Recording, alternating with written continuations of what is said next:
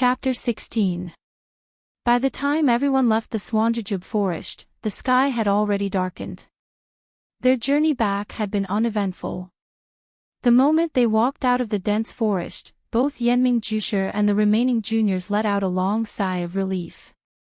This harmonious, treasure-hunting trip had finally come to a successful conclusion. They had kept their lives, completed their mission, and obtained the treasure. This treasure naturally belonged to them. When they thought of this, everyone's hearts felt warm, as if a cat was tickling their hearts. Yenming Jusher looked at everyone with a smile and said, "Everyone Xiaoxia, please be patient. Wait for us to reach the thumb peak before we speak in detail." Then, he led everyone back to the thumb peak. Everyone sat in a circle in front of the crouching ox rock. Yenming Jusher opened his mouth and said, "Everyone Xiaoxia, this mission has been successfully completed. Next, please bring back the results of this mission to your respective schools and sections. In addition, please bring back my greetings. Everyone, please raise your heads on the 2nd of February and meet at the same old place. Let us drink and chat merrily." After he finished speaking, he didn't seem to want to stay any longer. Without waiting for anyone to speak, he cupped his hands and used his qinggong to leave down the mountain. The remaining people looked at each other and nodded. The Tan brothers were the first to walk away in their unique way, followed by Wen Wenhai and Shui Qing. They cupped their hands to Ma Xiangyang and Situ Ping and turned to leave. Suddenly, Wen Wenhai seemed to think of something and stopped. He said to Situ Ping, "Chief Situ, I was passing by Lu Town the day before yesterday and poked my nose into other people's business and saved a group of farmers. I'm afraid I've offended you in any way. I hope Chief Situ will be magnanimous enough to forgive me." Situ Ping was also a quick-witted person and hurriedly returned the greeting, "Our clan subordinates have been rude in any way. Please forgive them, Xiaoxia. If something like this happens again in the future, I hope that Xiaoxia will take action again and help me maintain the clan's reputation." Wen Wenhai smiled and said, Of course. We'll meet again someday." After he finished speaking, he and his junior sister quickly left the way they came. In the blink of an eye, only 2 people were left on the crouching ox rock. At this moment, Situ Ping felt a little uneasy in his heart. Fortunately, Ma Xiangyang spoke up at this moment, "Sect leader Situ, I won't say anything else. Since you know about this matter and are also involved, please follow me to Myriad Sword Peak as a guest for a period of time. Everything will be decided by my sword lord. How about it?" Situ Ping nodded. "I'll follow Xiaoxia's instructions." Then, he followed Ma Xiangyang back the way they came. For a moment, the area around the crouching ox rock was deserted. It was already dusk. Just as a few people from the Jianghu were galloping on their horses, Zhang Xiaohua and Butcher Lu had also rushed back to the Guozhuang house. Lu Qian and Lu Yeye were originally sitting in the Zhang family's small house and chatting. At the same time, they were also helping Guo Sufei with some needlework. When Butcher Lu approached, Lu Yeye happened to raise her head and look outside. Her gaze passed over the short walls of the Zhang family's small courtyard. When she saw the sturdy figure that she had been looking outside the door for an entire day and had lost count of how many times she had looked outside, Lu Yeye could no longer hold it in. "Wah!" She burst into tears and ran out, throwing herself into Butcher Lu's arms. "Father!" Her tears were like pearls falling onto a jade plate, dripping down in a pitter-patter. Butcher Lu hugged his daughter and patted her shoulder with heartache. His own eyes were also red.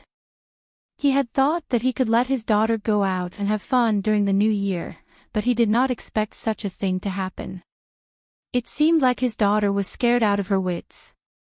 Lu Qian, who walked out after Butcher Lu, was also teary-faced. After the incident, she finally saw her family after so long. She could no longer control her emotions. Zhang Kai also walked out of the house with crutches and invited Butcher Lu into the house. With so many people coming in, the narrow central room seemed even more crowded. Fortunately, the people from the same village went home first after exchanging some pleasantries. Zhang Kai sent them to the door and thanked them profusely. Zhang Xiaohua also returned to the small house to visit her two older brothers. Zhang Xiaohu and Zhang Xiaolong's injuries were more serious. At that time, they had blocked Zhang Kai inside for their father's sake. 80% of the vicious servants' kicks and punches had landed on their bodies. However, Xiaohu did not suffer any fractures. At this moment, he was lying on the Kong bed and listlessly talking to his older brother. Xiaolong's injuries were similar to Xiaohu's, but his arm was fractured after all. Last night, he was tortured by the veterinarian, Old Chen, and woke up in pain. He had been in a daze the entire day and could not hide his listlessness.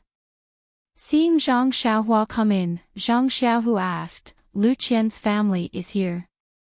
Zhang Xiaohua said, "Yes, they just entered the house." Zhang Xiaohu asked again, "Is there no one else?" Xiaohua asked curiously, "Who else is there?" Xiaohu said, "The matchmaker." Zhang Xiaohua was at a loss. Zhang Xiaolong laughed and said, "Don't listen to second brother's nonsense." Zhang Xiaohua immediately understood what was going on and joked, "Soon, they won't come today. They'll have to come tomorrow. It takes time to prepare a betrothal gift. No matter what, we have to thank our brave and righteous big brother. Think about it, 20 to 30 villains. Big brother, you're angry for a woman. Sister Lu Qian is already touched. If she doesn't give her heart to you, the world will age because of love." This time, it was Zhang Xiaohu's turn to be puzzled. Why would the world age because of love? Zhang Xiaohua said proudly, "If the heavens have feelings, the heavens will also age. Big brother's feelings will move the heavens and the earth." Zhang Xiaohu retorted, "Why are you showing off? What betrothal gift? It's called dowry. Besides, Lu Qian's father is a teacher. This future sister-in-law has read thousands of books. Big brother will be influenced by her and will be more scholarly than you." Zhang Xiaolong couldn't keep his face and couldn't help but scold Zhang Xiaohua, "What does a brat like you know? Don't talk nonsense with second brother. We brothers are just having fun. Don't drag Lu Qian into this. Wouldn't it be bad if someone heard?" Just as they were talking, someone came in from the central room. A crisp and slightly hoarse voice said, "Who's talking about my sister? Why are you talking nonsense? I just happened to hear it." The three brothers raised their heads. It turned out that Lu Yeye had brought Butcher Lu to see them.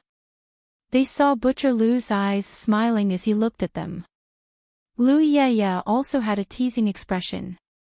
Behind them, Lu Qian's face was flushed red. She lowered her head and didn't say anything.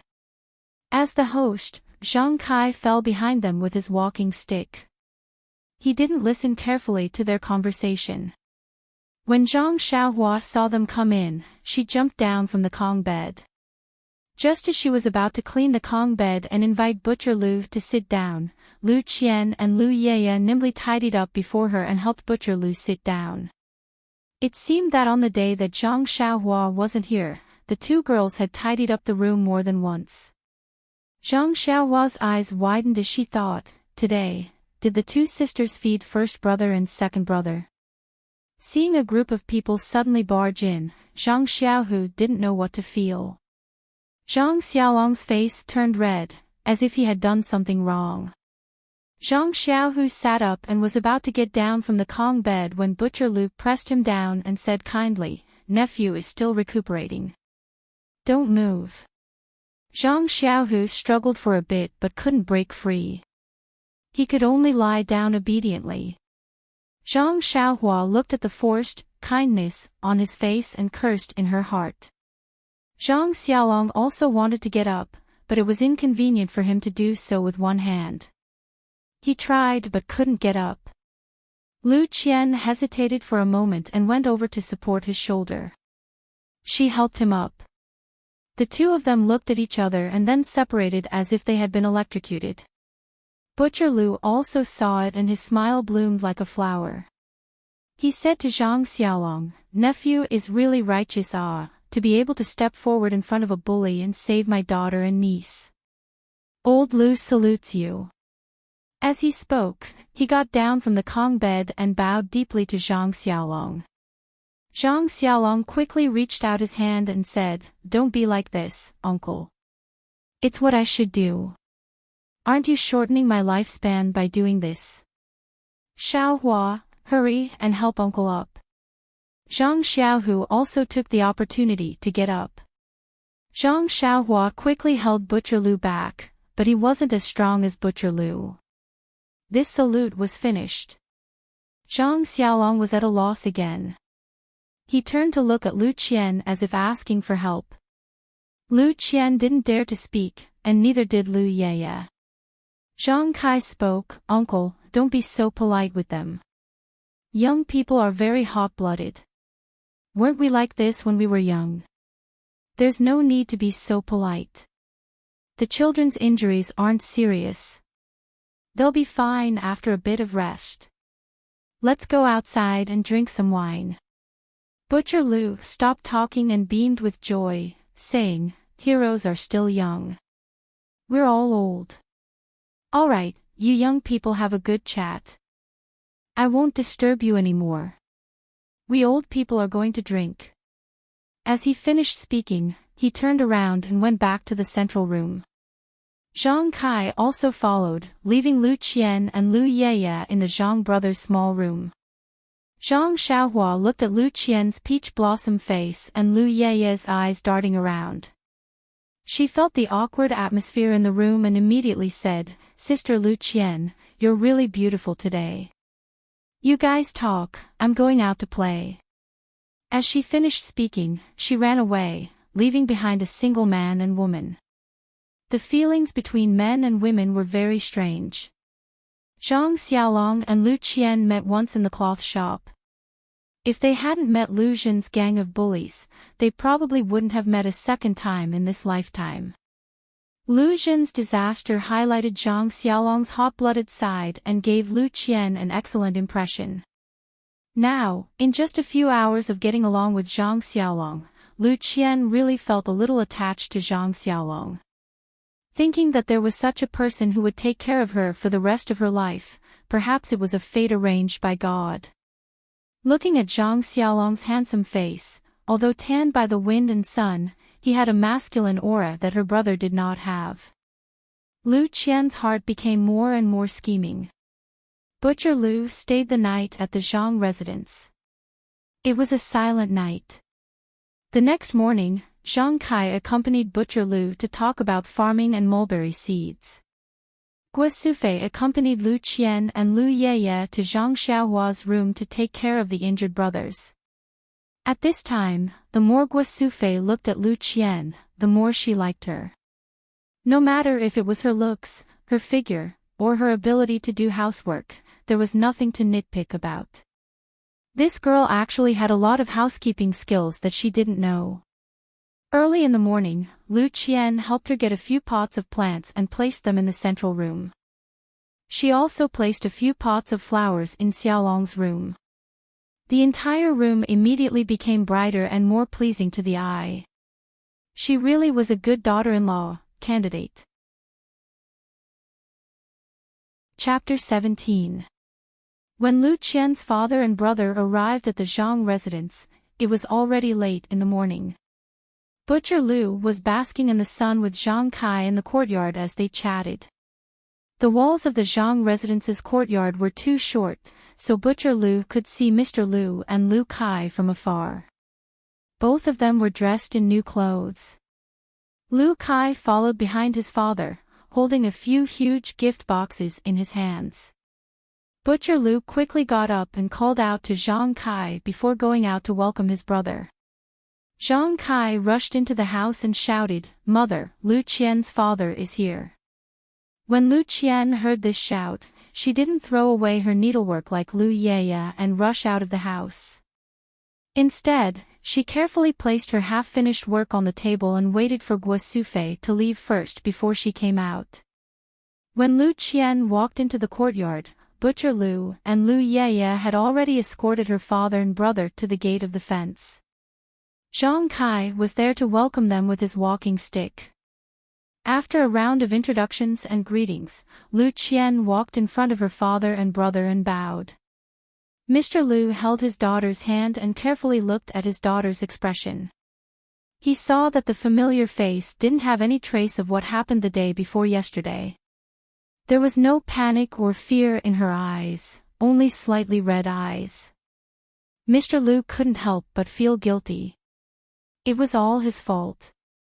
He patted his daughter's shoulder and said, "It's been hard on you, child." Lu Qian wiped her eyes and said with a smile, "Daughter is fine. It's all thanks to Brother Xiaolong's family's help that we escaped from the tiger's den." Mr. Lu gestured for Lu Kai to hand over the gift boxes and said to Zhang Kai and Guo Sufei, "I can't thank you enough for your kindness. These small gifts aren't enough to show my gratitude. I hope our benefactors will accept them." Zhang Kai hurriedly pushed the gift boxes back and said politely, "We just happened to be there and didn't do much. In the end, it was someone else who helped us." Mr. Lu insisted on handing it over, saying, "It's all thanks to you guys. If it weren't for your help, my family's child would have met with a calamity long ago. Those two Xiaoxia might not have been able to see them." When Butcher Lu saw the two of them pushing the gift back and forth, he couldn't help but feel anxious. He reached out to take it and said, "You don't have to be so courteous. Old brother Zhang, my eldest brother's kind intentions, you don't have to refuse." After he finished speaking, he carried the gift box into the central room. Mr. Lu smiled and said to Zhang Kai, "This second brother of mine has a fiery temper. I hope old brother Zhang doesn't mind." Zhang Kai also smiled and said, "There's no harm in that. Your younger brother is a sentimental person. We're just being a little overboard. Please, let's talk inside." Zhang Kai led Mr. Lu into the central room. The central room of the Zhang family was very small and didn't have many chairs. Thus, there was no distinction between the host and the guest. Everyone sat down as they pleased. After Mr. Lu sat down, he once again expressed his gratitude for the Zhang family's kindness. He took out some scattered silver from his robes and placed it on the small table in the room, saying, "Old brother Zhang, your family's injuries were caused by the bullies saving my daughter. It's reasonable for us to take responsibility. You can take this silver to seek medical treatment. Our family is poor and can only take this much. Please forgive us, old brother." This time, Zhang Kai was determined not to accept it. He said, "Xiaohua has already told you what happened. At the time, the bullies had already paid the silver, but we were afraid that they would come back and ask for more. We didn't dare to use it. That Xiaoxiawen who saved us has already given us a lot of silver. It's enough to treat our injuries and buy medicine. We absolutely cannot take this silver." Lu Kai said from the side, "Old Uncle Zhang, this is this and this is this. We should give this silver. We can't just stand by and watch you guys get injured while saving my little sisters. How can we not pay for the medical expenses? What kind of logic is that?" Butcher Lu also scratched his head and said, "Old brother Zhang, you should just take it. In a few days, I'll also give you some silver and bring some meat over." Zhang Kai said, "My two brothers, please don't do this. We didn't save people for the silver. Moreover, we already have the silver to treat our injuries. We absolutely cannot accept this." Thus, these people were given to each other by each other. After a while, Zhang Kai refused to give in no matter what.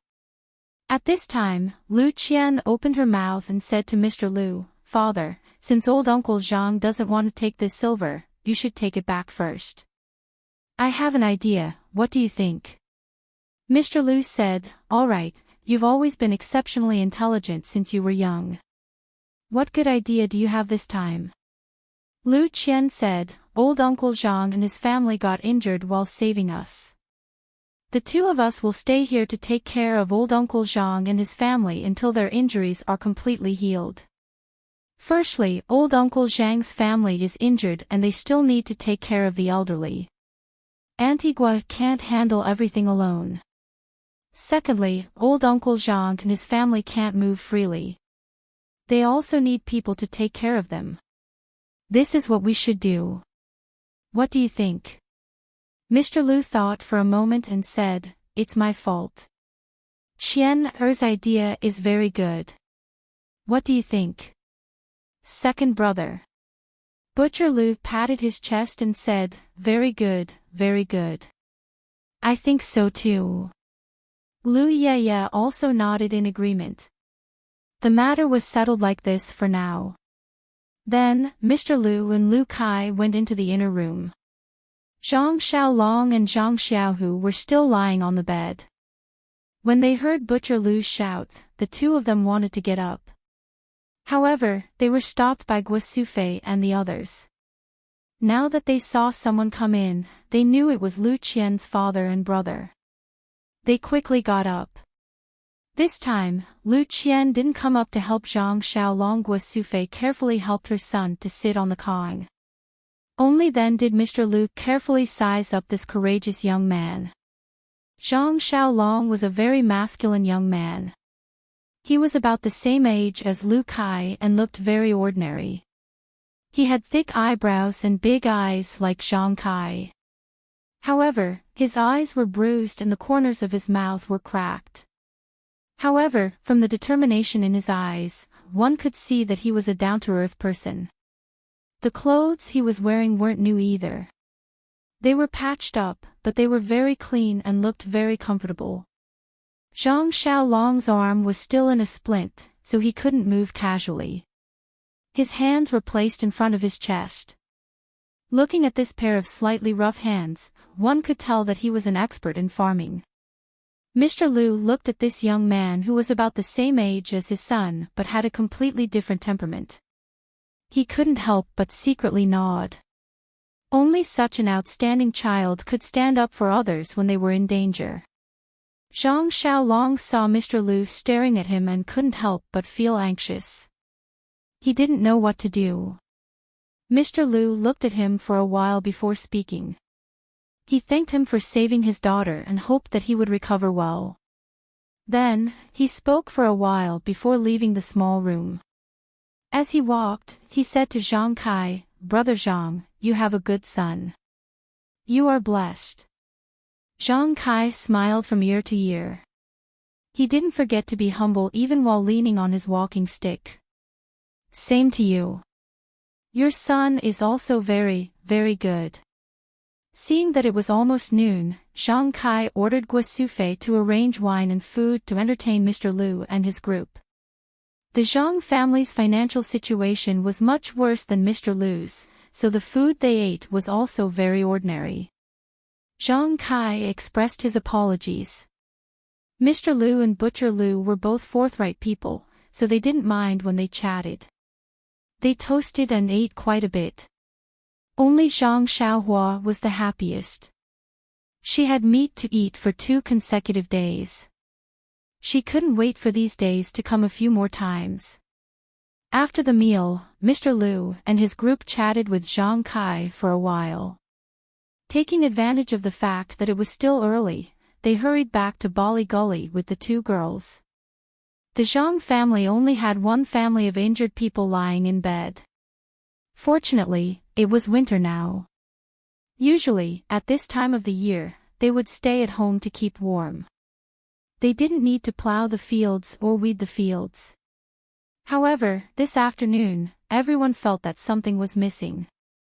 When the sky gradually darkened and Guo Sufei was preparing to cook, she realized that there was less help from the 2 girls in the family today. She also had to cook less food. She couldn't help but feel a little disappointed. The liveliness in this family was strange.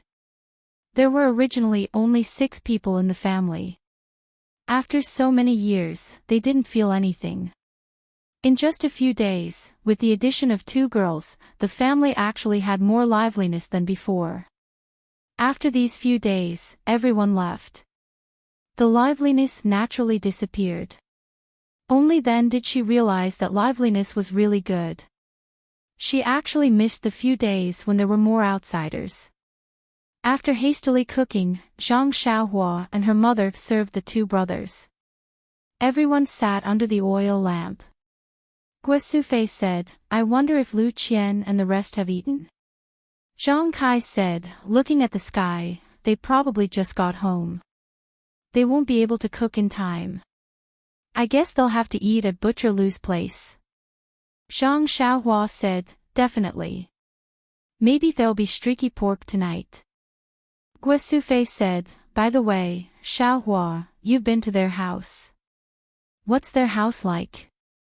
Zhang Xiaohua described the situation of Lu Qian and Lu Yeye's house according to her own knowledge. In fact, Guo Sufei had always wanted to ask about Lu Qian's family situation, but it wasn't easy to ask from Lu Qian. Yesterday, when she saw Butcher Lu, she didn't have the chance to ask.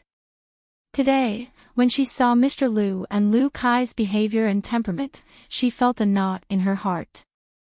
Now that she heard Zhang Xiaohua's words, her heart was even more knotted. She frowned and said to Zhang Kai worriedly, "Old man, do you think Lu Qian will like our family Xiaolong?" No one interrupted. Zhang Xiaolong's face was a little gloomy. Zhang Kai said, "This depends on fate. It's useless for us to talk about it. Let's just leave it to fate." Zhang Xiaohu said, "Mother, I feel that Lu Qian is very meticulous. She should have read a lot of books. Needless to say, she's educated and reasonable. She can also do a lot of housework. She's really good. She's much better than the energetic Lu Yeye. Looking at how she takes care of Big Brother, she's a little interesting." Zhang Xiaohua said, "Second brother, this daughter-in-law has to be married one by one. Don't be too anxious. Even if you don't mention Lu Yeye, mother will consider it for you." Zhang Xiaohu's face was a little embarrassed. He kicked Zhang Xiaohua and said, "We're talking about Big Brother. Don't change the topic. There's nothing between me and Lu Yeye." Zhang Kai said, "Second brother, even if there's something between you and her, you have to think about your big brother first. Looking at our family situation, it's already very difficult to find a wife. You should wait a little longer." Guo Sufei interrupted and said, "Old man, don't you still have those banknotes?" Zhang Kai interrupted her and glared at her, "Don't mention that. You have to return it to someone else." Then, everyone felt bored. Not long after, they blew out the oil lamp and went to sleep. Zhang Xiaolong tossed and turned all night. He couldn't fall asleep.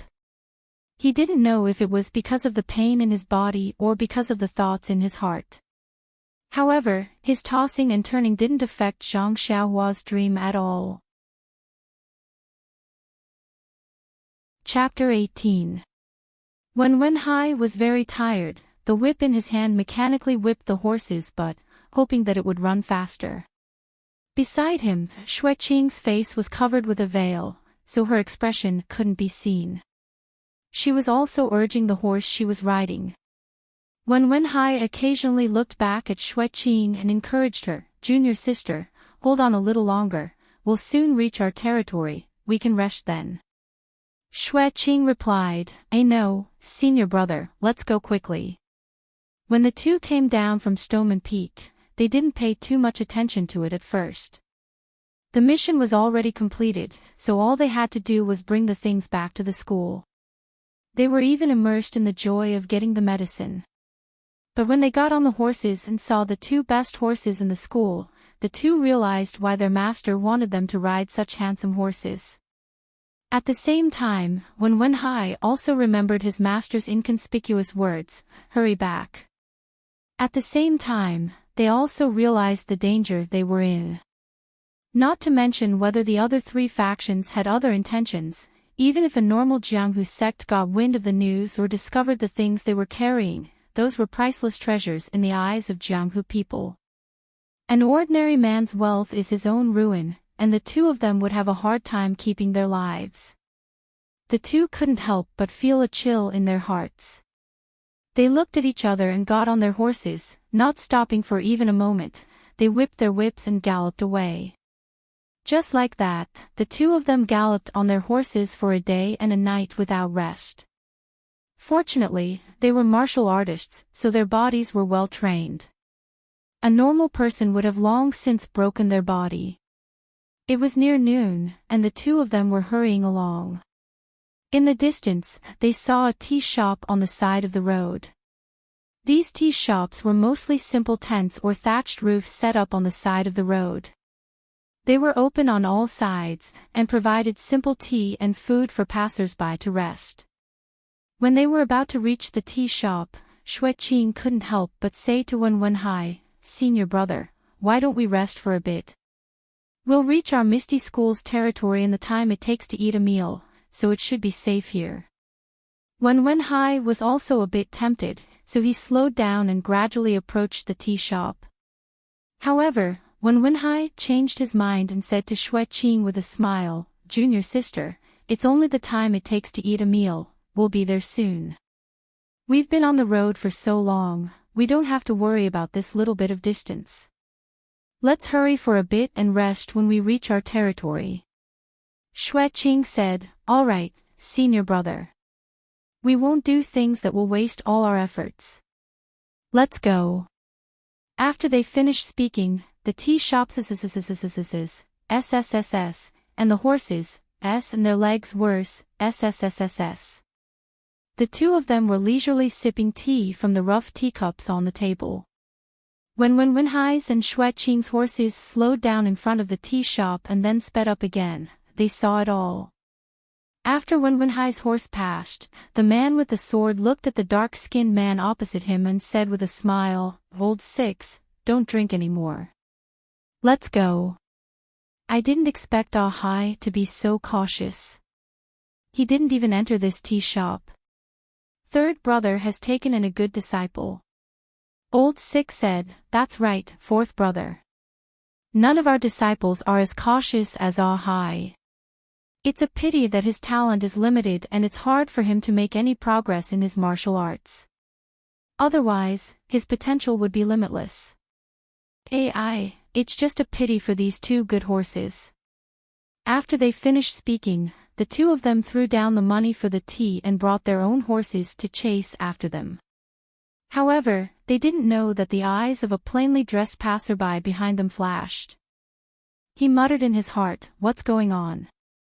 Two of the 6 misty tigers are actually here to receive them." After the two of them left with their horses, he also paid the bill and quietly followed behind. On the other hand, Wenwenhai spurred his horse forward.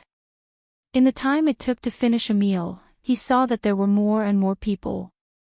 The number of stalls on the main road had also increased. Pingyang City could be seen in the distance. Suddenly, he heard the horse below him whining. Its 4 legs gave way and it fell to the ground. Wenwenhai felt his body sinking. He immediately patted the horse's back and used his body to jump off the horse.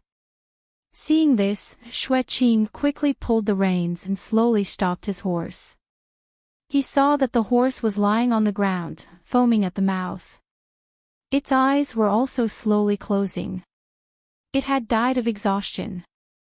Xueqing also hurriedly looked at his horse.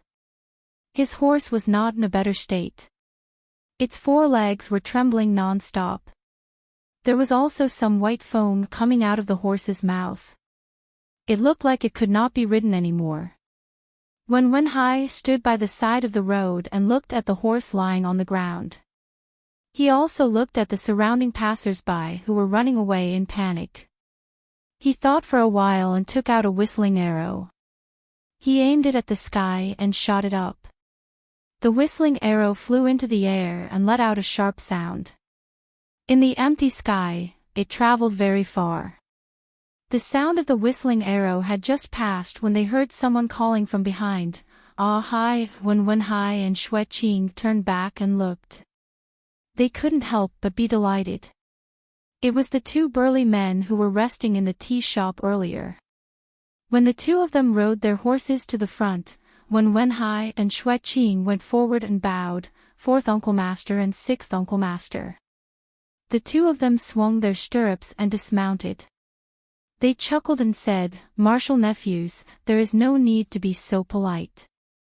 We are here on the orders of the sect leader to welcome them.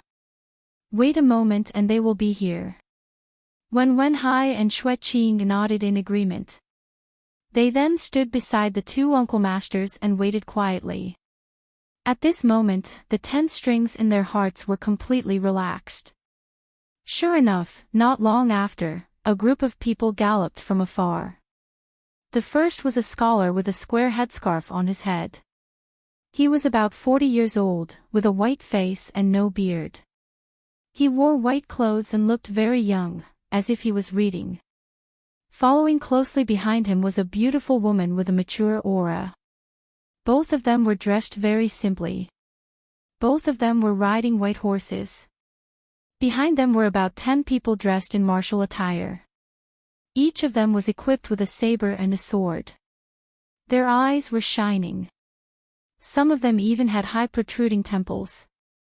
At first glance, one could tell that they were masters of the martial arts world. These people urged their horses while looking around, vigilantly looking around. When the two of them arrived, they dismounted from their horses. When Wenhai and Shui Qing went forward and bowed, "Greetings to Master." This scholar was actually the head of the Misty School, Pang. He was so unremarkable. The two of them then bowed to the beautiful woman, "Greetings to Master's wife." The beautiful woman looked at them with a smile and didn't say anything. Ping then said, "All right, Hai, Qing, you have worked hard. No need to be so polite. You know that Master's wife rarely pays attention to the matters of the sect. Today can be considered an outing." The two people behind Wenhai also went forward and bowed, "Greetings to senior brother sect leader and sister-in-law." Ping reached out and helped them up, "You have worked hard as well." The fourth brother stood up and said, "It wasn't hard. We were just tasting tea. Your disciple didn't even enter the tea shop. He is very cautious." When Wenhai then understood. He hurriedly said, "Disciple didn't know that Martial Uncle was here. Otherwise, I would have left with Martial Uncle."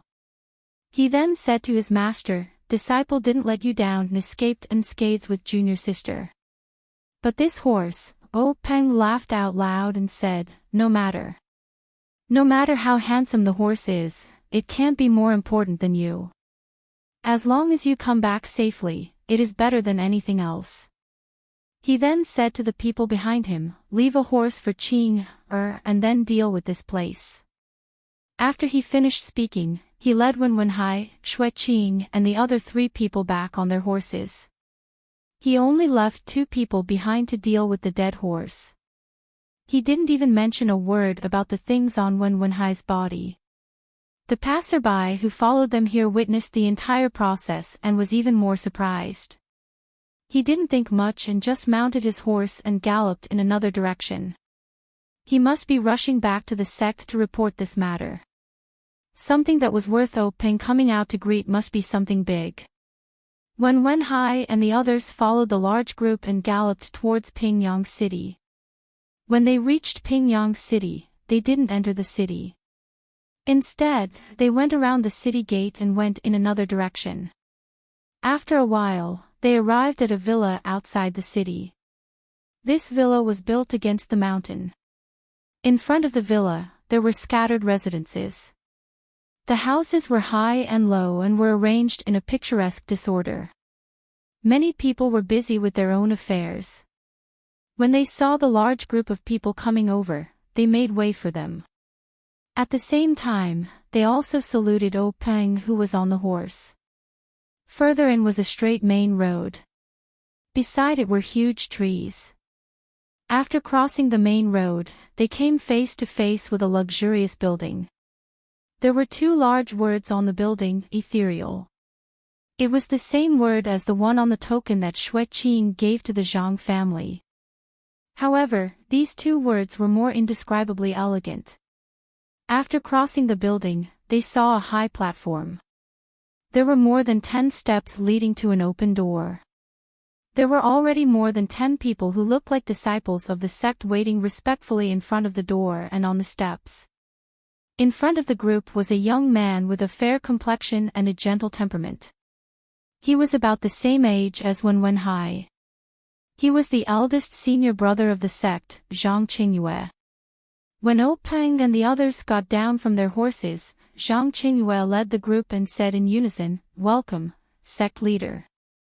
O Peng and the others got down from their horses. Someone took the reins from their hands. O Peng said, "All right, everyone has worked hard. You can all disperse.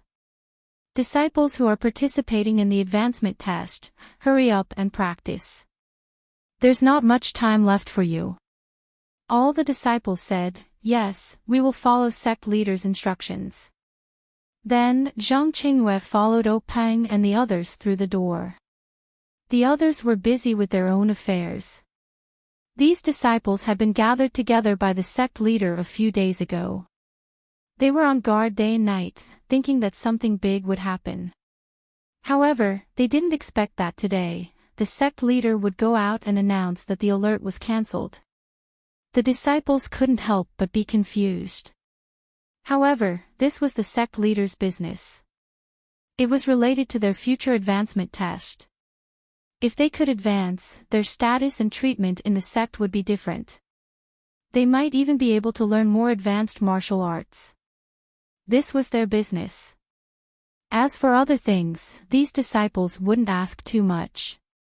O Peng led the group to the meeting hall.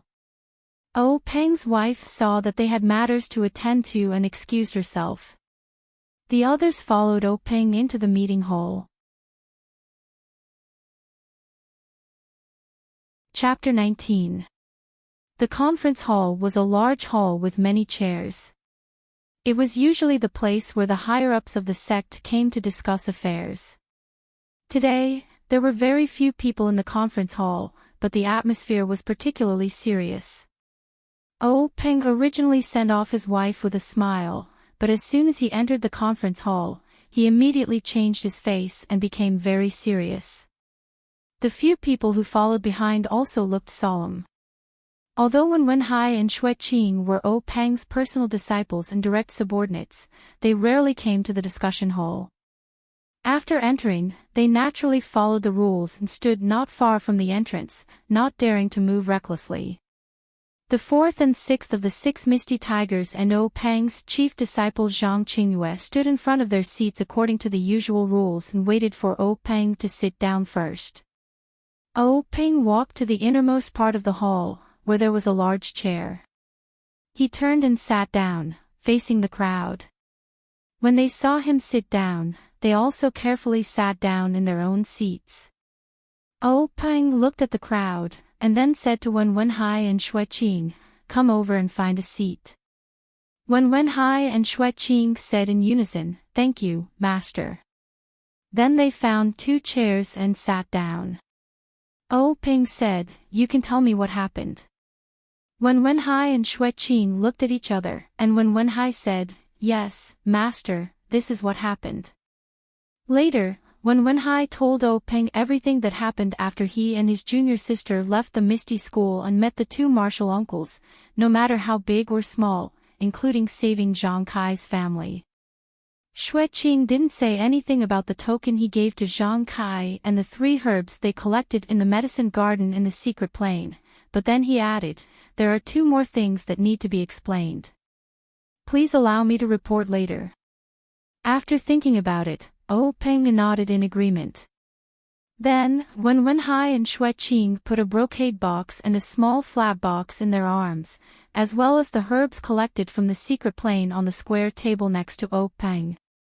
O Peng did not open the box. Instead, he said to Lao Si, "You take care of the matter first. We will wait for you." Lao Si said, "Yes." Then, he got up and left in a hurry. Amongst the people present, only when Wenhai and Xueqing revealed a puzzled expression while the others remained silent. Not long after, Old Fourth came back. He nodded at O Peng and sat down again. At this moment, O Peng said, "Everyone has worked hard. After such a long time of hard work, there is finally a reward. Let us see what treasures there are here." At the end of his words, a smile actually appeared on his face. When Wenhai and Xueqing didn't know that sect leader O Peng was usually amiable and had a warm smile on his face. However, he was always very serious in the conference hall. No one had ever seen him smile before. However, he was behaving like this today. This made the few people who knew the situation feel itchy in their hearts. Their eyes were also filled with eagerness. A treasure that could make the sect leader smile was, of course, a great treasure. O Peng first took the box and carefully opened it. He saw a small booklet placed inside. He took the booklet out. It was soft to the touch, neither paper nor silk. He didn't know what material this booklet was made of. On the cover, there was a large character, sword. The way it was written was actually similar to Mishti. However, this character revealed a swift and fierce killing intent. O Peng looked at this character and casually opened the booklet. He flipped through the contents and placed it to one side. He narrowed his eyes and pondered. He didn't say anything and neither did he express any opinion. After a long time, O Peng once again looked at the box and carefully observed it. Suddenly, his eyes flashed. He reached into the box and took out the compartment under the booklet, revealing 3 small bottles arranged side by side. This brocade box actually had 2 layers. The compartment for the booklet only took up a third of the box's height. O Peng was even more careful as he took out a bottle. This bottle was actually carved out of jade. The bottle's mouth was sealed with an unknown object. On the bottle's surface, there were 3 words, "Qi-generating pill." O Peng's heart burst with ecstasy. This qi-generating pill was something that only existed a few hundred years ago. It was used to increase one's internal force. Its formula had long been lost. According to the sect's ancient records, taking a qi-generating pill could increase one's power by 30 years. If he took one, then his power. O Peng thought about it, and his hand unexpectedly trembled a little. He carefully put the bottle back into the box and took out another bottle. This bottle was exactly the same as the previous one, but on top of it was written, "Bone Strengthening Pill." O Peng frowned a little. What was the use of this? Bone strengthening. There was no record of it in the sect's ancient records. However, to be able to be placed together with the qi-generating pill, it was certainly an extraordinary treasure. When there was time, he would ask the other 3 sections. Perhaps there would be records in their ancient records. He carefully put the bottle back. Soon after, O Peng took out the last bottle. When he saw the 3 words on the bottle, O Peng couldn't help but stand up. His eyes were wide open. Everyone in the discussion hall also immediately stood up. They didn't know what inconceivable thing the gang master had seen. O Peng calmed his thoughts. Resisting his excitement, he sat back in his chair and waved his hand for everyone to sit back down. At this time, he was a little regretful. He regretted that he shouldn't have let Wenhai and Xueqing enter the secret room alone. These things were now placed in front of everyone. They couldn't not let them know. However, these things were too precious. It wasn't that he didn't trust everyone, but once the news was leaked out, it would bring about a sect annihilation disaster. Ping couldn't help but close his eyes and ponder. Everyone looked at the gang master's reaction strangely. He was startled, which was quite abnormal. When Ping finally made up his mind, he opened his eyes and immediately restored his original expression. He put the bottle back into the box and picked up the booklet again. He handed it to Zhang Qingyue and said, "Let your martial uncles take a look. You guys should also take a look." The booklet was passed around in everyone's hands. Ping said, "Qingyue, make a copy of this sword manual and give it to your sixth martial uncle.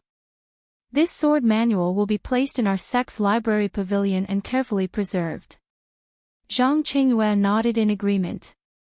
Then Ping said to Old Six, "You are in charge of training the disciples. Find a few of them with good aptitude to cultivate this sword manual. In the future, our Misty School will have another sword manual." Old Six said, "Yes, Gang Master. I will definitely do my best to bring this sword manual to greater heights." Ping nodded without saying anything. Then Ping said to everyone, "What happened today, you must keep it a secret. It will be our Misty School's top secret. Especially what I will tell you later. I will inform Boss, Old 2, and Old 5. Everyone left and stood up, bowing in agreement. Then Ping told everyone the names of the pills in the first 2 bottles. Everyone's eyes were filled with envy. It was really good stuff. Only, they didn't know how many pills were in the bottles. Would they be able to get one? Finally, Ping said, "There is another bottle. There is also a pill in it. It is the legendary life-prolonging pill. Only, I don't know if it is true." As soon as his voice fell, everyone's expression was indescribably strange. It must be said that the life-prolonging pill was different from the qi-generating pill. Everyone in Jianghu knew that it was a legendary panacea that could increase one's power. Everyone was eager to get one. It was also not like the bone-strengthening pill. Even the Misty School, which had a long history, didn't know what it was. The life-prolonging pill was not only known by Jianghu people, but also by ordinary people. It was a legend within legends. It was said that the life-prolonging pill could increase one's life by 10 years. But such a miraculous thing had been said for thousands of years, yet it had never appeared. In fact, smart people didn't even need to think to know how long a person's life was. No one knew if this life-prolonging pill could extend one's life by 10 years. If you took it, who knew if it really extended your life? Moreover, who would give such a miraculous medicine to someone who was about to die? Over time, everyone treated it as a joke. They treated it as leftover material compiled by storytellers. It was precisely this kind of senseless joke material that had suddenly appeared in the Misty School's conference hall. Together with the qi-generating pill, this kind of Jianghu panacea, the same packaging. No matter who saw it, they also didn't know whether to laugh or cry. Was it real? Was it fake? However, everyone knew that regardless of whether it was real or fake, if it was known by the other famous sects, there would be no one who wouldn't covet it. This Misty School would never have a day of peace in the future. Extermination. That wasn't impossible. No wonder the faction leader was so serious. It seemed that this matter would end here. However, would the other 3 sects obtain the same thing? Everyone, including Peng, began to question this. Following that, Peng once again opened the package containing the medicinal ingredients. Once again, he was stunned. Hundreds of years old ginseng, 7 fields, shanjing, Chinese knotweed, he couldn't name many of them. He looked at this package, and his heart was really afraid. He had calculated everything, but he didn't expect that he would be able to obtain so many precious things this time. If he had known earlier, he wouldn't have acted so reserved and mysterious. he would have directly acted himself. He also had to listen to Yenming Jusher's instructions and play rock, paper, scissors. This time, he reckoned that old fellow didn't lack any benefits. Fortunately, Hai and Qing had returned safely. These things also didn't have any mistakes. Otherwise, it would be too late to regret. It was no wonder that O Peng had so many thoughts. What he had seen just now were all legends. Perhaps it was just a rumor. Who knew if it was true or false? Moreover, the quantity was limited after all. But now, what was in front of him was the real thing. He could touch it with his hands. A few hundred years old ginseng, at a critical moment, it was a life. Coupled with other medicines, it would be even more effective. When he heard Hai and others talk about it, he didn't care. He thought that Yenming Jusher was exaggerating. Now, it seems that he should pay more attention to it. Moreover, there were still a lot of these medicines in the secret plane. He had to discuss it with several forces. Later, in the eyes of others, O Peng excitedly asked Zhang Qingyue to quickly inform the hall master and elders of the pharmacy hall to come to the conference hall. Chapter 20. While waiting for the pharmacy, O Peng helplessly picked up the last seemingly ordinary small box. His heart was filled with anticipation. In the short time it took to drink a cup of tea, he had seen a treasure that he had never seen before. He wondered what kind of treasure was in this box. Could it be something more magical than the life-prolonging pill? The box was cool to the touch and felt very heavy. O Peng placed it in front of his eyes and carefully observed it. The whole box was one piece. He didn't know what material it was made of. There seemed to be no trace of a lid. He didn't know where to open it. O Peng tried the four sides, pulling it up and pressing it down, but it didn't work. He couldn't bite it with his teeth, right? O Peng secretly laughed at himself. He put the box back on the table and then called everyone to come forward. Everyone looked around for a long time. Old 4 and Old 6 also came forward and tried several methods, but they didn't work. Zhang Qingyue frowned and said, "Master, do we need to use a key or something like that?" Old 6 rolled his eyes and said, "Martial nephew, if you want to use a key, there should be a keyhole. This box doesn't have a lock, and there's no secret lock or something like that. How do we use it?" Zhang Qingyue blushed a little and stood there without refuting. When Wenhai and Xueqing had seen this box before in the secret plane. When Wenhai had also tried to open it. At this time, seeing that his master and martial uncle couldn't open it, he didn't dare to propose a new idea. Instead, Xueqing looked at the box that he won with scissors, paper, scissors, and was very interested. He even shook it in his ear to hear if there was any sound inside. Unfortunately, it didn't work. Just when everyone was at their wits' end, the pharmacy hall's hall master Bai Dong and elder He Yunpu arrived at the meeting hall. After greeting the sect master and everyone else, Zhang Qingyue led them to the square table where the medicine was placed. The reaction of these two people was even more unexpected. It wasn't that they were not surprised, but that they were too surprised. From the moment the two of them saw the items in the package, their eyes didn't seem to move at all.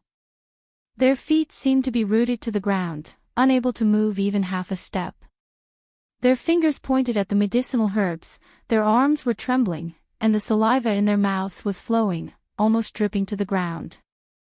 After the time it took to drink half a cup of tea, the two of them finally came back to their senses.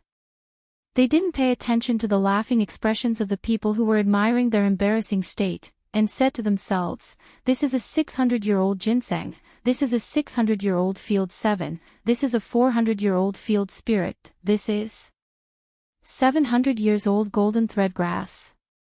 That's right, it was exactly the same as what was recorded in the Codex of Herbs. What about this? Am I seeing things? 1,000-year-old dragon slaying grass. How could this be? However, the roots are mostly cord-like and curved. The stems are erect and grow alone or in clumps. There are vertical fine lines, hairless or white fine hairs at the tip. There are many branches on the upper part. The leaves are dark green on the top and lighter on the bottom. The leaves at the base have a stalk and are oval-shaped. The edges are blunt or serrated. 100 years have silver teeth, and 1,000 years have gold teeth. This gold teeth. Heavens, I'm not dreaming, am I? Hall Master Bite said as he slapped his own face with all his strength. Then, he sucked in his own mouth from the pain. The other He Yunpu, Elder He, also muttered the names of medicinal herbs that no one understood. His face was also filled with disbelief. In the end, he picked up a medicinal herb that was the size of a palm and said, "What is this?" "A cactus." Hall Master Bai said, "Nonsense. According to the Codex of Herbs, cactus have thorns. Did it prick your hand?" "That's fish hand grass." Elder He was also unhappy and said, "The Codex of Herbs says that fish hand grass is in the shape of 3 fingers. This one clearly has 4. Hall Master Bai looked carefully and also shook his head, saying, I don't know. And the remaining 4th and 5th grade medicinal herbs, I don't think I've seen them before. I just don't know if the Codex of Herbs has any records of them." Elder He also narrowed his eyes and thought carefully. He nodded in agreement, "I don't know. I've learned too little. Oh, Ping interrupted in time, "Hall Master Bai, Elder He." This sentence woke the two of them up. Only then did they realize that they were in the discussion hall and not the medicine hall where they usually discuss knowledge. They hurriedly cupped their hands to everyone, seeing so many good medicinal herbs. "I'm secretly delighted. I couldn't control myself. Please forgive me, Sect Master and everyone."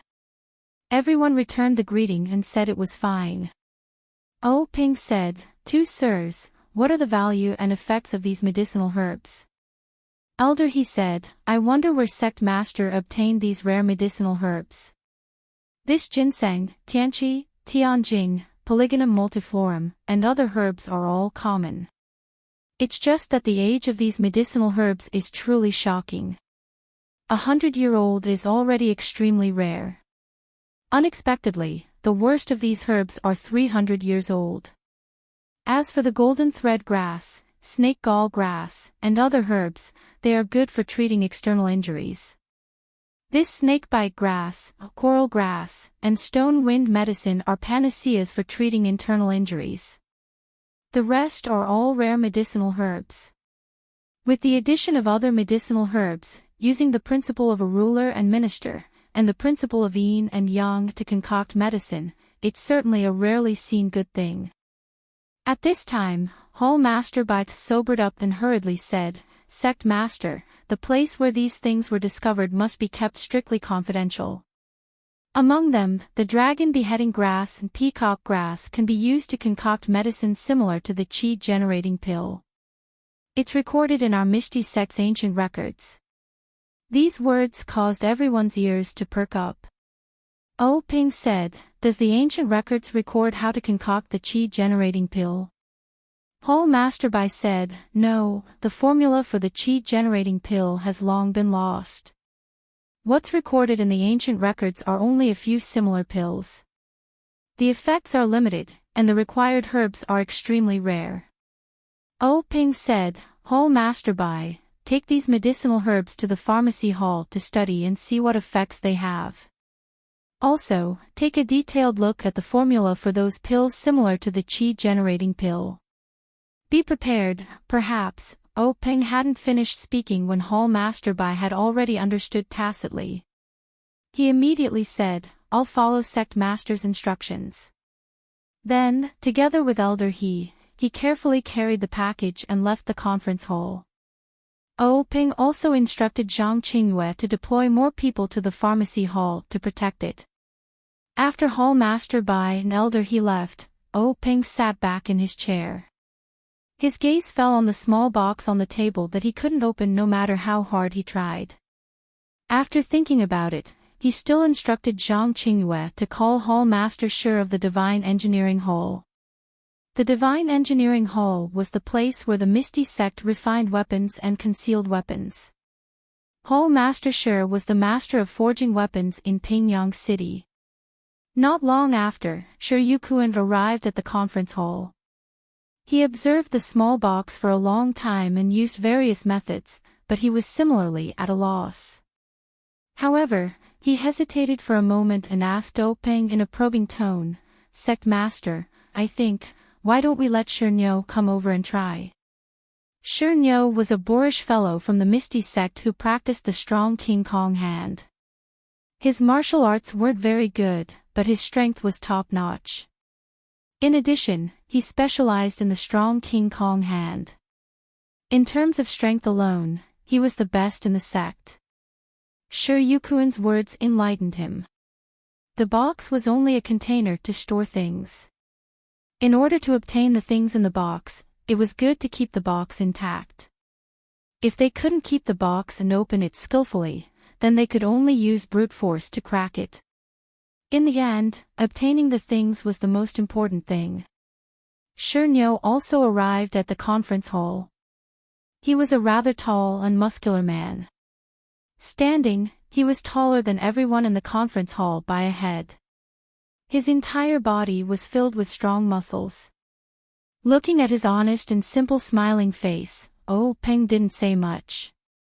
He just passed the small box to him and gave him an order, "Open it."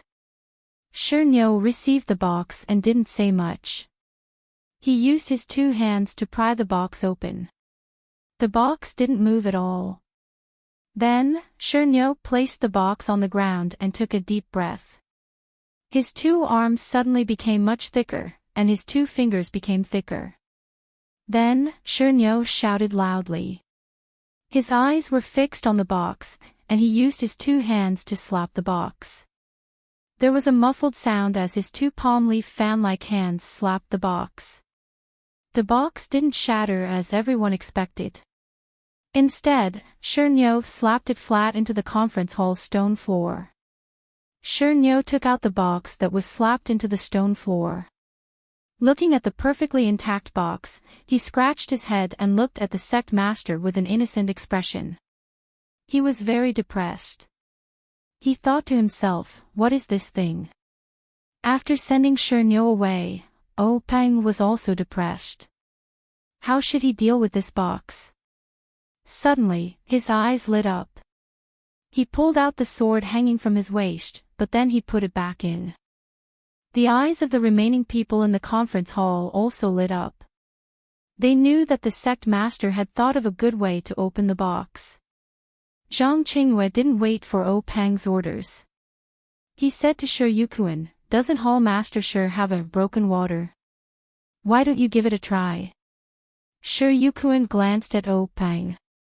Seeing that the sect master didn't have any objections, he said, "Sect master and everyone, please wait a moment.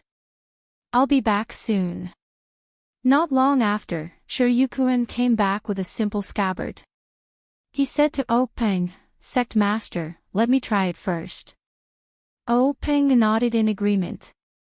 Shi Yukuan pulled out the sword from the scabbard. This sword wasn't as shiny as other swords. Instead, it had a dark surface. Occasionally, light would reflect off the surface of the sword. It was a bit dazzling, like black lightning. Shi Yukuan raised the sword and tried to cut at the corner of the box. The box didn't react. Then, he took a deep breath and raised the broken water again. He slashed at the corner of the box with all his strength. However, there wasn't the cracking sound that everyone expected. There wasn't even any sound. It was as if the sword had cut through cotton. The box was still there, undamaged. Peng glanced at Shi Yukuan, who was about to slash again, and said, "Give me the sword." Oh Peng took the sword from Shiryukuin and placed the box on the ground in the small groove that the stone cow had created. Then, he circulated his chi in his dantian. The color on his face kept changing. It wasn't until the 6th time that he stopped. Old 4 and Old 6 looked at him with envious eyes. They thought to themselves, Sect Master Senior Brother's ethereal divine art is so profound. He's already cultivated it to the 6th level. Oh Peng raised his broken water and injected his Jin Qi into the blade. The entire blade was no longer as dark as it used to be. Under the infusion of the ethereal divine exercise, there were even some changes in color. Then, Oh Peng shouted and chopped towards the box.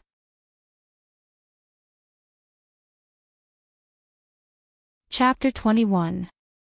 The saber in Oh Peng's hand was like a bolt of black lightning, carrying the colors of the ethereal divine art as it shot towards the corner of the mysterious box. It was a pity that this bolt of lightning didn't come from the heavens. Broken water landed on the corner of the small box, and just like before, there was no sound. However, it was different this time. The box actually emitted a layer of light that no one could detect. It overflowed slightly, and the saber in Oh Peng's hand actually bounced back. That saber actually shot towards Oh Peng's face like before. The back of broken water was about to chop Oh Peng's face. Although it wasn't the tip of the saber, Oh Peng had no doubt that his head would be chopped in half if he was hit. Oh Peng was indeed worthy of being called one of the top experts in the pugilistic world. As the head of the Misty School, at this critical moment, he crossed his legs and immediately used the secret technique of the Misty School, ethereal steps. The 5-colored bolt of black lightning flashed past Oh Peng's forehead, and of broken water shot into the stone pillar in the meeting hall. There was no loud sound, and broken water was deeply inserted, as if it was a piece of tofu. From the moment Oh Peng raised the saber to the moment it left his hand and entered the stone pillar, it happened in the blink of an eye. No one seemed to be able to react. Looking at broken water in the stone pillar, they all had the same thought, what a fast saber. Unfortunately, Oh Peng didn't think so at this time. He looked at the few strands of hair in front of him, which were cut off by broken water from his forehead. His body broke out in cold sweat. After roaming the pugilistic world for so many years, it wasn't that he hadn't encountered any thrilling situations, but there was no time as dangerous as this. Thank you to the founder of the Misty School, thank you to his master, thank you to the ethereal steps. Without them, he wouldn't be standing here now. When the rest of the people came to their senses and looked at their sect leader, Oh Peng's ashen face had recovered a little of its color. He looked at the box on the ground with lingering fear. It was an ordinary box that had fallen to pieces. He said to Zhang Qingyue, keep this small box and put it in the library later. Since we can't open it, let's leave it for fate. Then, he waved his hand and asked Zhang Qingyue to pick up the small box from the ground. It must be said that Oh Peng was indeed an ambitious and ruthless person in Jianghu. This person had a breadth of mind and stratagem that others could not compare to. If it were someone else, they might not have placed this box in the sect. They would have definitely kept it in a secret chamber and secretly pondered over the treasures inside to themselves. But as soon as he saw that things weren't going his way, he immediately let go and gave the opportunity to someone else in the gang. This kind of behavior immediately won everyone's praise. In fact, it was precisely this kind of demeanor or method that allowed him to stand out from his 6 fellow disciples, allowing him to be promoted to the position of gang leader by his master. He was also admired by his fellow disciples. In fact, everyone present knew very well that they had no way of opening the box. Perhaps the thousands of people in the gang did not have the ability to open it either.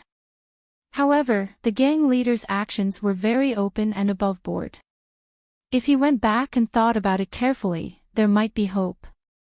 Afterwards, Peng and the others discussed the matter of the next gathering that Yenming Jusher had mentioned.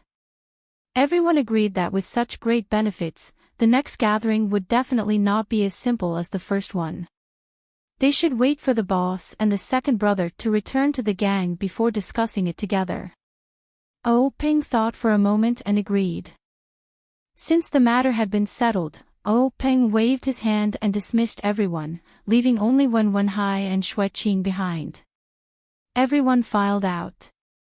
When they passed by the two, they looked at them with gratification and nodded at them.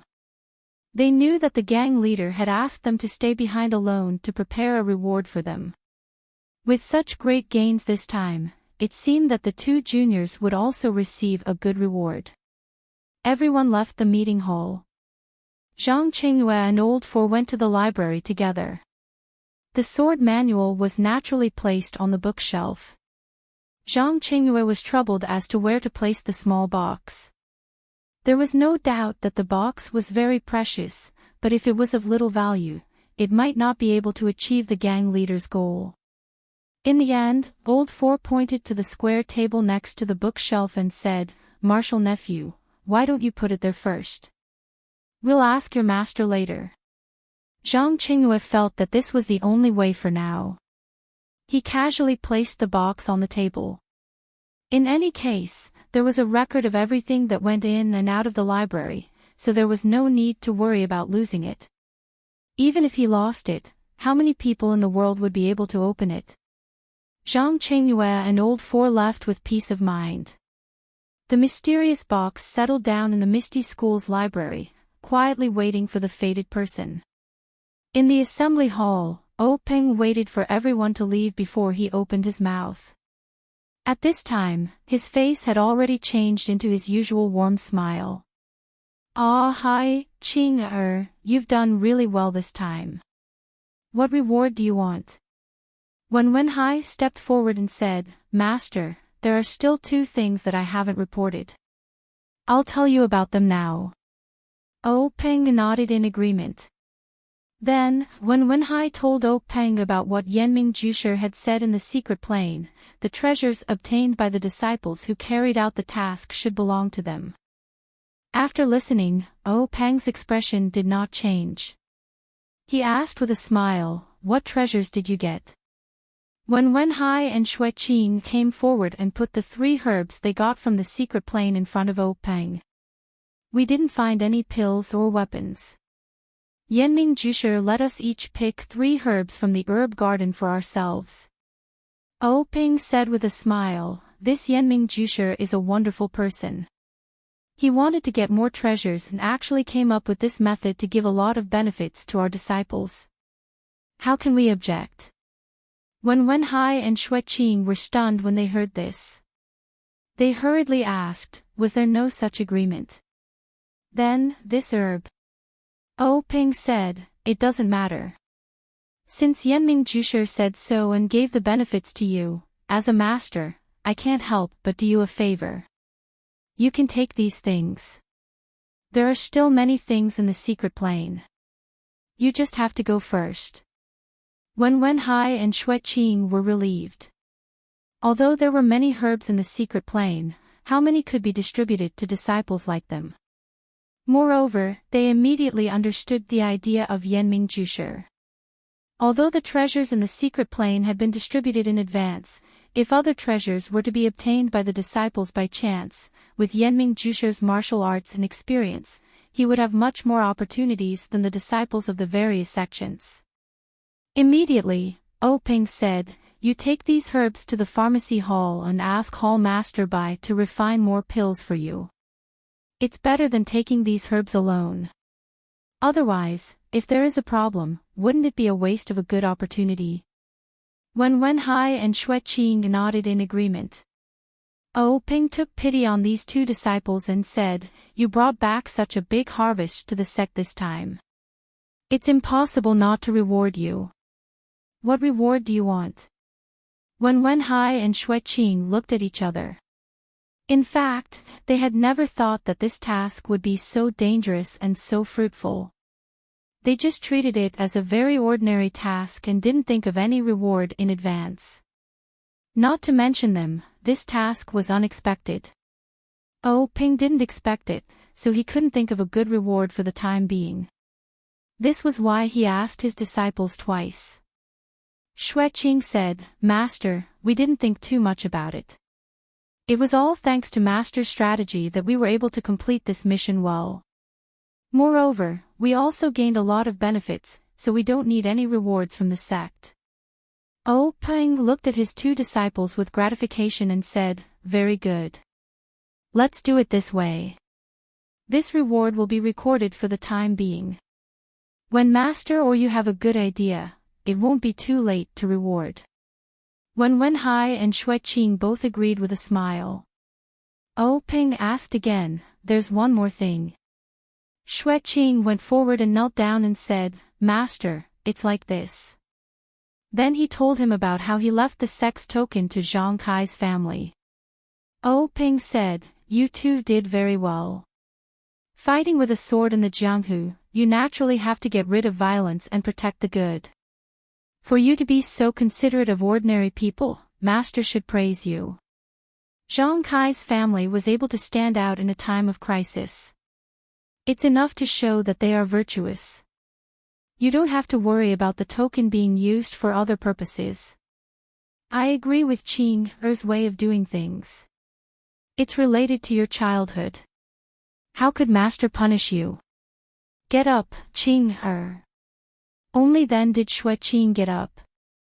Then O Ping said, "Ah hi, Qing Er, you two are tired. Go back and have a good rest. Prepare for the advancement test in a few days. If you have any problems with cultivation, ask Master in time." When Wenhai and Xueqing bowed and left. When they walked to the door of the meeting hall, O Ping suddenly called out to them and asked, "Situ Ping of the Evil Tiger Gang also entered the secret plane. Did she also take 3 kinds of herbs like you two?" When Wenhai and Xueqing looked at each other and replied, "Yes, but we left first. I don't know how they dealt with it." O Ping nodded and didn't say anything. His face was full of contemplation. Situ Ping of the Evil Tiger Gang wasn't in a good mood like when Wenhai and Xueqing. She was sitting in the meeting hall of Wanjian Peak and looked at Wanjian Peak Sword Master Wan Qingzhou with an expression of disbelief. She asked again unwillingly, "Is there really no such agreement?" Wanjian Peak's Wan Qingzhou was a short and strong man with a dark face. He said with a fake smile, "Leader Situ, do I have to lie to you about this kind of thing? Xiangyang, give all the herbs you picked from the secret plane to your martial uncle Qing. Give them to him to refine into medicine like before." Ma Xiangyang lowered his eyebrows and said obediently, "Yes, Master." Then, Wan Qingzhou said, "Leader Situ, the herbs you picked will also be given to my Wanjian Peak to refine. After the medicine is refined, I will give you the priority of giving you the corresponding pills." Situ Ping didn't want to hand over the herbs at this time, but the situation was better than her. She thought for a while, gritted her teeth, and gave her herbs to Ma Xiangyang. She was really not interested in Wan Qingzhou's promise. How could sharing pills with others be better than monopolizing them? Ma Xiangyang was Wan Qingzhou's disciple. Who knew if the herbs he handed over would be taken back by him in a while? Forget it, forget it. Situ Ping shook her head and tried to expel the thought she shouldn't think about from her mind. At this time, Wan Qingzhou said, "Leader Situ, you've done such a big thing for my sect. My sect should also repay you. What do you think of my Wanjian Peak's power?"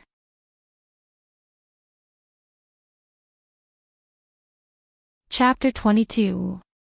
Situ Ping replied, "Compared to a small gang like our Evil Tiger Gang, the difference is like night and day." Wan Qingzhou said, "Then how about I have my sect's elder Yun Feng take you in as a disciple? We'll be a family, and the Evil Tiger Gang and Wanjian Peak will be harmonious. Wouldn't that be wonderful?" Situ Ping's face was filled with joy, but her heart was filled with bitterness. If she had this kind of opportunity in the past, she would naturally be overjoyed and agree without hesitation. But now, she was thinking even more. She had gotten involved in the extremely confidential affairs of the Myriad Sword Peak, so the Myriad Sword Peak naturally could not allow her to easily leak the news. However, Wan Qingzhou had brazenly snatched away the treasure in her hands, causing her to be extremely disheartened. And if she was accepted into the sect, then the evil tiger gang would naturally belong to Wan Jian Peak. Although the evil tiger gang was not big, it was still something that belonged to her. Now that it was given to someone else, it was inevitable that she would feel resentful. However, Wan Qingzhou's following words made her feel much more at ease. Clan leader Situ, if you join my sect and make a great contribution this time, you can find a suitable high-level cultivation method from my sect's ancient records to cultivate. You will definitely be able to reach a higher level of enlightenment and squeeze into the ranks of Jianghu's experts. Situ Ping weighed the pros and cons in her heart for a moment before kneeling down gracefully and kowtowing to Wan Qingzhou. Greetings to sect leader, sword master martial uncle.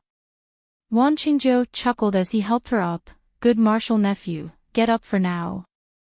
In a few days, we'll pick an auspicious day for you to officially become Elder Yun's disciple. Come over, Xiangyang, greet your senior sister Situ. Ma Xiangyang obeyed and stepped forward, bowing. Greetings to senior sister. Situ Ping also returned the greeting. Greetings to junior brother.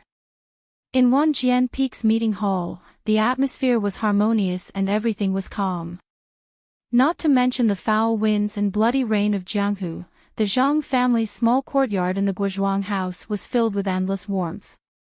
The afternoon sun was so bright that even though it was winter, it made the sun even warmer. In the small courtyard of the Zhang clan, Zhang Kai led the group to bask in the sun. The slack days in winter were the favorite days of farmers. They didn't have to get up early to work. The women around the stove could also chat with their men. Looking at the lazy look of the family, Guo Sufei was extremely satisfied, especially when there was Lu Qian, who was doing needlework beside her. Lu Qian came to the Zhang family a few days ago. Guo Sufei didn't expect Lu Qian to come so soon. She thought that she would wait until the spring plowing season was over. Yesterday afternoon, when Lu Qian came, Guo Sufei was busy preparing food for the injured people in the house. Once Lu Qian entered the house, she greeted Butcher Lu and helped Guo Sufei. She left Butcher Lu, who had sent her here, to talk to Zhang Kai. This made Guo Sufei feel a lot more relaxed. Many of the household chores became orderly. Lu Qian also brought pork belly for Zhang Xiaohua and a lot of snacks for her grandmother. Both of them were full of smiles. Although her grandmother couldn't see, she held Lu Qian's hand and praised her. Lu Qian's face turned red. Lu Yeye didn't come. Butcher Lu awkwardly explained that he was busy at home, and since Lu Qian came, Lu Qian needed someone to take care of her. Of course, Zhang Kai and Guo Sufei didn't mind. They comforted Butcher Lu and said, "The family is busy, and we can't do without anyone. The child has her own things to do. It's good that you're considerate." Only then did Butcher Lu's awkwardness disappear. However, Butcher Lu's awkwardness stopped at lunch. When Zhang Xiaohua came back from getting wine, Butcher Lu pulled Zhang Kai to drink and put the matter at the back of his mind. When Butcher Lu left after eating and drinking, he kept reminding Lu Qian and asking Guo Sufei's family to take care of Lu Qian. Guo Sufei thought, "Do I need you to tell me that? If we don't take good care of her, how can we let her stay?" After Lu Qian came, not only did Guo Sufei feel relaxed and not in a hurry, the other family members also felt the changes in the house. Not to mention the small changes in the house and courtyard, not to mention the different cooking methods in the morning and evening, which increased their appetite. Just the addition of such a beautiful girl to the big family was enough to make them happy. Although a day didn't mean much, this beginning let the Zhang family smell the sweet taste of life. The Misty School's secret medicine was indeed effective. In just a few days, Zhang Xiaohu's bones and internal organs still hurt a little. His external injuries had basically scabbed. Zhang Kai still needed crutches, but his external injuries were the same as little tigers. Needless to say, Zhang Xiaohua was already running around energetically. Every day, she would hold a wooden stick and dance around. She seemed to be practicing martial arts, but looking at her unorganized appearance, it was just wild fox zen. The most miserable Zhang Xiaolong was now the happiest. His internal and external injuries were more serious than the others. At this moment, there was only a little improvement. Needless to say, his arm was fixed for only a few days. There was still a long time before the next change of dressing. What made Zhang Xiaohu and Zhang Xiaohua envious was that every time Zhang Xiaolong had something to do, such as eating, Lu Qian would feed him. Although Guo Sufei and Zhang Xiaohua used to feed him, since Lu Qian came, the two of them stood aside. The first time Zhang Xiaolong and Lu Qian fed him, Zhang Xiaolong and Lu Qian both blushed and were very unnatural. When they finished eating, the food was cold. However, Lu Qian quickly got into the role and was generous. Zhang Xiaolong looked at Lu Qian's appearance. She probably served his father and brother at home. Since the girl was so generous, he didn't need to be too reserved, so the two quickly became familiar with each other. Farmers had their own simplicity and masculinity. Although Zhang Xiaolong didn't read many books, didn't know many words, and his appearance was ordinary, his inherent temperament and steady behavior deeply attracted Lu Qian. Lu Qian admired him. She deeply felt that this Zhang Xiaolong was a piece of unpolished jade. He was born in this poor family and was unpolished. It was really God's will for her to meet such a person. Zhang Xiaolong was even more so. The beautiful and pleasant Lu Qian not only had the simplicity and practicality of a farmer, but also the knowledge and propriety of a pretty girl from a humble family. Zhang Xiaolong adored her from the way she handled the household chores to the way she conducted herself with elegance. He had never thought that such an excellent girl would appear in the countryside where he had lived for so many years. At this moment, he felt that he was living in heaven. He couldn't wait to recover from his injury for 1,000 years and watch the girl who had been engraved in his heart grow old with him. In short, Zhang Xiaolong and Lu Qian were a couple in love. They were attracted together like magnets. Zhang Kai and Guo Sufei saw it in their eyes and thought about it in their hearts. Although his son had the physique, Lu Qian was from a scholarly family after all. Her vision was naturally different from that of ordinary farmers. His son was illiterate, so how could he compare with the thousands of books in Lu Qian's heart? Moreover, although Mr. Lu's family lived in the countryside, his family was also well off. According to Zhang Xiaohua's description, the life of his family was far from what their family could compare. Even if the girl was willing, her father and brother at home wouldn't agree to it. This was really difficult. How could they probe the girl's mind? As a matter of fact, although the afternoon sun made people sleepy, Guo Sufei muttered in her heart while doing needlework. How could she beat around the bush to find out the girl's mind without leaving any traces? At this moment, Grandma said, "Sufei, I remember that Xiaolong is 19 years old this year, right?" Guo Sufei replied, "Yes, mother. After the new year, he will be 20 years old." Grandma asked again, "Some time ago, I heard that you were looking for a wife for Xiaolong. Why haven't there been any news recently?" When Guo Sufei heard this, her heart was happy. She was just about to doze off when someone sent her a pillow. Her own mother's eyes were really blind, but her heart was very clear. She quickly continued, "It's like this, mother. Before the new year, Zhang Kai and I had this idea. We searched through all the girls in the neighboring villages. In the end, we were willing, but they weren't willing. They were willing, but we didn't think they were suitable. Before we could find a suitable one for Xiaolong, this happened during the new year. We were no longer in the mood. When the weather is hot and Xiaolong's injury is healed, we will look for a good wife that can satisfy our family. After saying this, she didn't look at Zhang Xiaolong's sad eyes. She pretended not to care and said, while Qian, this female scholar, is still in our family, help us take a look and check. What kind of person was Lu Qian?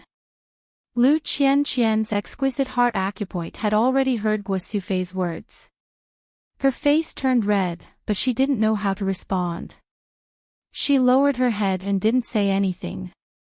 Grandma didn't intend to let it go and said, then you have to hurry up and look for a wife based on Qian's appearance.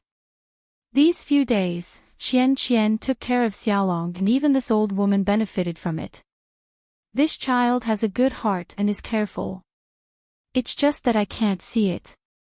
Sufei, if you find me a wife who is not as good as Qian, I won't be willing. Sigh, these words were too blunt. Lu Qian's face was hot. She couldn't help but get up and ran into the house. On the other side, Zhang Xiaolong was anxious. His face was red as he said, Grandma, Mother, look at what you are saying, you made her run away. His eyes looked into the house and showed his worry. If it wasn't for his injuries, he would have chased after them. Only Zhang Xiaohua was sitting on her small stool. She looked at her grandmother who couldn't see. The older the ginger, the spicier it was. A few days ago, she had just told her grandmother about the matter between her elder brother and elder sister Lu Qian. Now, her grandmother cleverly said it. It seemed that this sister-in-law had a chance. In fact, Guo Sufei was also very strange at this time. Her mother was very calm. Today, she mentioned this matter. Although she could find out what the girl's mind was, after all, it was too rash. It wasn't like her mother's usual style. According to her original plan, she would wait for 10 days to half a month before taking a good look.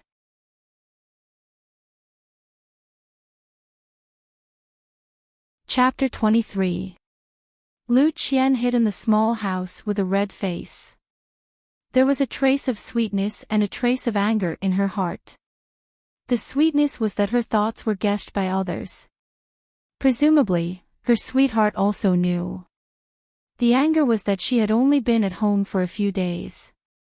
To speak like this, they were looking down on her too much. Although Lu Qian's face was burning and her heart was a trace of anger, she was also a little confused. After these few days of contact, her grandmother was a very reasonable person. How could she embarrass her in front of her face like this? However, that was not necessarily the case. The elderly were old and it was inevitable that her heart was confused. She could understand, but how could she go out and meet them now? The people outside were also the same. Looking at the smiling grandmother, Zhang Xiaolong was very speechless. There was no other way. It was not suitable for him to go in at this time. Guo Sufei thought about it and pinched Zhang Xiaohua's ear and said, "It's all because of you. Go and call Lu Qian out." Zhang Xiaohua rubbed her ear and scratched her head. She muttered, "What does it have to do with me?" Guo Sufei smiled and pushed her and said, "If you didn't tell your grandmother about your brother and Lu Qian, how would your grandmother know?" Zhang Xiaohua said, "So you know." After that, she had to get up and walk into the house. As she walked, she thought about what to do. Lu Qian was in the house with a burning face. Seeing Zhang Xiaohua come in, Zhang Xiaohua happily ran in front of Lu Qian. She held Lu Qian's hand and said, "Sister Lu, it's boring to stay at home. Come with me to see my farmland and the well we dug." Lu Qian said, "Okay, I heard from your brother that you opened the land yourself. I've always wanted to see it. Let's go, we'll go today." After that, Lu Qian took Zhang Xiaohua's hand and walked out of the house. Zhang Xiaohua followed behind Lu Qian. As soon as she walked out of the house, she shouted, "Father, Mother, I'll take Sister Lu to see my land on the hillside. We'll be back in a while. Gua Sufei said, then you guys go and come back early. You're in a hurry to come back for dinner. Xiaohua, protect your sister well. Zhang Xiaohua giggled and said, no problem, Nyangqin. Lu Qian walked in front of Gua Sufei and said in a low voice, Auntie, I'll go out then. Gua Sufei smiled and said, come back early. Thus, Lu Qian and Zhang Xiaohua walked out of the Zhang family's small courtyard. Walking on the path of the Guozhuang house, from time to time, there were familiar villagers who came to greet them. The village was not big. If there was a small matter in any family, they would immediately know. Moreover, the Zhang family, which had always been low-key, suddenly had a beautiful girl. The neighbor who went to Balagu with Zhang Xiaohua had already been told by Zhang Kai not to say anything about Lu Qian. They only said that the children of their relatives came to stay for a period of time to take care of the sick and injured family. Of course, Zhang Kai was sick. Xiaolong and Xiaohu were naughty and injured. Although they were past the naughty season, it was common for people in the mountains to be injured. Everyone did not suspect anything else. It was no wonder that Zhang Kai was so careful. The lesson in the neighboring village was an example. It was better not to be too ostentatious. Although it was reasonable to say that she was a relative, in the eyes of the villagers, it was very thought-provoking. A girl who was prettier than all the other girls in the village came to serve Zhang Xiaolong. All of this could only mean that everyone knew a secret. It was just that no one said it out loud. Looking at Lu Qian, the way they greeted Lu Qian was ambiguous. Originally, Lu Qian came out to escape the awkwardness. In the end, the small path in the village was even more awkward. Fortunately, the path was not too long. Soon, they reached the small bridge. Lu Qian liked the stream very much. She liked the stream to flow further and further away. She asked Zhang Xiaohua, Xiaohua, when you went to Balagu, did you see the stream in our village? Zhang Xiaohua scratched her head and said, I didn't pay attention. At that time, I was thinking about how to find your house. I didn't have the heart to look at anything else. Lu Qian smiled and said, the river in Balagu is much bigger than the one in your village. There is also a lot of land by the river. Even my family has a medium-sized piece of land by the river. It's a pity that no one in my family cultivates it, so we rented it to someone else. Zhang Xiaohua said, it's a pity. If my family had this piece of land, we wouldn't have to open up a wasteland on the slope. As they spoke, they crossed the bridge. A winding path led up the slope. It was not a real path. As the saying goes, there are many people walking on it. This path appeared on the flat ground of the slope. Lu Qian walked lightly on this path. Her elegant demeanor was like a dancing musical note. Zhang Xiaohua could not help but praise, Sister Lu, you walk so beautifully.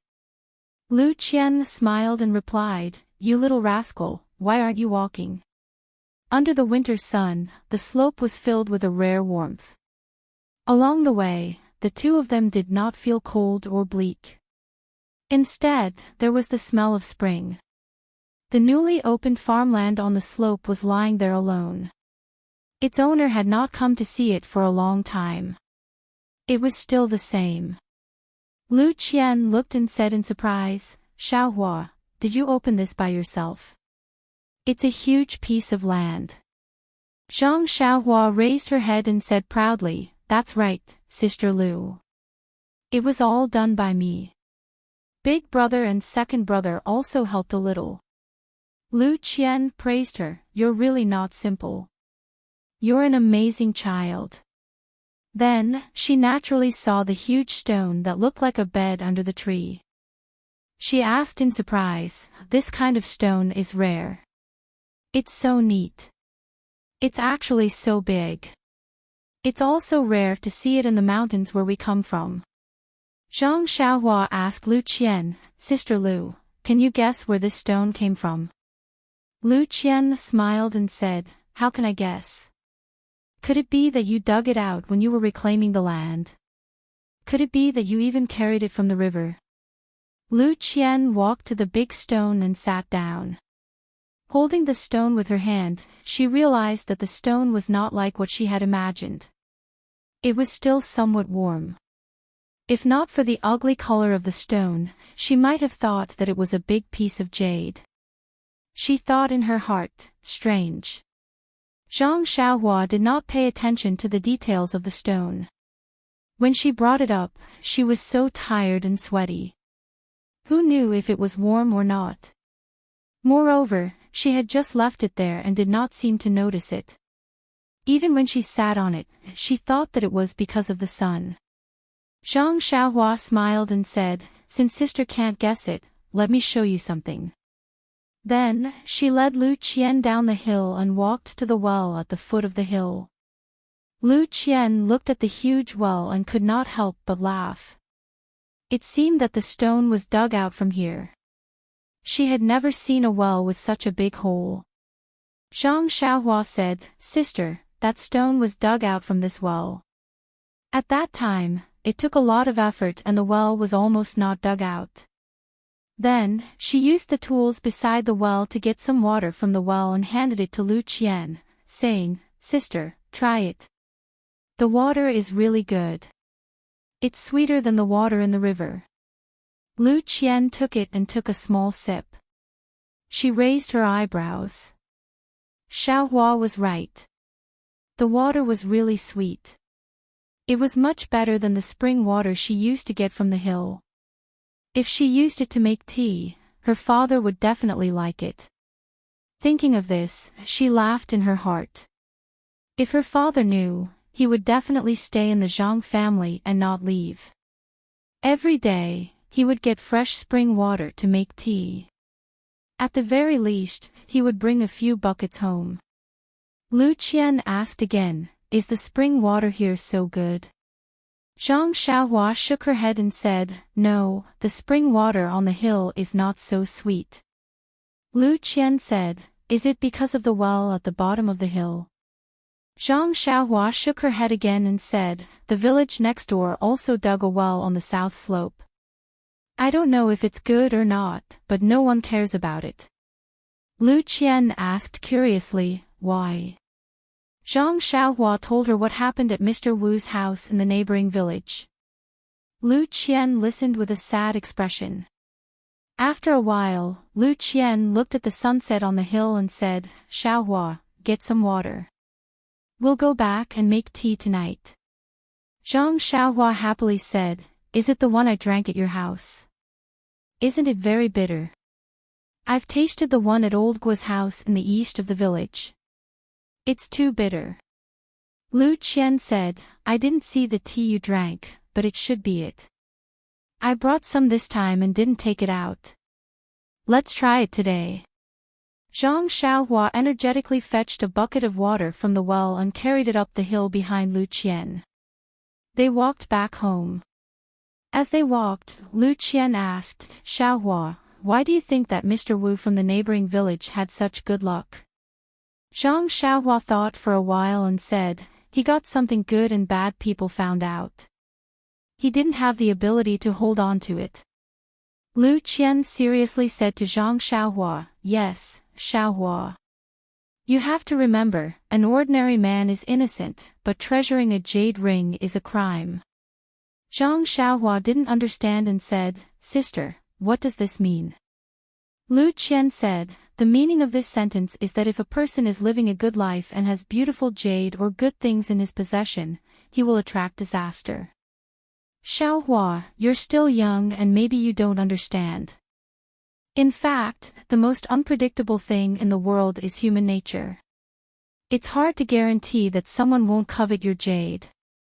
Mr. Wu's mistake is that although he dug out the treasure, if other people found out, those covetous people would come to snatch it. If no one saw when he dug it out, others wouldn't know that he had a treasure and naturally wouldn't come to snatch it. Then, Lu Qian jokingly said, in the future, if Xiaohua has any rare treasures, you have to keep it a secret. Don't let others know. Only in this way can it be your own treasure. Zhang Xiaohua smiled and said, I will, sister. In the future, if I have a treasure, I won't tell anyone but you, okay? Lu Qian said, no, you tell me a secret and you think it's okay if I'm the only one who knows. But I might inadvertently tell another person. I also think it's okay to tell one person, and if another person also thinks so, don't you think that many people will know? Zhang Xiaohua nodded and said, yes, sister, you're right. People will know if it's passed on.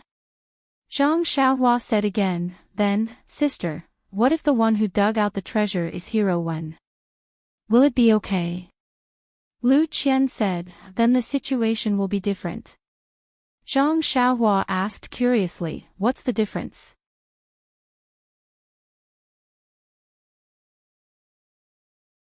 Chapter 24. Lu Qian continued to explain, when Mr. Wu obtains the treasure, he is powerless and does not have the ability to protect it. That kind of situation is called being a fish on the chopping block. He has no power to fight back and can only bow his head and be captured. On the other hand, Grand Hero Wen was highly skilled in martial arts and had the strength to protect his treasures. Naturally, this depended on the opponent's ability. If the opponent was stronger than Grand Hero Wen, Grand Hero Wen's treasures would be snatched away, but Grand Hero Wen would not necessarily lose his life. If the opponent is weaker than Hero Wen, of course they will not be able to snatch away the treasure. In addition, this also depends on the value of the treasure.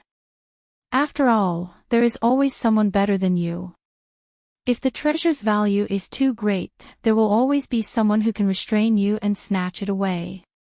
Zhang Xiaohua excitedly said, sister, that is to say, knowing martial arts is always better than not knowing martial arts. You will have the ability to protect your treasure, and the stronger your martial arts, the more precious the treasure you can protect. Lu Qian smiled and said, yes. Xiaohua is right. Zhang Xiaohua continued, if I know martial arts, last time when we went to the market, father, eldest brother and second brother would not have been injured. Sister would also not have been bullied. Lu Qian heard this and her expression was somewhat gloomy, but how can martial arts be so easy to learn? Zhang Xiaohua optimistically said, don't worry sister, I will definitely learn martial arts to protect you. Lu Qian was also happy and said, good, then we will rely on Hero Zhang's protection in the future. Then she continued, sometimes, martial arts are like treasures. You can't tell all your secrets to others. It is necessary to leave some for last to protect your life. Zhang Xiaohua thoughtfully thought for a while and said, sister is really amazing, how do you know so much? Lu Qian said, these are all written in books. Once you read more, you will naturally understand. Little Blossom can read more books in the future and will know more. Moreover, what is the use of knowing more? In the face of absolute power, everything is just paper. Perhaps Lu Qian didn't care. She told Zhang Xiaohua what she had read in the book and what she had seen during this period. Zhang Xiaohua didn't care. She just listened. However, these views deeply affected Zhang Xiaohua in the future. While they were talking, the two of them had already arrived at the door of the Zhang family's small courtyard. At this time, the sun had already set, and the last trace of afterglow struggled to be swallowed up by the darkness. A cold wind blew, and looking over the wall, Zhang Xiaohua's family had already returned to their rooms. Zhang Xiaohua secretly laughed in her heart, the task of the afternoon had finally been completed. She said, elder sister, you've read so many books. In the future, you have to tell me more about them. You also have to teach my eldest brother how to read and write. Otherwise, you will have nothing to say. Lu Qian casually replied, okay, leave it to me. Then, he felt that his words sounded a little awkward. This Lilith Blossom was quite scheming. However, she continued to think, this wall is too low. If there is any movement in the courtyard, it can be seen from the outside. When I have time, I have to make it higher. However, she was completely unaware that she already had the awareness of a housewife. The small house at home was still warm. Zhang Kai, Zhang Xiaolong, and Zhang Xiaohu were talking on the Kong. Since Lu Qian came, the grandfather and son had squeezed together. Guo Sufei was already busy preparing dinner. Zhang Xiaohua carried the bucket of water into the courtyard. Her mother, who was in front of the stove, saw it. She asked Xiaohua, "Why did you bring back the bucket by the well?" Zhang Xiaohua said, "Mother, this is the well water." Elder sister Lu said that she brought the tea from home and used this well water to drink. Guo Sufei said, "What's so good about tea? It's so bitter. It's not as good as plain water." Zhang Xiaohua said with a smile, "Mother, that's because you haven't drunk good tea. Do you think that all tea tastes the same as the tea from old Guo's house at the entrance of the village? The tea I drank last time at elder sister Lu's house was very good." Lu Qian also said, "Aunt, you'll know when you taste it."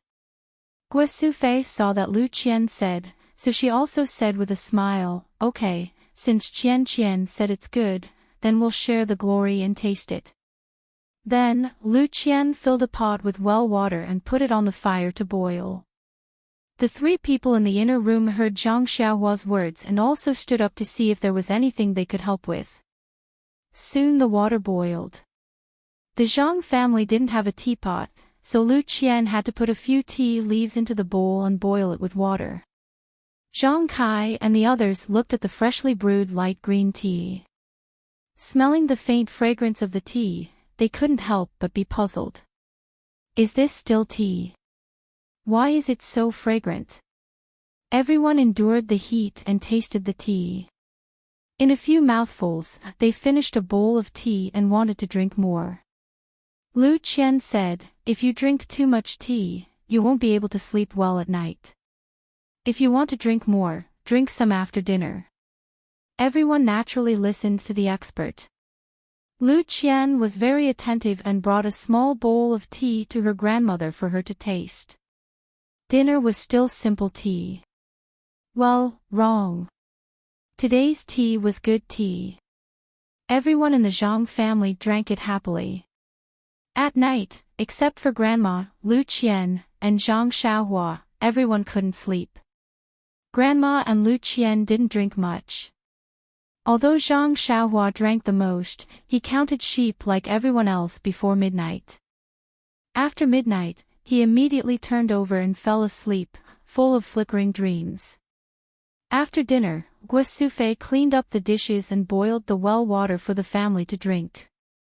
She held a small bowl of tea and went to Grandma's house. As soon as she entered the house, Grandma heard her and asked, "Sufei?"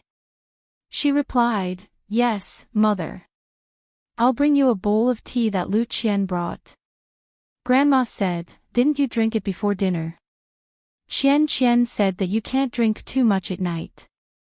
Guo Sufei said, "I know, Mother. I came here for something else." Grandma was puzzled. "What's the matter? Why are you being so mysterious?"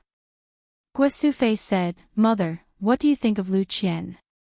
Why did you say it so directly in front of her this afternoon?" Grandma said, "Sigh, Sufei, I just think that Lu Qian is too good. She's good at doing housework and is well educated. I heard from Xiaohua that she's also very good looking and has good family conditions. Our family Xiaolong doesn't deserve her." Guo Sufei sighed, "Yes, Mother. I think so too.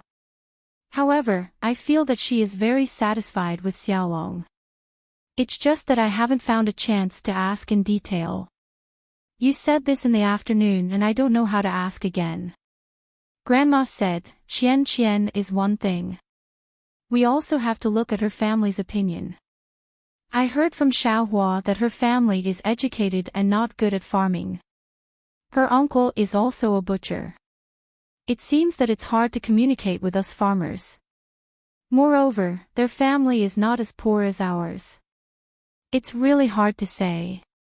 Guosufei said quietly, I just feel that it's hard to talk to her family. That's why I want Qian Qian and Xiaolong to be together more. After a long time, when they have feelings for each other, it may be good for us. Grandma was silent for a while. She sighed deeply and said, Sufei, it's not that I don't know what you mean.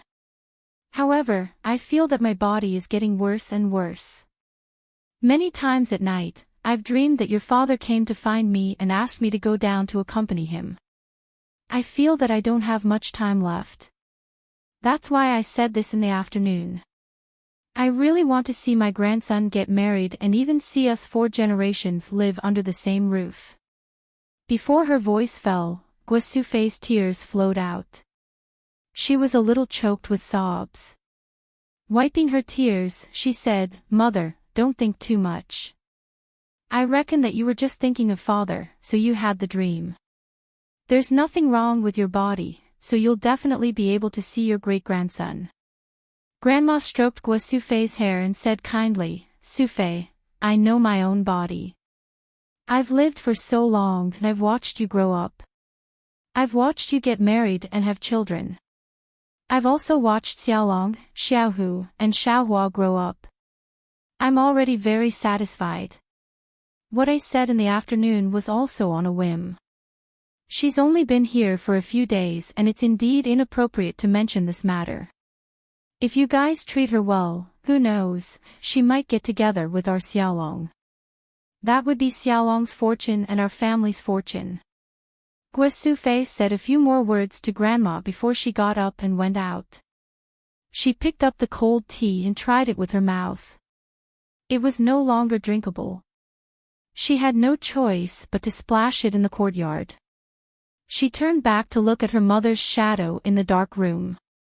Her heart was filled with bitterness and tears flowed down her cheeks again. She was very clear in her heart that ever since she had children, her entire body and mind had been placed on Zhang Kai and the other children. She rarely cared about or thought about her own mother. She always felt that she was under her mother's big tree and that she could rely on her mother. Now that she heard her mother's words, she realized that she had neglected too much and given too little to her mother. Everything was precious only when it was lost. Often, the ordinary things by one's side should be treasured even more.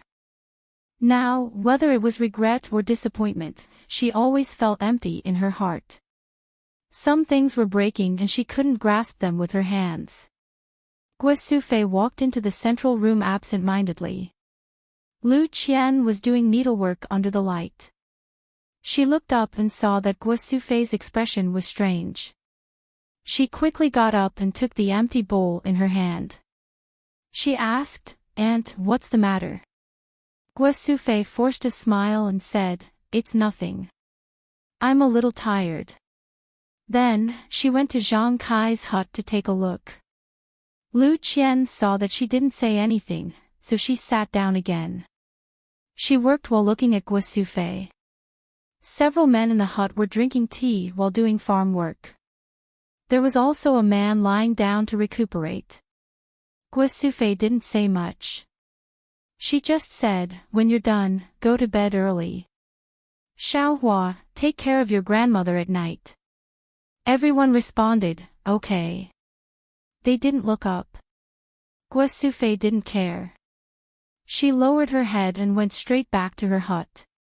She didn't do needlework in the central room. Lu Qian was even more surprised. She didn't know what happened over there. Since Guosufei didn't say anything, she couldn't force her to ask. When it was late at night, everyone cleaned up and went to bed. Lu Qian returned to her hut. The light in the hut was still on. Guosufei had already fallen asleep. Lu Qian blew out the oil lamp and lay down.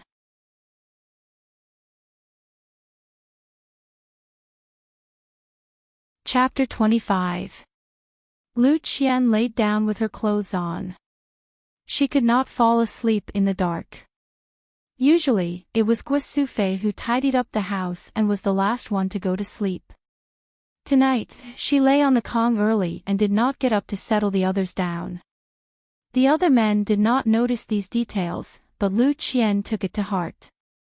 Especially when she saw the strange expression on her grandmother's face after returning to the house, it made Lu Qian even more suspicious. However, this was the Zhang family's matter after all.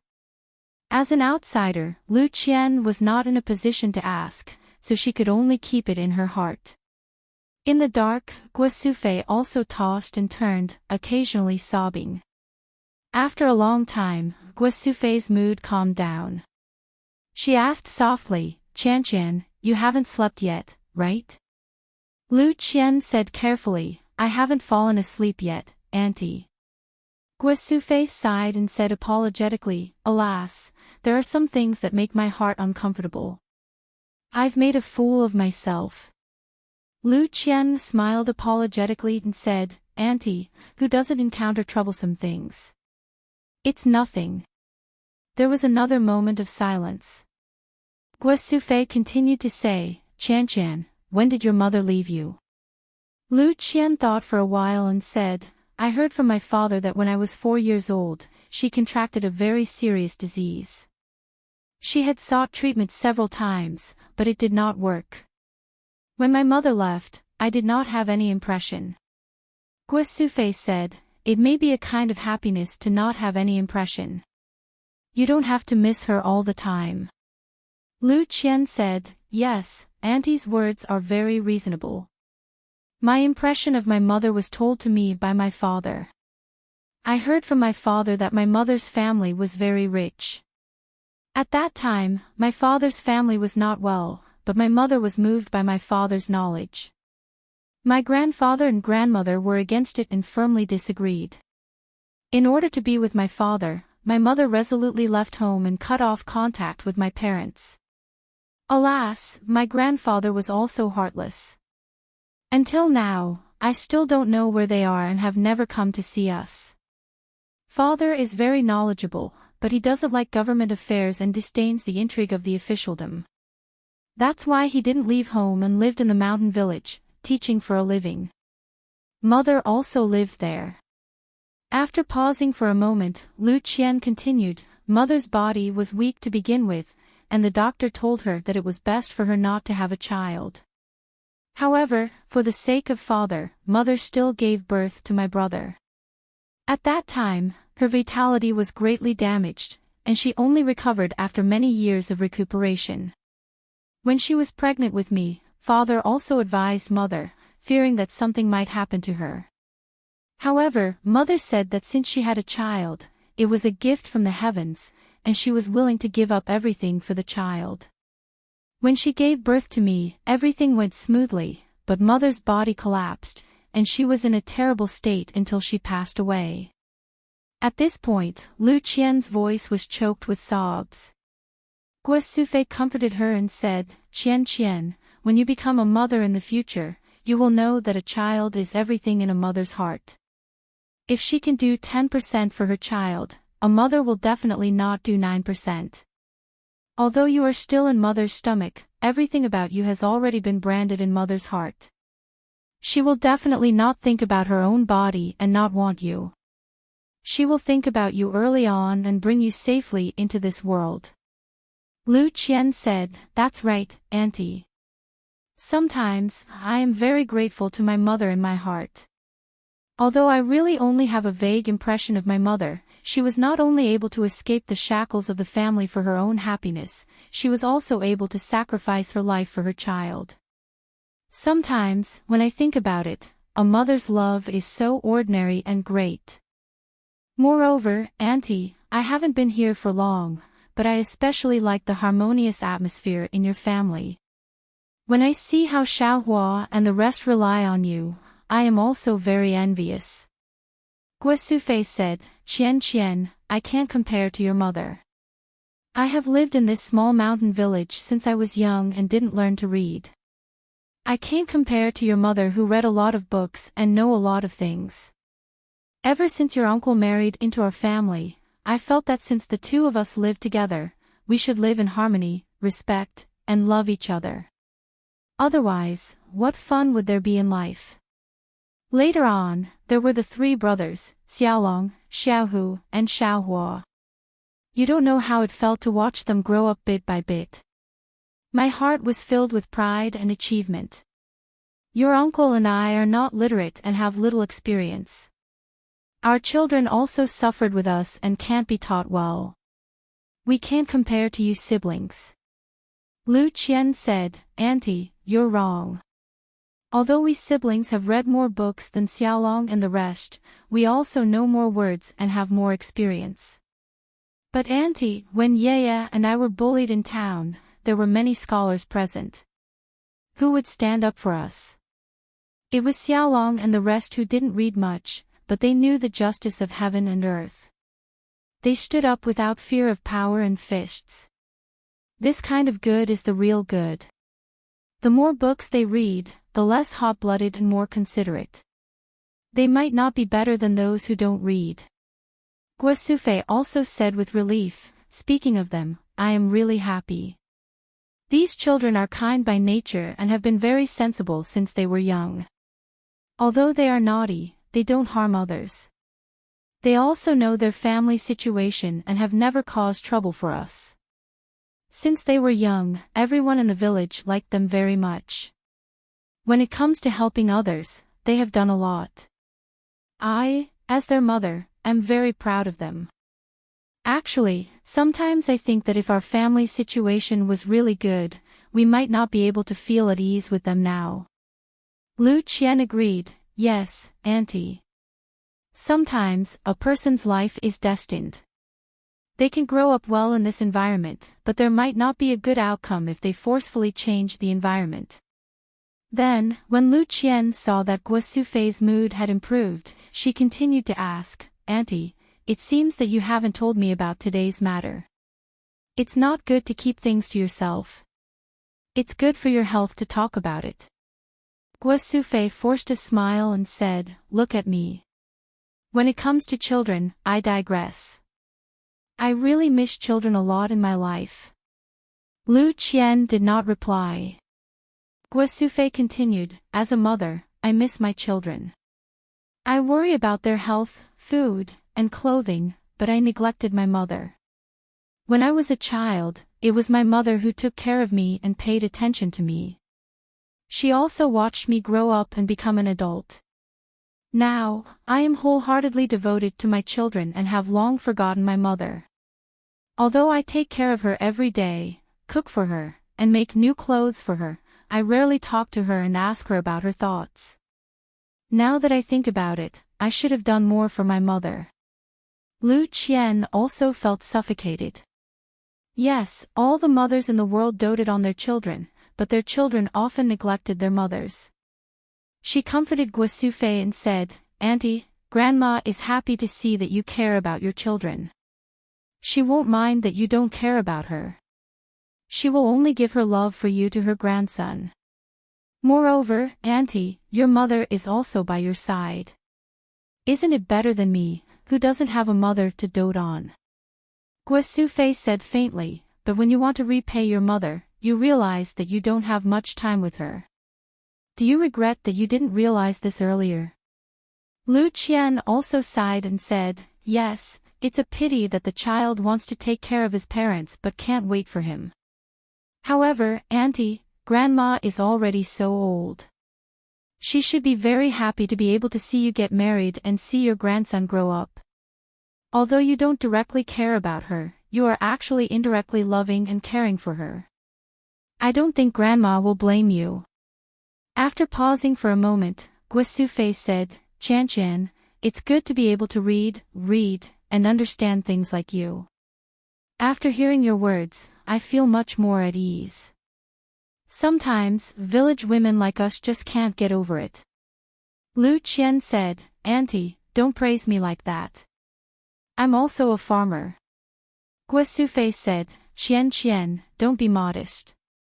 At least I know that there are no children as smart as you in the surrounding villages and 8 villages. That's right, the words Grandma said to you in the afternoon were rude. Don't mind it. Lu Qian said, I won't, Auntie. Guosufei was quiet for a while and finally said, Qian, but then again, this is also her last wish. Moreover, our family likes you very much. I have always wanted to ask your thoughts. Since we have said so much today, I won't care too much. What do you think of Xiaolong? This time, it was Lu Qian's turn to be quiet. Lu Qian didn't know how to answer in her heart. Logically speaking, she was very satisfied with Xiaolong, but after all, it was still a short time. These few days of interaction couldn't let her see a person's nature clearly. However, if fate brought them together, they wouldn't know each other. Sometimes, fate was a very difficult thing to explain clearly.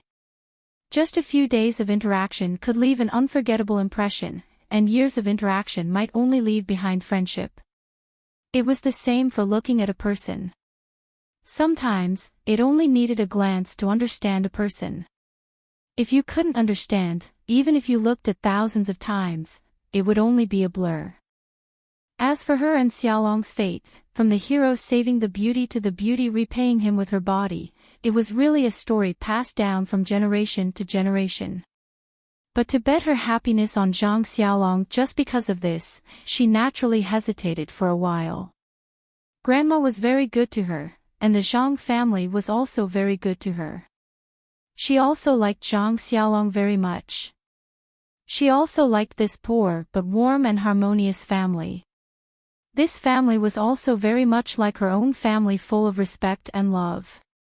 She was also willing to join this family and was also willing to fulfill her grandmother's last wish to see her leave this world with no regrets. However, all of this seemed too immature. Should she be given a period of time to ferment and ferment? Lu Qian hesitated and found it difficult to answer.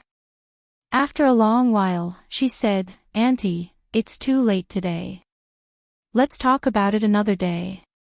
Guosufei also sighed softly and didn't speak anymore. In the small courtyard of the Zhang family, the moonlight was shining. How many people were sleeping soundly?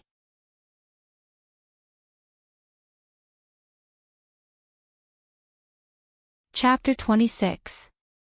Under the same night sky, no one was sleeping in the meeting hall of the Mishti Mountain Villa.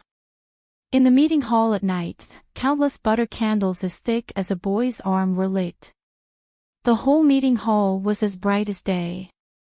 Compared to the hustle and bustle during the day, there were only 6 people in the meeting hall.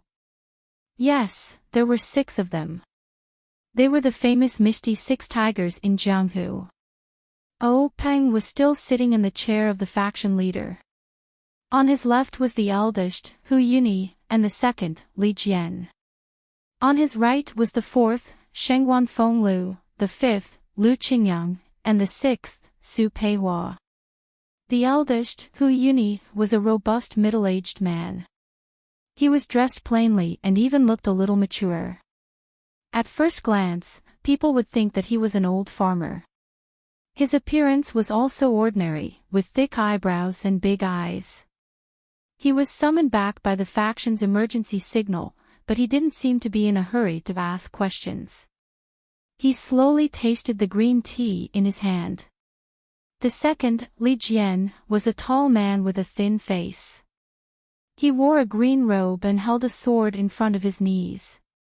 His face was cold and indifferent. He really lived up to his name. At this time, Li Jian also lowered his head and squinted his eyes. No one knew what he was thinking. Opposite him, Lu Laowu was a short and fat man. He was dressed even more crudely, even revealing the black hair on his chest. There were 2 Xianhua axes at his feet.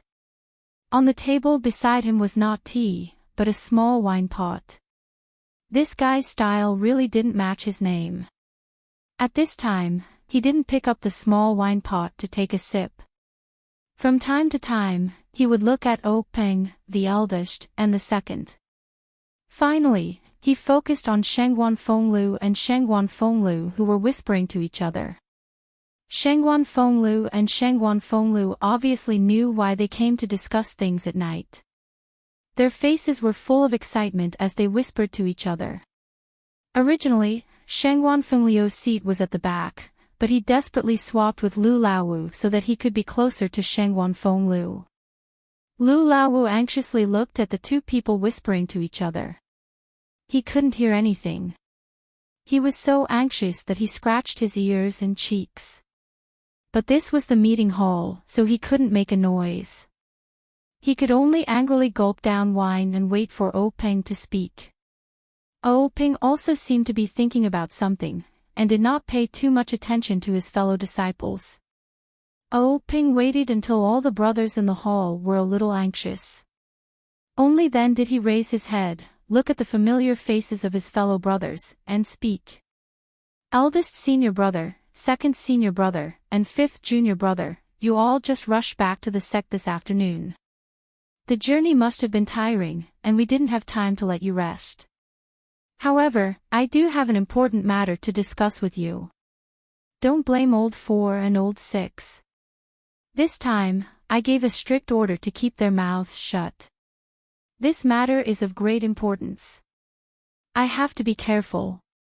Hu Laoda slowly put down the teacup and said, Sect leader Shitty has always been steady in doing things. We all admire him very much. There's nothing to blame him for. However, the matter you speak of is of great importance. I want to listen carefully. Recently, the Jianghu has been peaceful. Several large sects have been concealing their strength and biding their time. The demonic sect has also ceased all activities. It's as if they've all returned home to farm. This is an opportunity for our Misty School to increase our power. Could it be that Shitty has a good idea? Li Laowu disagreed and coldly said, in the Jianghu, strength speaks. Without good martial arts, any strategy is useless. I think it's better not to use any schemes and tricks. It's better to practice more swordsmanship. Hu Laoda knew that this second junior brother was cold on the outside but warm on the inside. He didn't consider other people's thoughts when he spoke. His words were not directed at him, and what he said made sense. He naturally ignored it. Lu Laowu echoed and raised his axe, saying, Third brother, which bastard is looking for trouble? I'll go chop him up. Shangguan Laowu and Su Laowu smiled and looked at them, but didn't speak. O Peng didn't know whether to laugh or cry. He waved his hand at Lu Laowu and said, Laowu, sit down. Don't be impatient. It's not as bad as you say. Then he said to Hu Laoda and Li Laowu, eldest senior brother, second senior brother, this time it's not a matter of fighting over territory with any sect. There's no need to use any schemes. He deliberately paused and said, This time I called all of you here because there's a good thing. The three of them couldn't help but be confused. They all frowned. Lu Laowu said, Third brother, what good thing has fallen on our heads? Li Laowu said, Could it be that a pie has fallen from the sky? Hu Laoda didn't say anything. He thought for a moment and said, Laowu, could it be the old beggar you mentioned last time? O Peng smiled and nodded. Lu Laowu laughed, his grandmother, that old beggar really didn't lie. I threw this matter to the back of my mind. It's already been a year. Who still remembers? Li Laowu said with a straight face, When did you go out? You seem to have been in the sect this year. How come I didn't know you went out? O Peng said, I didn't go myself. Lu Laowu interrupted at this time. He pointed at Shangguan Laowu and Su Laowu and said, I was wondering why these two people were whispering the moment they came in. So it was you guys who went. Why didn't you say anything in advance? Su Laowu quickly said, Fifth brother, you're mistaken. We just found out a few days ago. The three of them became more and more confused. O Peng quickly explained, Laowu and Laowu really didn't go. I sent Ah Hai and Qing. When Lu Laowu heard this, he immediately jumped up. You actually sent 2 disciples for such an important matter? Aren't you afraid that something will go wrong? Hu Laode glared at him and said, Don't be so surprised, okay? Aren't the 2 of them safe? Otherwise, how can we sit here and discuss things peacefully? Su Laowu thought for a moment and said, That's true. Ping smiled and explained, It's like this. In order to not let the spies of the other sects notice our movements and give them a chance to loot a burning house, I, the Tan family's master, and the Wanjian Peak sword master didn't go. We only sent the 2nd-generation disciples of our sect to the place we chose in advance. Yanming Jusher, who few people in Jianghu paid attention to, took them there. Li Laowu said, This Yanming Jusher's martial arts are average. He's smart, but he's shrewd. Hai will be at a disadvantage if he goes with Qing. Hu Laode said, Since Laowu and the others let him take them, they naturally have a way to guard against him. Peng rubbed his nose and said, Eldest senior brother is right. Before he left, all 3 of us sent people close to him to his Yanming mountain villa. He also sent people to escort his wife and children to our sections. When the matter is completed, we can then escort his wife and children back and exchange our people at the same time. Hu Laode asked, Who did you send? Ping said, Naturally, it was Yen. Hu Laode nodded. Ping continued, She just returned a few days ago and is resting in the villa. Hu Laode also said, She's the only one who's suitable for this kind of thing. It's been hard on her. Li Laowu said, She's your sister. Naturally, she should share her brother's worries. However, that Yanming Jusher actually didn't play any tricks. That's strange. Peng's eyes curved into crescents as he said, How could he not? He proposed to use rock-paper-scissors instead of a martial arts competition to divide the treasures. In the end, he was completely defeated by our Qing. Lu Laowu also laughed, That's right. This girl never loses when it comes to guessing. She even used this to get me drunk. This Yanming Jusher really shot himself in the foot. Ping said again, The most ridiculous thing was that he even faked an imperial edict, saying that the extra treasures were up to fate. Whoever got it would get it. In the end, there weren't many treasures. He only took a few extra portions of herbs. Man proposes, God disposes. Herbs. Lu Laowu was the first to interrupt again, You didn't get any divine weapons? Su Laowu said seriously, Of course I did. It's a Pangu axe. Lu Laowu immediately jumped up and rushed in front of Peng, saying, Really? 3rd brother, this Pangu axe is the weapon of my dreams. This time, you have to give it to me. I'll use it to split this Jianghu in half. Before Peng could say anything, Hu Laode scolded him, Laowu, go back and sit down. This is a discussion hall. Don't forget the rules. Lu Laowu was quite afraid of Hu Laode. He slunk back to his seat and said innocently, Boss, this is my dream. You can't destroy it. I'm definitely going to have this axe. Li Laowu opened his mouth, You really believe in something like the Pangu axe? How about I exchange it with the Xian Yuan sword? Lu Laowu muttered, You don't have the Xian Yuan sword. Li Laowu continued, You don't have the Pangu axe either. At this time, Hu Laode opened his mouth, Don't listen to Lu Laowu's nonsense. The Pangu axe is just a legend. How can it possibly exist? At this time, Peng said mysteriously, Although Laowu's words are a joke, senior brother, you really made a mistake this time. There really is a legendary item inside. This time, Hu Laode was also moved, saying, What item? Isn't it a herb? Peng was very satisfied that Boss Hu was so surprised, saying, The herb is just a bonus. The real treasure is something else.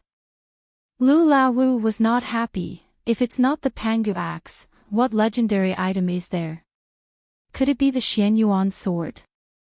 The Cultivation God's Heaven's Recommendation Seal? The Elixir of Immortality? Shengguan Laowu spoke. Laowu is really amazing. He actually guessed it correctly. I can't even dream of it. The remaining 3 people were really stunned. Hu Laode looked at Li Laowu and gave him a look. Li Laowu stood up and used his qigong.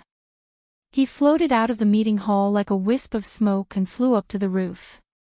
He quickly circled around the meeting hall. Finally, he stood on the roof of the meeting hall and listened carefully for a while. Only then did he fly down and quickly walk back to his seat. He said to Hu Laode, I didn't find any random people around. Hu Laode nodded and then looked at Peng. Lu Laowu was still in a daze, as if he didn't understand what the two were doing. Hu Laode said to Peng, Laowu, tell us in detail about the treasure inside.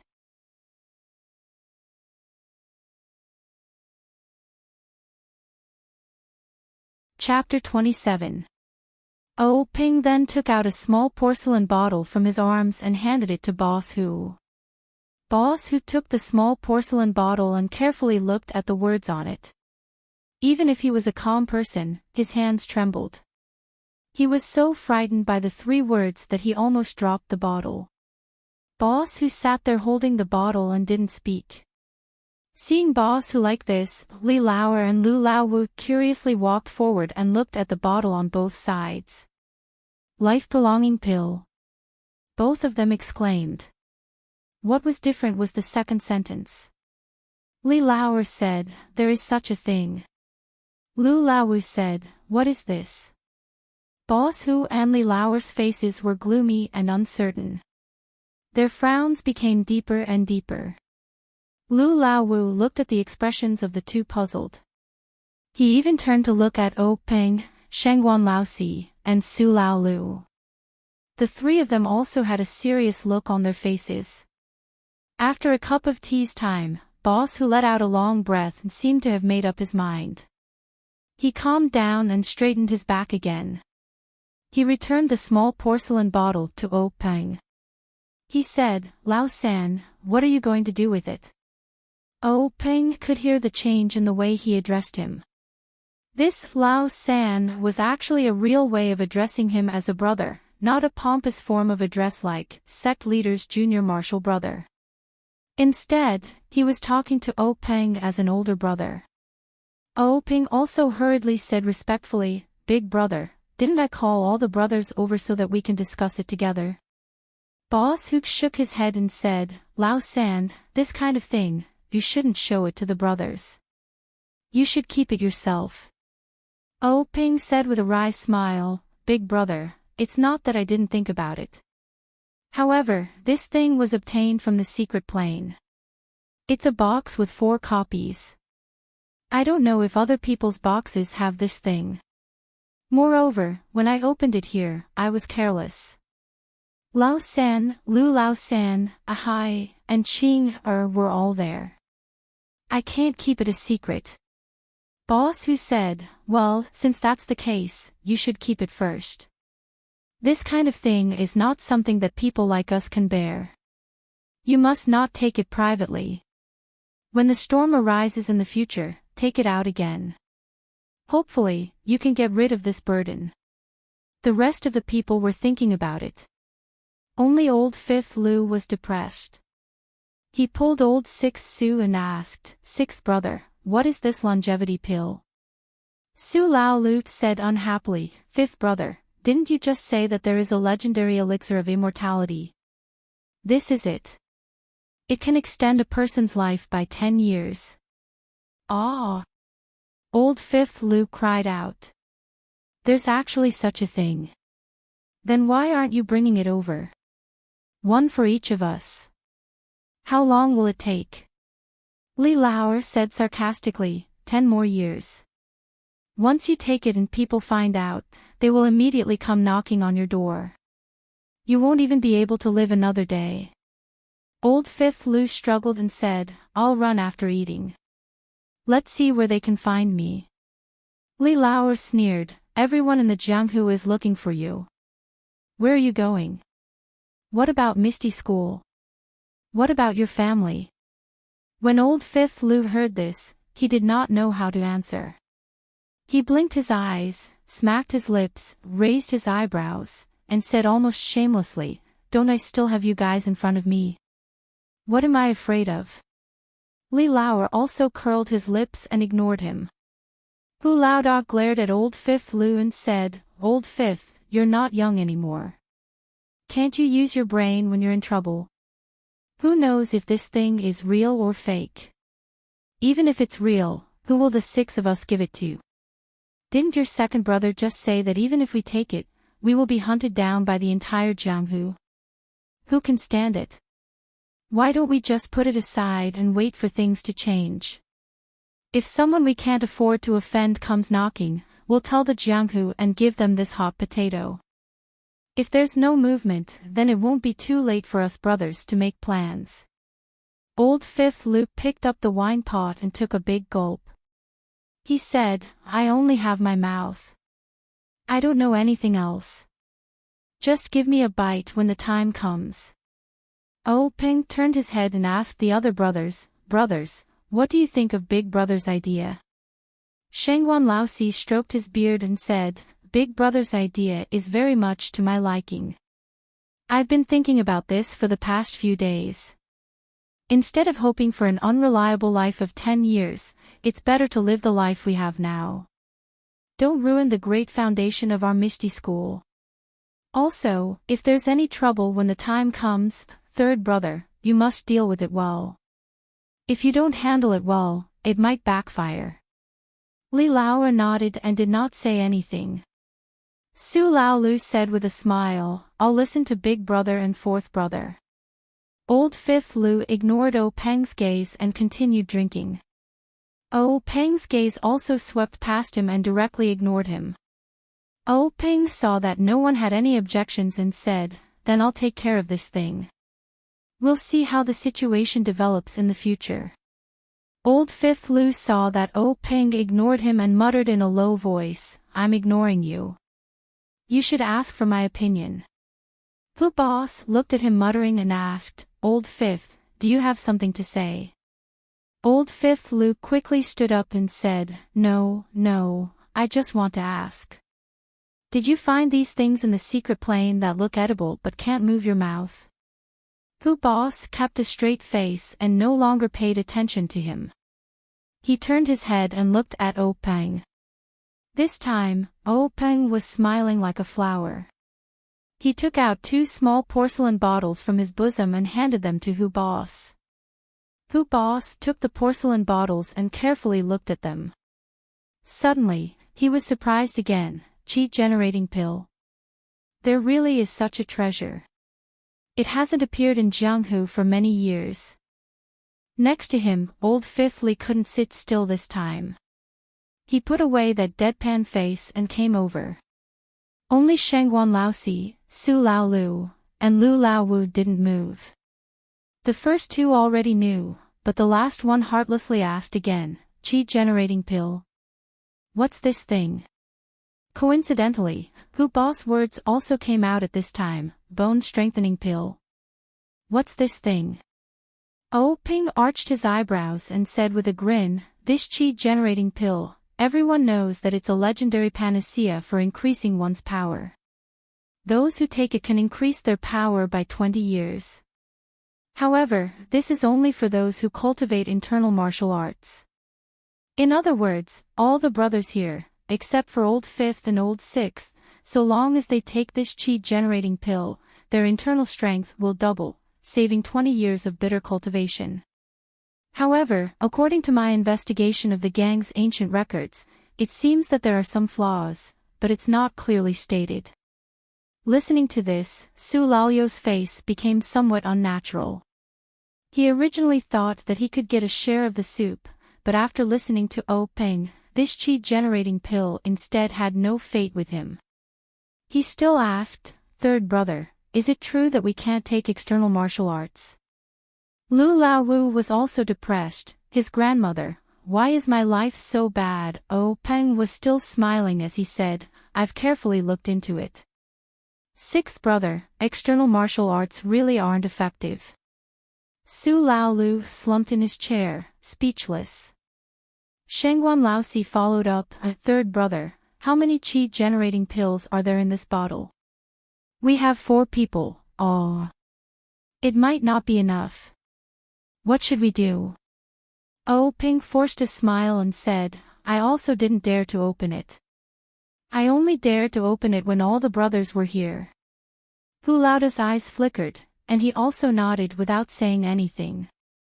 Oh, Peng looked at the somewhat dispirited Lu Laowu and Su Laolu, and then said, this bone-strengthening pill isn't recorded in our Misty School's ancient records. I informed the disciples under the gang to have the spies placed in each sect pay more attention. As a matter of fact, yesterday, news came from the Dalan Temple, saying that there is a little record in the ancient records of the Dalan Temple. Oh, Ping drank a mouthful of green tea. Ignoring Lu Laowu's resentful gaze, he still leisurely said, according to the ancient records of the Dalan Temple, this bone-strengthening pill is the exact opposite of the qi-generating pill. It's specially prepared for those who cultivate external martial arts. It's useless for those who cultivate internal martial arts. For those who cultivate external martial arts like Lao Wu and Lao Lu, after taking it, it will promote the strength of their bones, skin, and muscles. It will also increase the precision of their external martial arts. However, Hu Laoda's figure flashed and dodged. He angrily said, what are you doing, Lao Wu? Why are you so careless? Seeing this, Lu Laowu embarrassedly smiled and said, I'm in a hurry. I want to see what this thing looks like. Hu Laoda scolded, sit there obediently. In a moment, I'll naturally give it to you. Lu Laowu obediently sat back down. Su Lalio's expression was also abnormally excited. Anyone who had experienced such a great change in mood would be so excited that they wouldn't be able to sit still. He also covetously looked at the small porcelain bottle. Hu Laoda took the 2 small porcelain bottles and didn't return them to O Peng. Instead, he sat down on a chair. He looked at O Peng with a smile and said with a very gratified tone, Lao San, you're good, really good. Laoer, it's not wrong that we didn't fight with Lao San for the position of headmaster back then. To be able to obtain so many good things without anyone noticing, your contribution is comparable to the founder of the headmaster school. The 2 of us can't do it. With these 2 things, our Misty School's strength has increased by more than 1 level. Hu Laoda looked at the 2 porcelain bottles in amusement and continued, even if there's only 1 pill in here, we can have 2 more peerless experts. Although there's still a gap between us and the top schools like the Dalan Temple, in the middle schools, we can definitely be ranked at the top. Oh Peng looked at Hu Laoda's excited expression and also said, Big brother, you're overpraising me. This little brother really can't accept it. It's just that my luck is good, it's just a fluke. Hu Laoda said, luck is also a part of strength. Third brother, you don't have to be modest. Then he continued, it's just that, I don't know how many pills are in this porcelain bottle. It's not easy for the 6 of us to distribute them. Oh Ping said, Big brother, I took this thing out today so that you can decide how to distribute it. Although I'm the headmaster and I also hope to become a peerless expert, the rise and success of a headmaster school is the result of the efforts of all the brothers. However, relying on one headmaster, you can't do too much. Therefore, I hope that no matter how many pills are in the porcelain bottle, we brothers can't harm each other because of this.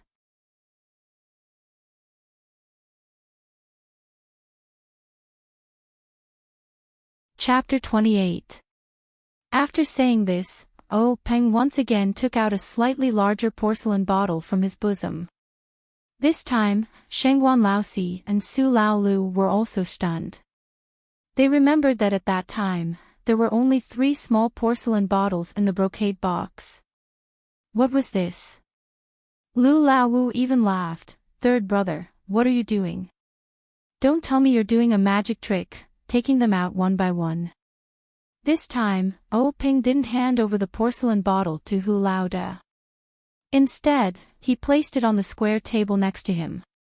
Looking at everyone's astonished eyes, he said, last time, the things that were taken out from the secret plane, in addition to the qi-generating pill, bone-strengthening pill, and life-prolonging pill, were a batch of very old medicinal herbs.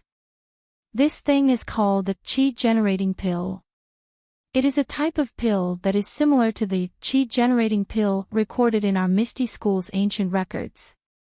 It was created after the qi-generating pill's pill formula was lost. This batch of medicinal herbs was given to Hall Master Bai of the pharmacist Hall. He concocted it according to the qi-generating pill's pill formula. According to the ancient records, this pill's function is limited. As for how much it can improve one's skill, it still depends on the person's aptitude and other factors. This bottle is the first batch to be refined. There are a total of 9 pills. It was only refined this afternoon. The medicinal herbs from last time should still be able to refine a few batches. Hu Laoda was very happy to hear this. He clapped and said with a smile, "Good, with this pill, even if some of US brothers didn't take the qi-generating pill, we can still take this qi-generating pill. It's not too regrettable. Moreover, this pill is great in quantity, enough for the second generation of young disciples to use. We can also create a few experts." Ping then said apologetically, "However, we don't have a substitute for the bone-strengthening pill, so we can't give it to disciples who practice external martial arts. It's very regrettable. If there was only one bone-strengthening pill, there would be no way for either of the two shitty brothers." Hu Laoda interrupted Peng's words and said, "Is there anything in this world that is perfect? To have such an opportunity is enough. Whether or not it can increase one's skill depends on fate. Moreover, the skill obtained from external forces is not as good as one's own hard work. Shitty brothers shouldn't be possessed because of this, right?" The rest of the people felt a chill in their hearts, and their minds immediately calmed down. Their minds that had been muddled by the miraculous pill also calmed down. Everyone thought in their hearts, what eldest senior brother said makes sense. The path of martial arts is based on real cultivation. If one blindly pursues the growth of one's power without matching it with the cultivation of one's mental state, it is extremely easy to go mad. This is not uncommon in Jianghu. Although increasing one's power is important, one's life is also important. Ping said, "Eldest senior brother's words are too serious. Today's event is a good thing. We all understand each other's temperament and breadth of mind. We definitely won't turn this good thing into a bad thing." Shengguan fourth brother also expressed his stance, "Big brother, today's happy occasion is the first time in our lives that we have encountered such a joyous occasion. Although we were momentarily muddle-headed, we will not harm the harmony between us brothers, nor will we disregard the interests of our sect. Please rest assured. If there is only one pill of this qi-generating pill, I suggest that third junior brother take it. First, his ethereal divine art has already reached great success. If he has the help of this pill, he will certainly be able to complete it. Second, he is our sect leader. The level of his martial arts will directly determine the prosperity of our sect. Third, this pill was originally obtained by third junior brother. If he refuses to accept it, how can we have the face to take it?" Everyone agreed, and Hu Laoda handed the small porcelain bottle back to Peng. Peng was also not pretentious. He did not push it back and forth, and reached out to receive it. Peng held the small porcelain bottle in one hand, and once again looked around at everyone. His other hand pinched the bottle's head, and with a kacha sound, the bottle's mouth opened, and a sweet fragrance diffused out. Peng poured the contents of the small porcelain bottle into a jade box that he had already prepared. Unexpectedly, there were 3 pills. Oh Peng was very happy, and found 3 jade boxes to store them. He placed them on the table, and pushed them in front of Hu Lauda. He said, I originally thought there was only 1 pill, but now there are 2 more. Eldest senior brother, please distribute them. Hu Lauda smiled bitterly. Looking at the 3 jade boxes in front of him, he shook his head and said, Lao San, you gave me a difficult problem. 1 pill is enough, but how do we divide these 3? Forget it, let's do as we said just now. Lao San, you take 1. Oh Ping took one of the jade boxes, and put it in his bosom. Hu Lauda looked at Li Lao Air and Shengguan Lao Si, and said, Lao Air, Lao Si, you guys also take 1 each. Li Lao Air did not get up, and said, Big brother, what about you? You don't want it. Hu Lauda laughed and said, an old man is bound to make mistakes. I have been your big brother for so many years, and should also set a good example for you. I am old, so I don't want it. I have watched you all grow up. What you do, is what I do. Shengguan Lao Si also said, Big brother, how about this, I will give you mine. Isn't it just 20 years of cultivation? I have time to practice. Li Lao Air also said, that's right, big brother. You are already old, and you may not be able to reach great heights by relying on your own cultivation. Lao Si and I have plenty of time. I think you should take one of these pills first. Oh Ping also wanted to take out his own qi-generating pill, but he knew that he needed this pill, and his need was also the need of the gang. He could not give up the gang's benefits because of his brotherhood, so he did not open his mouth. Hu Lauda looked at his group of brothers with gratification. They were such good brothers, oh. Although they were not biological brothers, ever since Master brought them to the Misty School, they had grown up together. As the oldest, he had led them to live and practice martial arts when they were young. When they grew up, they wandered the Jianghu together, using their sweat and blood to cast the name Misty Six Tigers. Although they were now old, each had their own achievements and each had their own family. But in the face of such a great temptation, they still thought of him, so his painstaking efforts were not in vain. Hu Lauda laughed and said, don't say any more. I have already made up my mind. If you guys take it, the effect will be greater than if I take it. It is better that you guys take it. The assembly hall suddenly quieted down. After a moment, Li Lao Air opened his mouth and said, Big brother, I have an idea. Do you think it is feasible? Hu Lauda nodded and said, let's hear it. Li Lao Air said, Big brother knows that I major in our Misty School's Misty Seven Swords. The requirements for internal strength are not too high.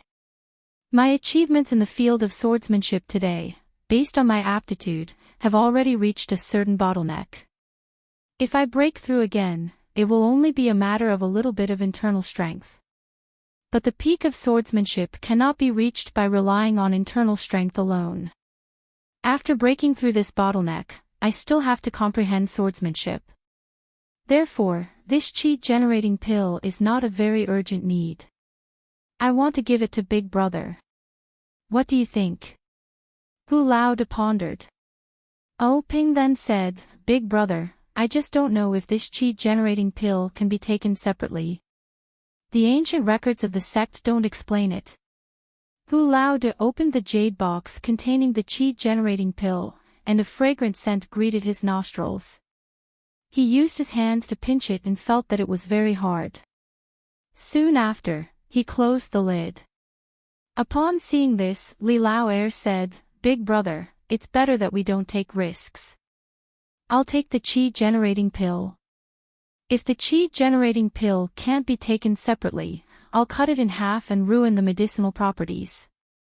Then wouldn't the two of us not be able to reap any benefits? Hu Lauda said, Lao Air, is what you said a moment ago true? We don't practice swordsmanship. You can't deceive your big brother.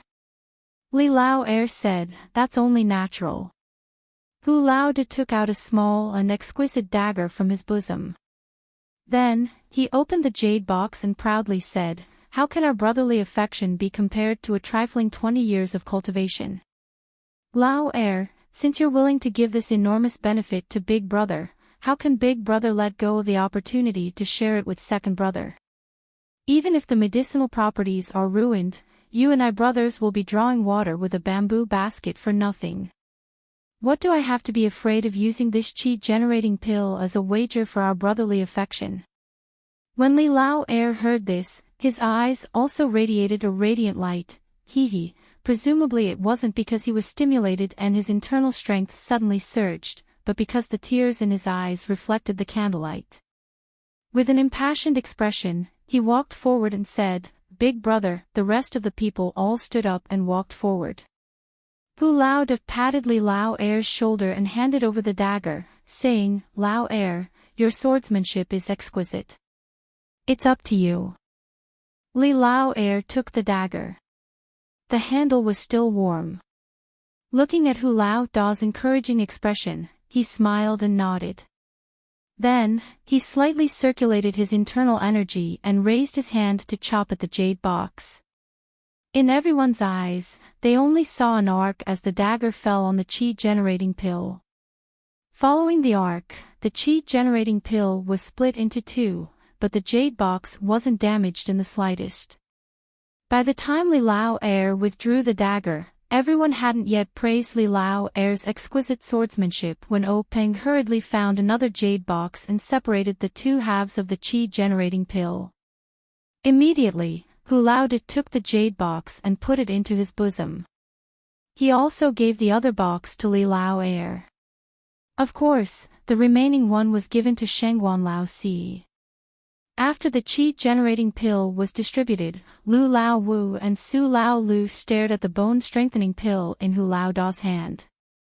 Because there were 3 chi-generating pills, the two of them weren't worried about the number of bone-strengthening pills. However, Hu Lao De still asked the two of them what they should do if there was only one pill. Lu Lao Wu said, "Of course we'll give it to Lao Lu. He's the youngest. Weren't all the good things left for him before?" Su Lao Lu said, "It was like this before, but now it's no longer possible. I've taken advantage of him for half my life. This time, I must give it to fifth brother." The two of them talked back and forth. In short, they didn't want to take it themselves. In the end, Lu Lao Wu became anxious and said, "Big brother, quickly open it. Aren't there 3 chi-generating pills? Maybe there are also 3 pills. Why are we dawdling like this? If there's only one pill, we'll split it equally." Thus, Hu Lao De didn't say anything more. He raised his hand and crushed the porcelain bottle, pouring the bone-strengthening pill into the jade box.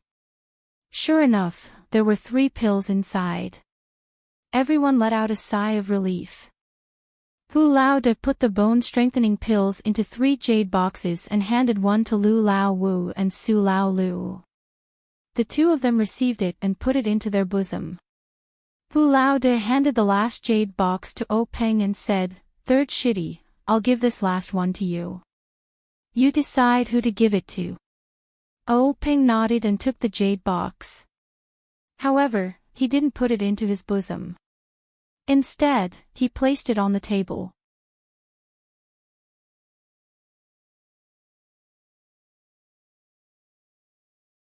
Chapter 29. O Peng looked at the bone-strengthening pill on the table and said, "This medicine is only effective for those who practice external martial arts. I want to give it to the stone cow in the gang. What do you think?" After O Peng finished speaking, his eyes looked at Old Fifth Lu and Old Sixth Su because only their disciples practiced external martial arts. Old Fifth Lu said straightforwardly, "Okay, I have no objection. That stone cow kid's strength is not ordinary. He's stronger than me. If he takes it, it will definitely add a super general to our Mishti sect." Old Sixth Su thought for a moment and said, "I also have no objection. My disciple's aptitude is limited. It's better to help Stone Cow. However, Stone Cow's head is too straight. You have to control him well. Ping nodded and said, I have confidence in this. Old Who looked at the porcelain bottle containing the chi-boosting pills and said, Third Martial Brother, please deal with these chi-boosting pills at your discretion. If my disciples have good aptitude and can be trained, then use it. If they can't, then don't give it to them. Ping smiled and said, For example, Martial Brothers, this time the medicinal herbs collected from the secret plane are limited. I will distribute it according to each disciple's situation. I heard Hai and Ching say that there are still many medicinal herbs in the secret plane. Moreover, we have control of the secret plane. In the future, there will be an endless supply of these medicinal herbs. And there will also be a lot of chi-boosting pills. Old Who also smiled and said, That's good. We can't spoil the harmony in the gang for the distribution of these pills. Moreover, Hai and Ching, who went to the secret plane, must be heavily rewarded. Ping said, and I have the same idea as Senior Martial Brother. After a while, I will give each of them a chi-boosting pill. Old Who said, This is not urgent. The chi-boosting pill and bone-strengthening pill have already been obtained. I'm afraid that the medicinal properties will be lost. I think we should first take this pill. Ping said, What Big Brother said is true. The ancient records in the sect say that the absorption of this pill will take a day and a night. I think we should enter the secret room and absorb the pill. How about it? Big Boss Who said, All right. You explain the sect's affairs and call Shernyo over. We'll cultivate in isolation together. Ping called his first disciple, Zhang Qingyue, over and gave him some instructions. Zhang Qingyue accepted the order and left. Not long after, the sleepy-eyed Stone Cow entered the conference hall, as if he didn't realize that he had been given a free lunch. Behind the meeting hall, there was a well-hidden small door. Behind the small door was a long tunnel. There were countless torches on the walls of the tunnel. At a glance, it felt like there was no end to the tunnel. Ping led the group through the small door and walked along the tunnel. After walking for about the time it took to brew a cup of tea, they finally reached the end. At the end of the tunnel was a huge hall with chairs and tables. There were also several different small doors leading to the depths of the tunnel. When he raised his head to take a look, it was extremely spacious above him. It was 4 to 5 feet high, and he could see the veined patterns on the rocks. This place was actually the belly of the mountain. Ping handed the jade box containing the bone-strengthening pill to Shernyo. He pointed to one of the small doors and said, Go in, find a small room, and take the pill inside. Then, according to your usual cultivation method, practice 9 times 981 times. Shernyo took the jade box and didn't say anything. He turned his head and left. The others walked towards another small door and each found a small room to cultivate in seclusion. Ping found a private room and sat down cross-legged. He first operated the ethereal divine art and adjusted his state of mind. Then, he took out the jade box from his bosom and took out the chi-generating pill. It was a fragrant smell. The jet-black pill was hard to the touch. It was completely different from the chi-boosting pill refined by the pharmacy. Ping calmed his mood and put the chi-generating pill into his mouth. He only felt the pill turn into a liquid on his tongue. It flowed down his throat and into his body. Then, it immediately turned into a warm current that rushed into his dantian. At this time, Ping didn't dare to think too much. He withdrew his mind and operated the ethereal divine art with all his strength to refine this warm current. The private room immediately became silent. After an unknown amount of time, Ping stopped and carefully examined his body. He couldn't help but be pleasantly surprised. This chi-generating pill really lived up to its reputation. His power was more than twice as profound. The qi in his body flowed along his meridians. It felt as if there were no obstructions and didn't leave behind any hidden dangers. Peng carefully calculated in his mind. He really did cultivate 81 times, no more and no less. He secretly said in his heart, "This is a divine pill." Peng sat quietly for a moment. Then, he got up and pushed open the door. He went to the hall. At this time, Hu Lao De, Li Lao Er, and Shengguan Lao Si were already waiting in the hall. Peng stepped forward and asked Hu Lao De with concern, "Big brother, how is it?" Hu Lao De beamed and said, "It really is the legendary divine medicine. It saved me 10 years of effort." Peng heard this and hurriedly congratulated him. Then, Peng asked Li Lao Er. Li Lao Er didn't answer. He casually took out his long sword and waved it. Peng saw the long sword spit out an inch-long sword light. Peng was overjoyed and congratulated him again. Shengguan Lao Si didn't wait for Peng to ask and said, "Third brother, my power has nearly doubled this time. It really is a divine medicine. What about you?" Hu Lao De and Li Lao Er also looked at Peng with concern. Peng also smiled and said, "I was lucky. The ethereal divine art has more than doubled and is approaching the realm of great success." Shengguan Lao Si repeatedly said in admiration. After a long time, Lu Lao Wu, Su Lao Lu, and the stone cow still didn't move. Shengguan Lao Si couldn't help but be somewhat worried. Peng said, "You probably don't need to worry.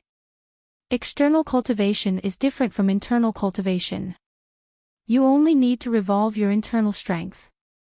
Presumably, external cultivation has to change your bones and muscles. Let's wait for a moment."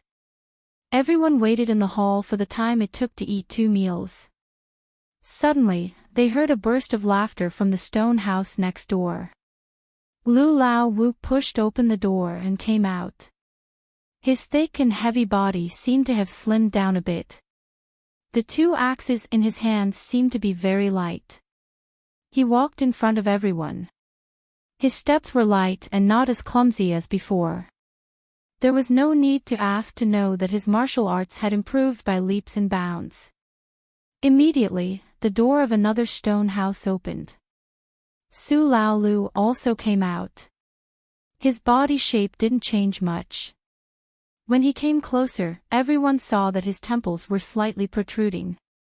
His 2 big hands had also become white, like jade. It seemed that his external strength had a tendency to spread from the outside to the inside. When the 6 ethereal tigers brothers met, their martial arts had greatly improved. Naturally, they congratulated each other and congratulated each other. Only the stone cow in the last stone house still hadn't come out. Everyone couldn't help but feel strange. Peng walked lightly to the front of the stone house where the stone cow was in seclusion. He listened carefully. He heard the sound of the wind in the house, accompanied by the sound of the stone cow's breathing. He was still practicing. Peng looked back at Lu Lao Wu and thought, Lao Wu and Lao Lu have both come out. Could it be that this stone cow's martial arts are deeper than theirs?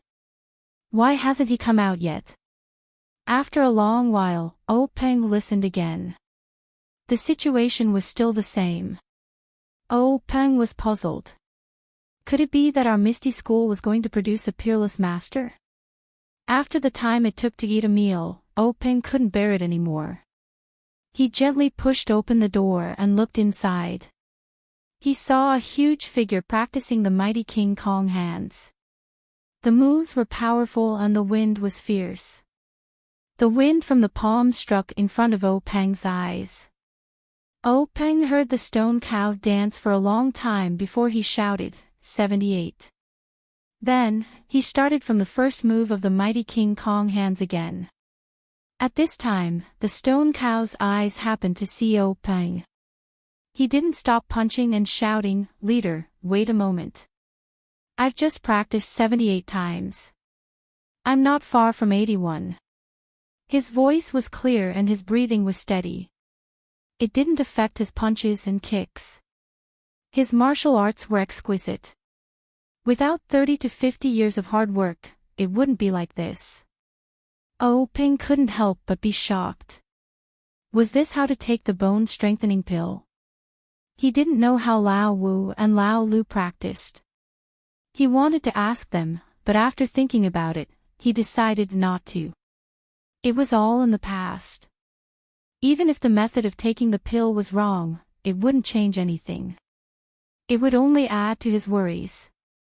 So Peng returned to the group and chatted with them, waiting for the stone cow to finish practicing 81 times. Everyone just stood there. Their legs were a bit sore. Fortunately, they had just had a fortuitous encounter, so they didn't care. Just as they were complaining in their hearts, the stone door finally opened. They saw the stone cow walk out. His body was 3 times larger than before. His skin was faintly glowing. His aura was also soaring. He walked in front of everyone, giving them the feeling that he was a giant spiritual god. When the stone cow saw Peng, he shouted, "Leader, what did you give me? Why is it so fragrant? It's better than eating 10 bowls of rice." Normally, after practicing the mighty King Kong hands 3 times, would be sweating profusely and gasping for breath. After eating this little pill, I practiced 81 times and didn't feel tired. I still feel strong, so it's okay to practice a bit more. Everyone secretly laughed. Ping asked, "Stone cow, how do you feel compared to before?" The stone cow scratched his head and said, "I don't know. I feel stronger now. Before I could kill a cow, now I can kill a bear." Lao Wu stepped forward and said, "Stone cow, come, hit me with all your strength." When the stone cow heard this, he didn't hold back. He took a deep breath and waved his hand. Lao Wu also raised his fist to meet the attack. He originally used 80% of his strength, but before the fist even came close, the wind from the fist was already blowing. It was biting cold. Not only was he shocked, he felt that he had used all his strength. The 2 large fists collided with a "pang" sound. The stone cow took a step back, leaving a deep footprint on the stone floor. Lao Wu took 5 steps back, each step leaving a footprint on the stone floor. Lao Wu held his slightly painful fist and walked in front of the stone cow and said, "You little brat, you've improved a lot. I'm afraid I'm not your opponent."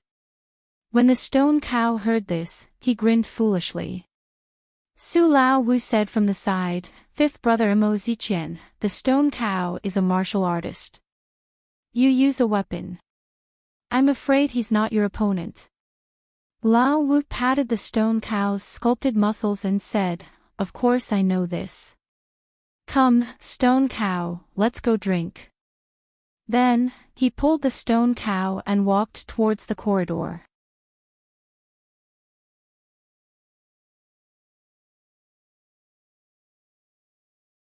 Chapter 30.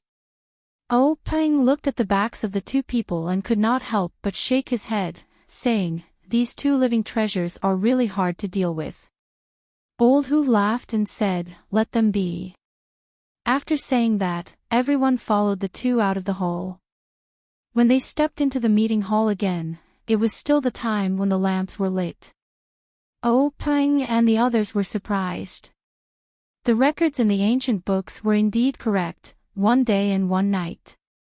However, this time was different from the past. In just 1 day's effort, the difference in their martial arts was like heaven and earth. The word opportunity was unfathomable. When everyone was seated, Zhang Qingyue went forward to salute and briefly reported the situation in the sect during this period to Peng. Peng listened and nodded with satisfaction. Then Zhang Qingyue stood at the side. Peng did not ask much. He just told everyone that in the next 10 days, he would be in seclusion to practice martial arts. The affairs of the sect would be temporarily handed over to Zhang Qingyue to handle. Then, he let everyone disperse. When everyone else in the sect had left, the 5 misty tigers began to discuss matters again. Oh Ping said to his senior and junior brothers, "Brothers, we have finished taking the elixirs in this secret site. After we go back today, it is best to go into seclusion and rest for 10 days. After 10 days, we will discuss the development plan of the Misty Tigers together. What do you think?" Everyone had no objections. They got up and left the meeting hall. They went home and did not mention it. At night, the Misty School was no different from usual. However, after dinner, a maidservant walked out of one of the inner residences. She walked out of the Misty Heights unhurriedly and went to a grocery store outside the manor. She bought some rouge and face powder and then came back. After a meal, the owner of the grocery store set off from the back door of the store. He drove a horse carriage to Pingyang City to stock up. Not long after, he arrived at a large grocery store in Pingyang City. After he bought some groceries, he hurried back to the Misty Heights. After a while, the accountant of the grocery store in Pingyang City finished settling the accounts and went home. When he passed by a dark alley, he felt the urge to go to the toilet and went in. However, after he went in, he did not urinate. Instead, he hurried to a dark corner. There was a small door there. He knocked on it rhythmically and the door opened with a creak. The person inside looked out to see who it was and let him into the courtyard. Not long after, the accountant came out from the courtyard and went to the alley to relieve himself. He walked out lazily and then went home. Just as he walked out of the alley, 2 carrier pigeons flew out from a small house in the courtyard. They flew out of Pingyang City one after another. Although Pingyang City was noisy at night, it was the same as the Misty Heights at night. It was as if nothing had changed because of the carrier pigeons. Everything was so normal. However, who knew what unusual things were hidden in this seemingly peaceful night? Dawn came quickly. The sunlight pierced through the night like a sharp sword. Everyone started to get up and start their busy day. Zhang Xiaohua also opened his eyes. Similarly, there was a flash in his eyes and no one noticed it. The first sound Zhang Xiaohua heard when he woke up was his grandmother's cough. Zhang Xiaohua did not need to think to know that this was already the 8th day in a row. Moreover, Zhang Xiaohua could faintly feel that his grandmother's cough was not a simple one. He could feel the viscous liquid in his grandmother's throat and body. It was the kind of liquid that blocked her breath and life. His grandmother's life seemed to be gradually dissolving and passing away in this viscous liquid. Zhang Xiaohua could even feel his grandmother's thinness. This thinness was not the thinness of her body, but the thinness of her spirit. Zhang Xiaohua was very scared. He did not dare to tell his mother that other than his grandmother's cough, there was nothing wrong with her body. She ate a lot of food every day. The village vet, Old Chin, also said that it was just the cold weather and her body was cold. His grandmother was old and could not adapt to it. She would be fine when spring came. However, Zhang Xiaohua did not dare to believe it. His grandmother coughed violently again. Her back was bent and she was in great pain. Zhang Xiaohua hurriedly got up and massaged his grandmother's back.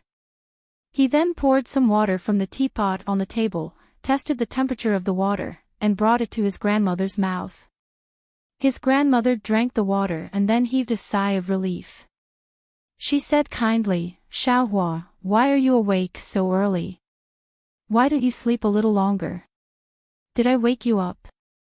Zhang Xiaohua said, "No, Grandma. I don't know what's going on. Recently, I've been waking up at dawn and can't sleep anymore." His grandmother said, Xiaohua has grown up and is sensible. I don't want to wake you up. Last night, I endured it for a long time.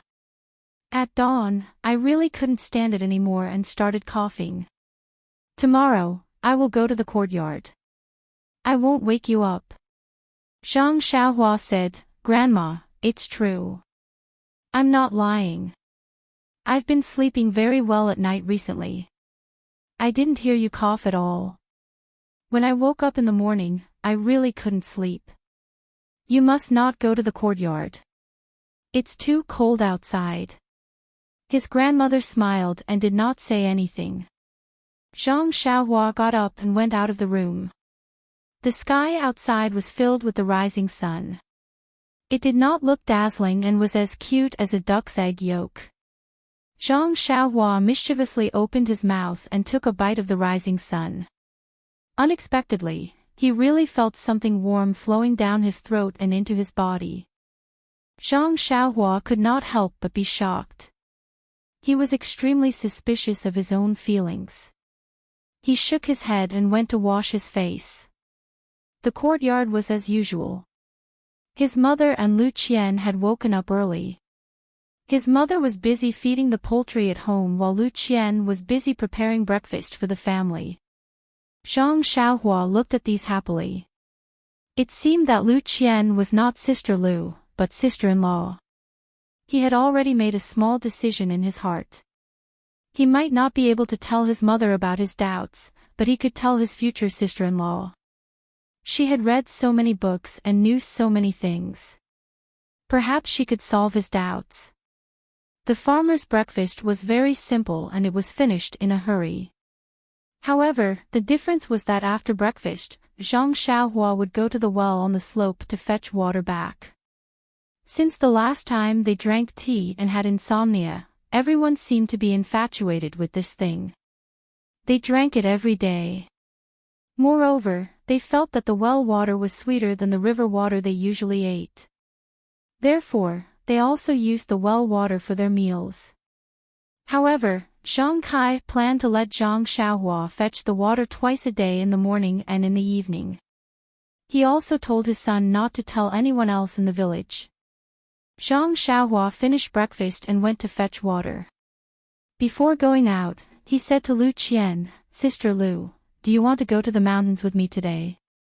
Guo Sufei heard and said happily, Yes, Lu Qian. You should go out for a walk. These few days have been tiring for you. The other people in the Zhang family also agreed. Lu Qian thought for a moment and put down the bowl and chopsticks that she was cleaning and said, Then I'll have to trouble Auntie to clean up. I'll go out for a walk. Then Lu Qian followed behind Zhang Xiaohua and went to the river. Zhang Xiaohua walked to the river and did not go forward. Lu Qian caught up and asked him, Xiaohua, do you have something to tell me? Zhang Xiaohua forced a smile and said, Sister Lu, you're so smart. You guessed that I have something to tell you. Lu Qian said, You little brat, if you have something to say, sister will help you. Zhang Xiaohua was silent for a moment. He looked at the flowing river and said, Sister Lu, do you think that people in this world can never die? Lu Qian frowned and said, I can't answer you. Some books say that there is no immortal in the world. The grave is the end of everyone. But some books say that ordinary people will die, and some people will not die. Zhang Xiaohua asked curiously, Who are those people? Lu Qian said, According to some unofficial records, some cultivators do not eat the smoke and fire of the mortal world and can live forever.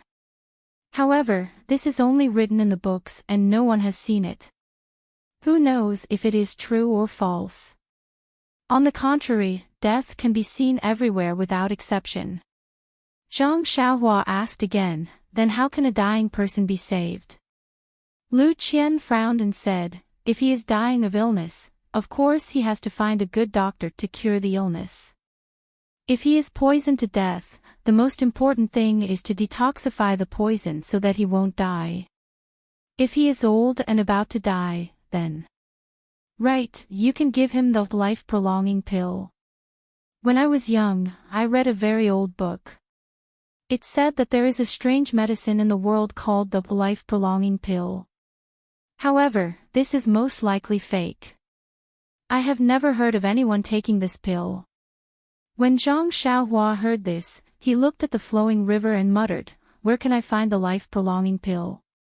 When Lu Qian heard this, she was very strange and said, "Xiaohua, why are you suddenly asking so many strange questions today?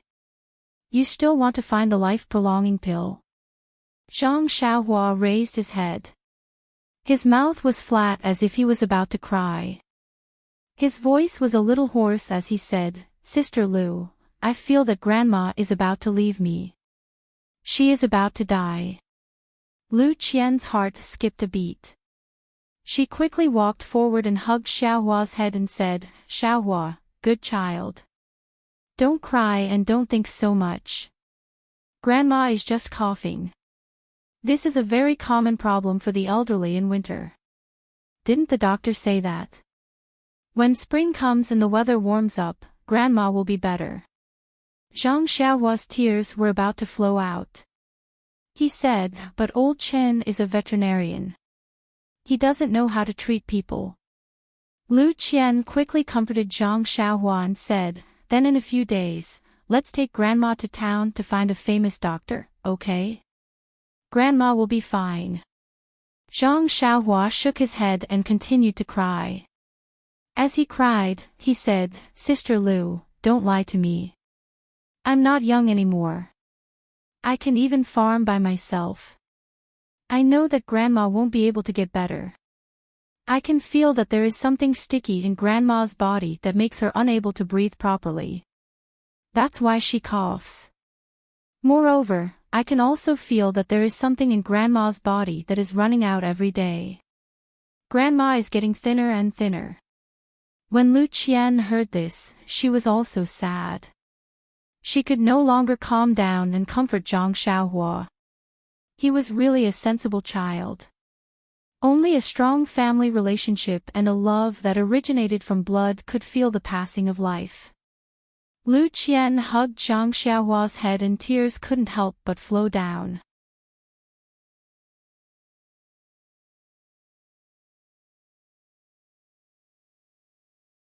Chapter 31. After a long while, Lu Qian finally stopped crying. She pointed to the stream and said to Zhang Xiaohua, "Xiaohua, look at this river. From its source, it is just a thin stream of water. As it flows along the riverbed, more water will gather, and it will grow bigger and bigger. Slowly, it will become a big river, and finally into the sea. Just like humans, this is also the process of its growth. The sea is its end. If the river stops flowing, what will it become? Ponds, drains, and rivers will lose their meaning of life if they stop flowing. They will die. It is the same for humans. They have to go through the process of birth, growth, and death. This is a complete life. We don't know about those who can live forever, but for ordinary people like us, birth, old age, illness, and death are necessary in life. They are some notes in the Song of Life." Zhang Xiaohua asked curiously, "Why can't we live forever?" Lu Qian said, "Because we don't know how to live forever." She then continued, "Take your grandmother for example. She's already in her 80s and has experienced so many ups and downs. She started from babbling and grew up on her own. Then, she met your grandfather and formed a family. Then, she had your mother and endured hardships to raise your mother into an adult. Then, she saw your mother and your father get married and live together. She even saw her partner who had lived with her for her entire life pass away. Now, she's seen you grandchildren being born and growing up. Her life is already very complete and she doesn't have too many regrets. You should be happy for your grandmother's complete life. How many people can have a life of more than 80 years? Zhang Xiaohua looked up and asked, "Then what should I do?" Lu Qian patted Xiaohua's head and said, "What you need to do now is to tidy up your mood and accompany your grandmother well. Let your grandmother see her beloved grandchildren from time to time in her last days. Don't leave any unhappiness and leave in peace. The gloom in Zhang Xiaohua's heart had just dissipated at this time, and a trace of a smile appeared on her happy little face as she said, "Older sister Lu, you really know a lot. I also understand what you're saying. If I told mother these words, she would definitely hit me and say that I don't think in the right direction." Lu Qian said, "Everyone has their own way of expressing their thoughts. Your mother used her own way to tell you. Don't think too much about it. I just used a different way to tell you. If you can understand my method, you can tell me anything in the future." Zhang Xiaohua said mischievously, "That's for sure. In the future, I'll have to talk to elder sister." Lu Qian said, "Mischievous little brat, you better hurry up and fetch water. The sun is already high up in the sky. In a while, your mother will scold you again."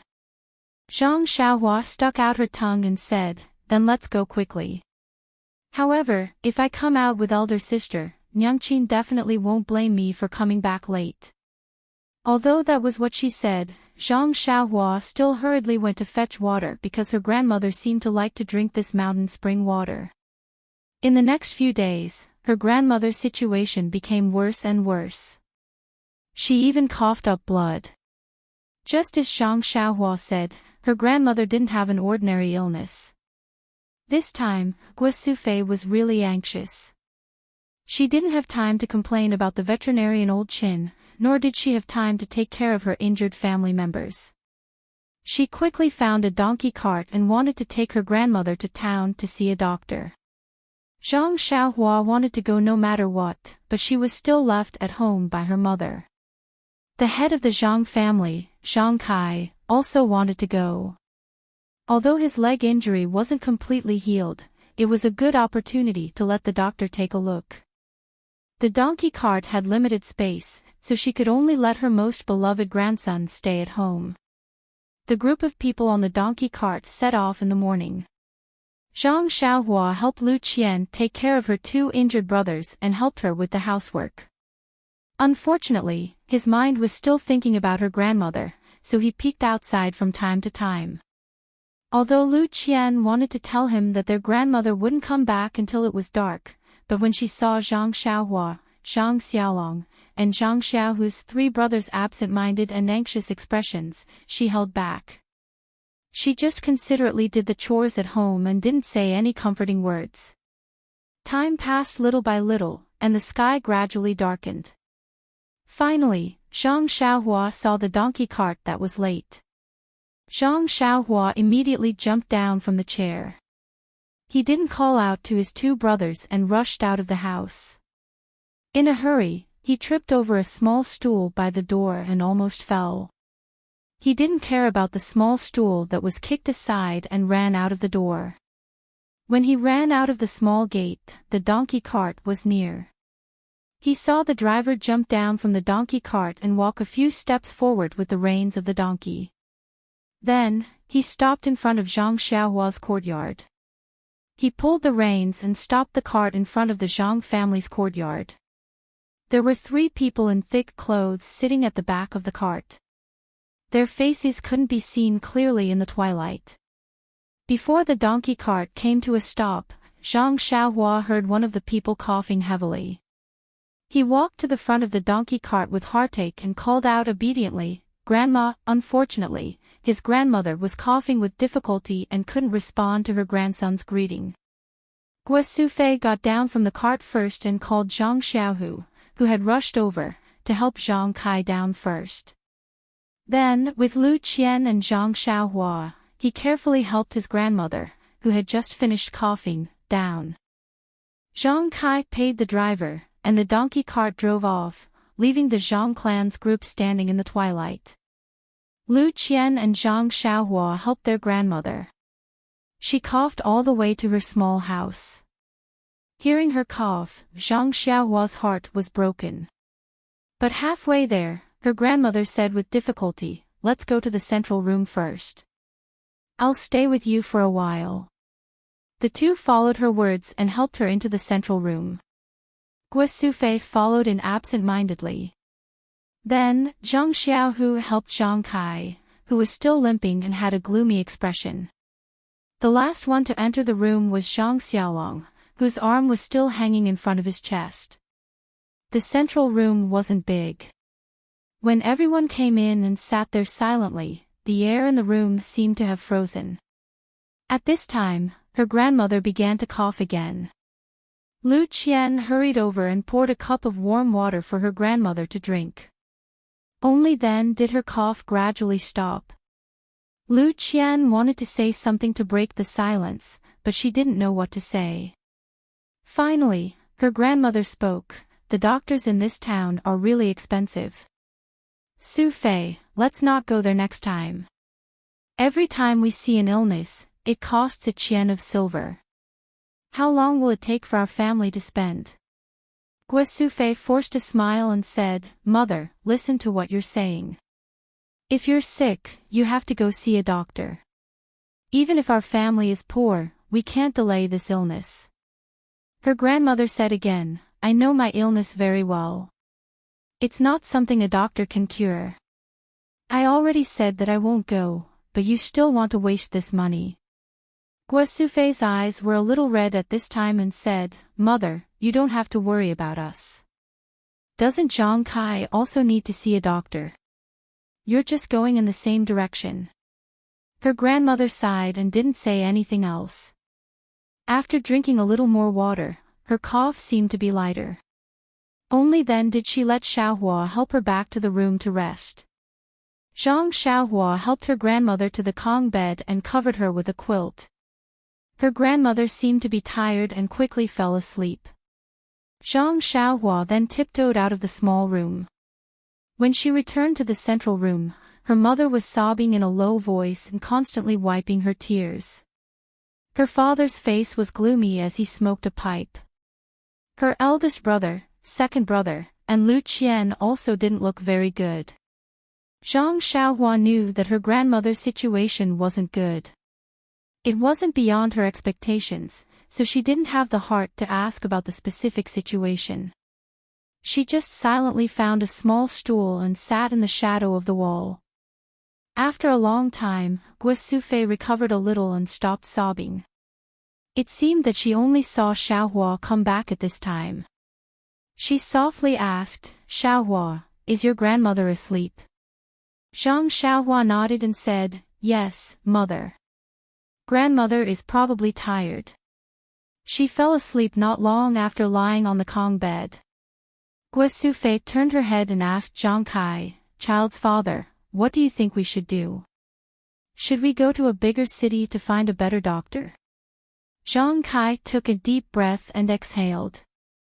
He narrowed his eyes and said, Ai, you didn't hear the doctor say that mother's illness isn't a normal cough. It's because she's old and her body can't support it anymore. There's no way to cure it. Moreover, mother's body is like this. Can she go to a bigger city? The closest city to us is Pingyang City. I heard that it would take a day and a night for a horse to run non-stop. I'm afraid that mother won't be able to take it. Gua Sufei was a little sad again. Her voice was a little sobbing. Then are we just going to watch mother's body collapse bit by bit like this? Mother's cough is so bad every day. Zhang Kai smiled bitterly and said, There's nothing we can do about it. Didn't the doctor also say that he rarely sees people as old as mother? Moreover, mother's body is considered good for 80 years old. I think we should listen to the doctor and let mother recuperate well. She should rest well, eat well, and live a good life. Gua Sufei also didn't have any other choice. She knew that her mother had reached the end of her life, but she still had hope in her heart. She tried to find a doctor for a long illness, trying to grasp onto something. However, in the face of this cruel reality, how valuable was a little bit of hope? Gua Sufei stared weakly at the flickering flame on the oil lamp. She seemed to be deep in thought. Suddenly, she asked Zhang Kai, That's right, child's father. What did the doctor say that mother ate? Why don't I know about it? Hearing this, Zhang Kai also raised his head and looked at Gua Sufei in confusion. Everyone asked in unison, what did she eat? Zhang Kai knocked on the pipe and said, at that time in the medical hall, the doctor had just diagnosed that your grandmother was already at the end of her life. There was nothing to diagnose. Moreover, this cough was only a kind of illness on the surface. Her body was already in a mess. However, later on, your mother begged him bitterly. After a careful diagnosis, he found that although your grandmother's body was already at its worst, there was a kind of essence energy in her body. However, this essence energy was too little to sustain your grandmother's life. The doctor said that your grandmother must have eaten something good like ginseng recently. Everyone was stunned. Ginseng? How could the family have the money to buy that?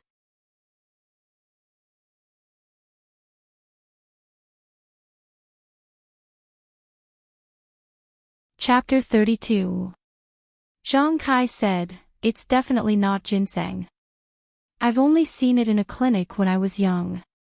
Since I came to the Guozhuang house, I haven't seen it again. Everyone was even more confused. What could it be? Usually, everyone ate from the same pot, and they ate the same farmhouse food. There was nothing special about it. Everyone was puzzled. Seeing that it was late, Zhang Kai and Guo Sufei had been busy the whole day. They were both physically and mentally exhausted. Everyone left. Zhang Xiaohua tiptoed back to his grandmother's hut. His grandmother was already asleep. Although she coughed softly from time to time, she was still very tired. She was still in a deep sleep and did not notice Xiaohua's movement. Zhang Xiaohua burrowed into her blanket and listened to her grandmother's suppressed coughs and intermittent breathing. Her heart ached, and she couldn't help but think of her grandmother's kindness to her. Bits and pieces of her memories flashed in her mind. Usually, when she was free, she didn't feel that she had deep feelings for her grandmother. But now, she found that her grandmother's memories were deeply engraved in her mind. There were so many, so fine, and she couldn't forget a single bit. Zhang Xiaohua's heart sank. Thinking about it, Zhang Xiaohua shed tears. Tears flowed down his face and slid onto the pillow. Gradually, he fell asleep. Zhang Xiaohua's flickering dream came as scheduled. In the dream, Zhang Xiaohua seemed to be living in a breathing world that flickered rhythmically. His breathing, his body, and everything about him followed the flickering. They flickered unconsciously, gradually becoming one with the world. The next morning, when the first ray of sunlight shone into his grandmother's hut, Zhang Xiaohua opened his eyes on time. The same flickering light flashed in his eyes. The first thing Zhang Xiaohua did after opening his eyes was to listen to his grandmother's voice. However, there was no cough or breathing. He hurriedly got up, only to find that his grandmother was not in the room. When he got up and walked out of the room, he saw his grandmother sitting on a chair in the courtyard. The morning wind was still very cold, blowing his grandmother's white hair in the sun. Zhang Xiaohua's eyes were blurred. He quickly ran over and said to his grandmother, "Grandma, you should go back to your room quickly. The wind in the morning is very cold. Your body is not good to begin with, so don't come out in the morning in the future." Grandma's hand groped for Zhang Xiaohua's head and said lovingly, "Xiaohua, Grandma is old and doesn't sleep much. I can't sleep anymore, so I came out to get some fresh air. I'll go back now, okay?" Zhang Xiaohua didn't say anything. She just silently helped her grandmother back to the warm house. Coming out of the hut, Zhang Xiaohua was still looking at the morning sun in the sky. Suddenly, he remembered what happened a few days ago, so he also did the action of biting the sun. Sure enough, this time he still felt a warm current enter his throat. Zhang Xiaohua was stunned. Could it be that it wasn't his illusion? His eyes rolled a few times. Could this be Tiango eating the sun? Could it be that he had become a Tiango? After pondering for a while, he still couldn't think of a reason. He shook his head and no longer thought about it. He just prepared to take a bite every morning and see what the situation was. After eating a simple breakfast, Zhang Xiaohua went to the slope to get spring water as usual.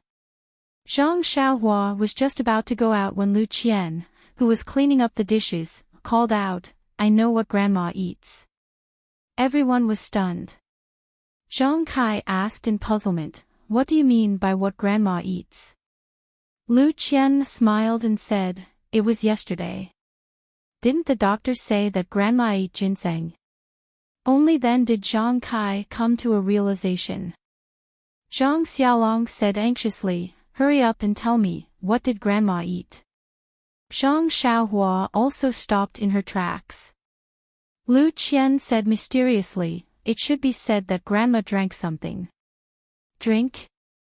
Zhang Xiaolong heard the word drink and looked at Zhang Xiaohua. He seemed to understand something. Zhang Xiaohu hadn't finished eating yet.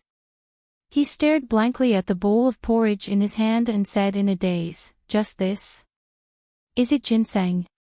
That's not possible." Lu Qian saw that everyone was puzzled, so she explained, "Look, everyone. Didn't we think for a long time last night, but we couldn't think of anything special. However, the doctor said that she only ate it recently. In the past, she only drank a little of the well water on the slope occasionally. After I came, I started to eat a lot of the well water. Especially Grandma, she only started to drink tea made from the well water recently. The well water that we used to eat also started to be used recently. In terms of time, only this well water fits this condition." Guo Sufei patted her head and said, "That's true. Yesterday, I only thought about eating and didn't think about drinking. Lu Qian is really right." Zhang Kai said, "I believe that ginseng can nourish Mother's body. This water, no matter how good it is it still water? Can it be eaten as a tonic?" He asked Lu Qian doubtfully. Lu Qian didn't know how to answer and said, "Uncle, I don't know about this. Why don't we get a pot of water and send it to the town's medical hall and let them take a look?" Guo Sufei said, Okay. Why don't we let Xiaohu bring a pot and run to town to let the doctor take a look?" Zhang Xiaohu said excitedly, "Okay, I'll immediately eat and prepare. My injury is almost healed, so it won't be a problem for me to make a trip." Zhang Xiaohua also said, "I'll go get some water right away. I also want to go to town with second brother." After saying that, she prepared to run up the slope. At this moment, Zhang Kai spoke up. He said, "No, you mustn't go." Everyone was stunned again. Guo Sufei said, "Husband, what do you mean? Why don't you let Xiaohu and the others go?" Zhang Kai saw that everyone was very strange and said with a wry smile, "Have you forgotten about Mr. Wu from the neighboring village?" Suddenly, Lu Qian and Zhang Xiaohua understood, but the others were still confused. Zhang Xiaohu said curiously, "Father, of course we know about Mr. Wu. He was killed by the bandits because he dug out a treasure." Zhang Kai said, "Then is our well water a treasure?" Zhang Xiaohu said, "We don't know, so we let the town's doctor take a look." Zhang Kai immediately said, "What if it is?" Zhang Xiaohu was speechless and didn't know how to continue. Lu Qian saw that everyone was still confused, so she explained, "Uncle means that if the well water is a treasure and the town's doctor finds out, then it will be a big deal. The well is full of ginseng, which is much more precious than Mr. Wu's box of jewelry. If the bandits find out, then won't they kill and steal the water? Moreover, the well water is not in our courtyard, but far away on the slope. We can't just say that it's ours. If people find out and come to get water, should we let them take it or not? If it's all taken, then what will Grandma drink? What we're most afraid of is that it will be taken over by people with power and no one can get it." Everyone finally understood. Zhang Xiaolong asked again, "If we don't let the doctor take a look, then how do we know if the well water is useful for Grandma?" Lu Qian smiled and said, "Let's not talk about whether the doctor will take the water to the clinic or not, or whether the doctor will be able to tell. Even if the well water is useless and we don't know if it's useful for Grandma's body, it won't be a loss to us. Don't we still need to drink this water and use it to cook?" Then, Lu Qian said seriously, "If this water is useful, then we might not be able to drink this water in the future. Grandma won't be able to drink it either. She might even be killed." Guo Sufei quickly said, "Lu Qian is right. We can't go to town to find a doctor. Moreover, everyone must keep the well water a secret. Don't tell anyone." Everyone nodded. Zhang Xiaohua shook her head as she went to get the water. She muttered to herself, "In this world, people's hearts are not what they used to be. No matter what you do, you have to protect yourself first. It's so hard to be a human." Since that day, Zhang Xiaohua had been fetching water from the slope more often. All the water in the house, including food, drink, and washing, were replaced with the well water. They no longer used the river water by the village. It seemed that everyone was hoping for a miracle to happen to Grandma. Grandma's body was still weak, and her coughing did not seem to ease. However, Zhang Kai, Zhang Xiaolong, and Zhang Xiaohu's injuries were rapidly recovering day after day. Especially Zhang Xiaolong. When he went to the veterinarian Old Chin to change his medicine for the first time, Old Chin could hardly believe his eyes. He looked and touched Zhang Xiaolong again and again. Finally, in front of the facts, he had to believe that Zhang Xiaolong had really recovered more than half.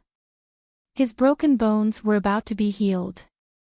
He completely ignored Guo Sufei's face full of joy and thanked him profusely. He hurriedly sent them away and ran into his own pharmacy. He carefully kept the medicine that he had made for Zhang Xiaolong only once. He was secretly proud. Who said that he could only be a veterinarian? This was the first time he made the medicine and it had such an effect. Could it be that he had the potential to be a miracle doctor? It seemed that he had to change his profession someday. He would open a miracle doctor's clinic in the bustling area of Lu Town. With this magical medicine, wouldn't he make a fortune?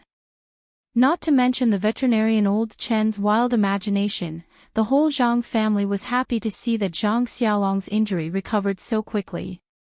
They were more and more aware that it was due to the well water. Grandma was in a particularly good mood when she learned that her grandson's arm had recovered. Her face was also smiling like a flower. Her cough was also light. The whole family was very happy and happy. As for Lu Qian, she did not know what she was feeling. She was very surprised to see that Zhang Xiaolong came back without a splint. She was happy with everyone.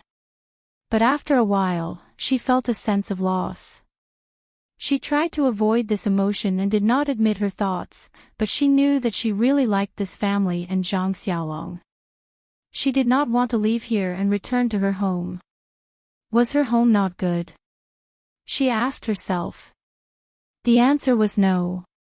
She also liked her home, but it seemed that the feeling of her home was different from the feeling here. What was the difference? Maybe it was because of Zhang Xiaolong. However, Zhang Xiaolong's injury was healed. What reason did she have to stay here?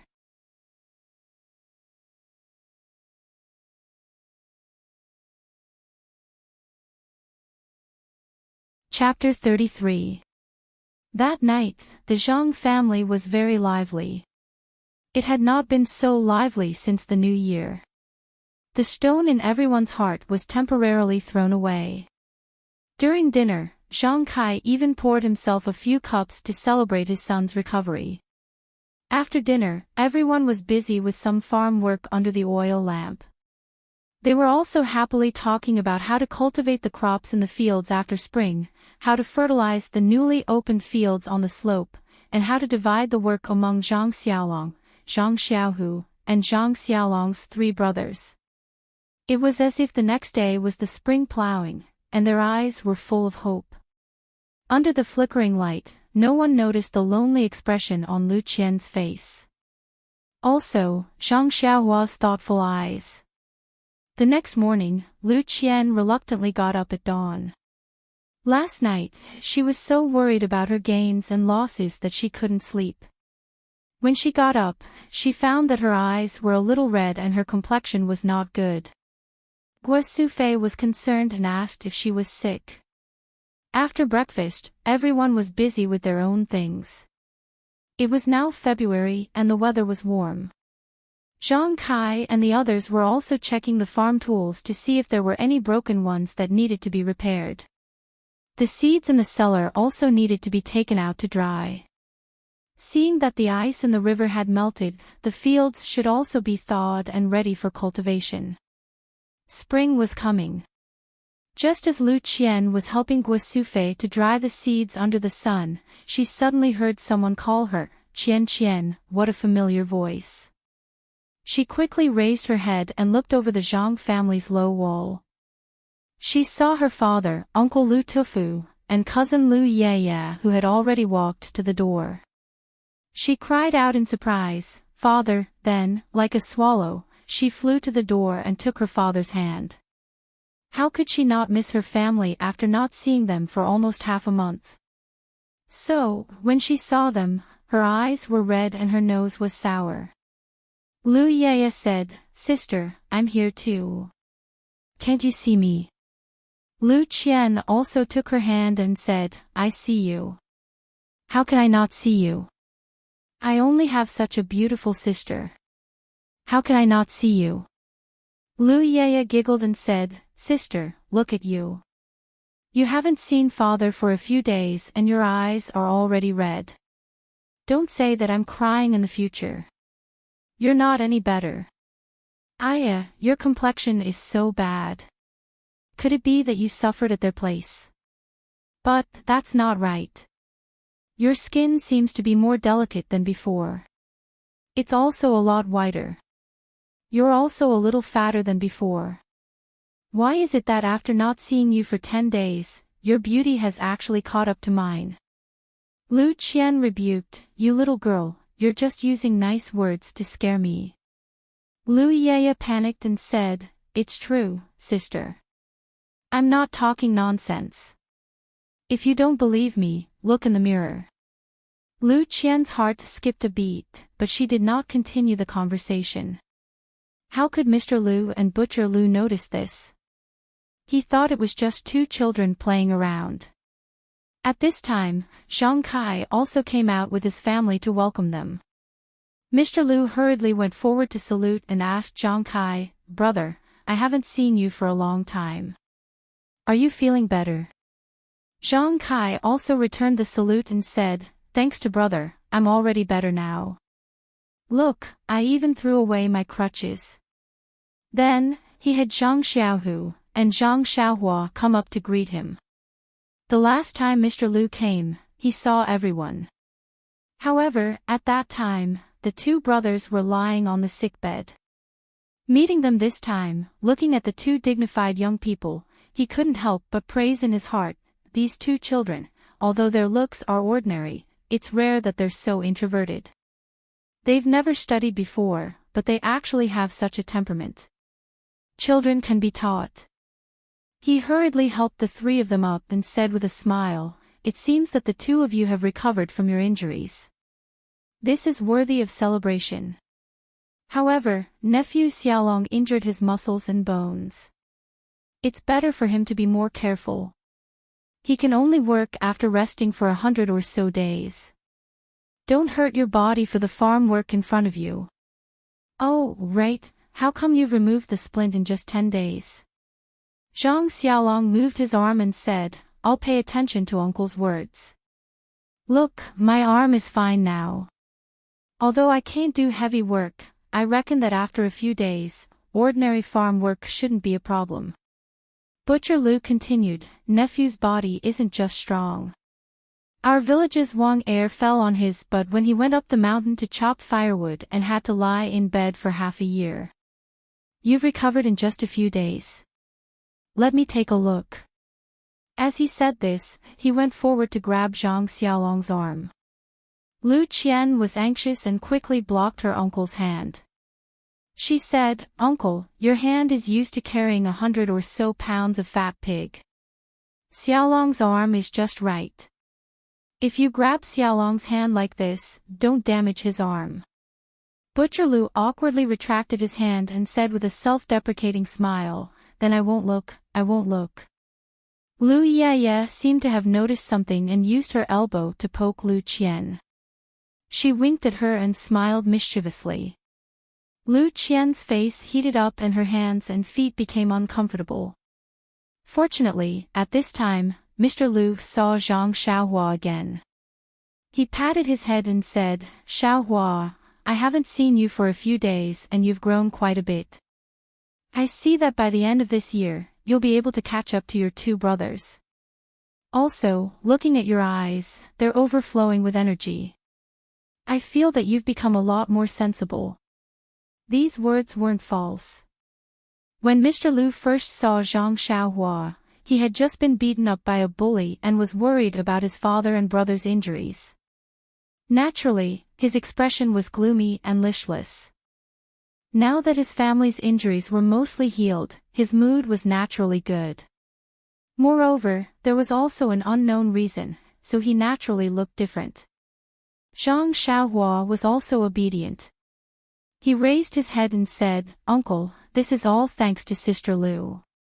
Not only did she take care of Big Brother and help our mother with the housework, she also taught me a lot of principles and taught me to recognize many words. With her influence, I naturally became more sensible." These words made Mr. Lu's heart very happy. He laughed loudly and said, "Good child, good child. Brother, I envy you for having such good children." Zhang Kai said modestly, "We've neglected to discipline them. They also don't know how to read and write."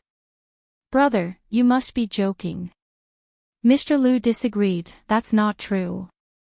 This is innate temperament and not something that can be cultivated.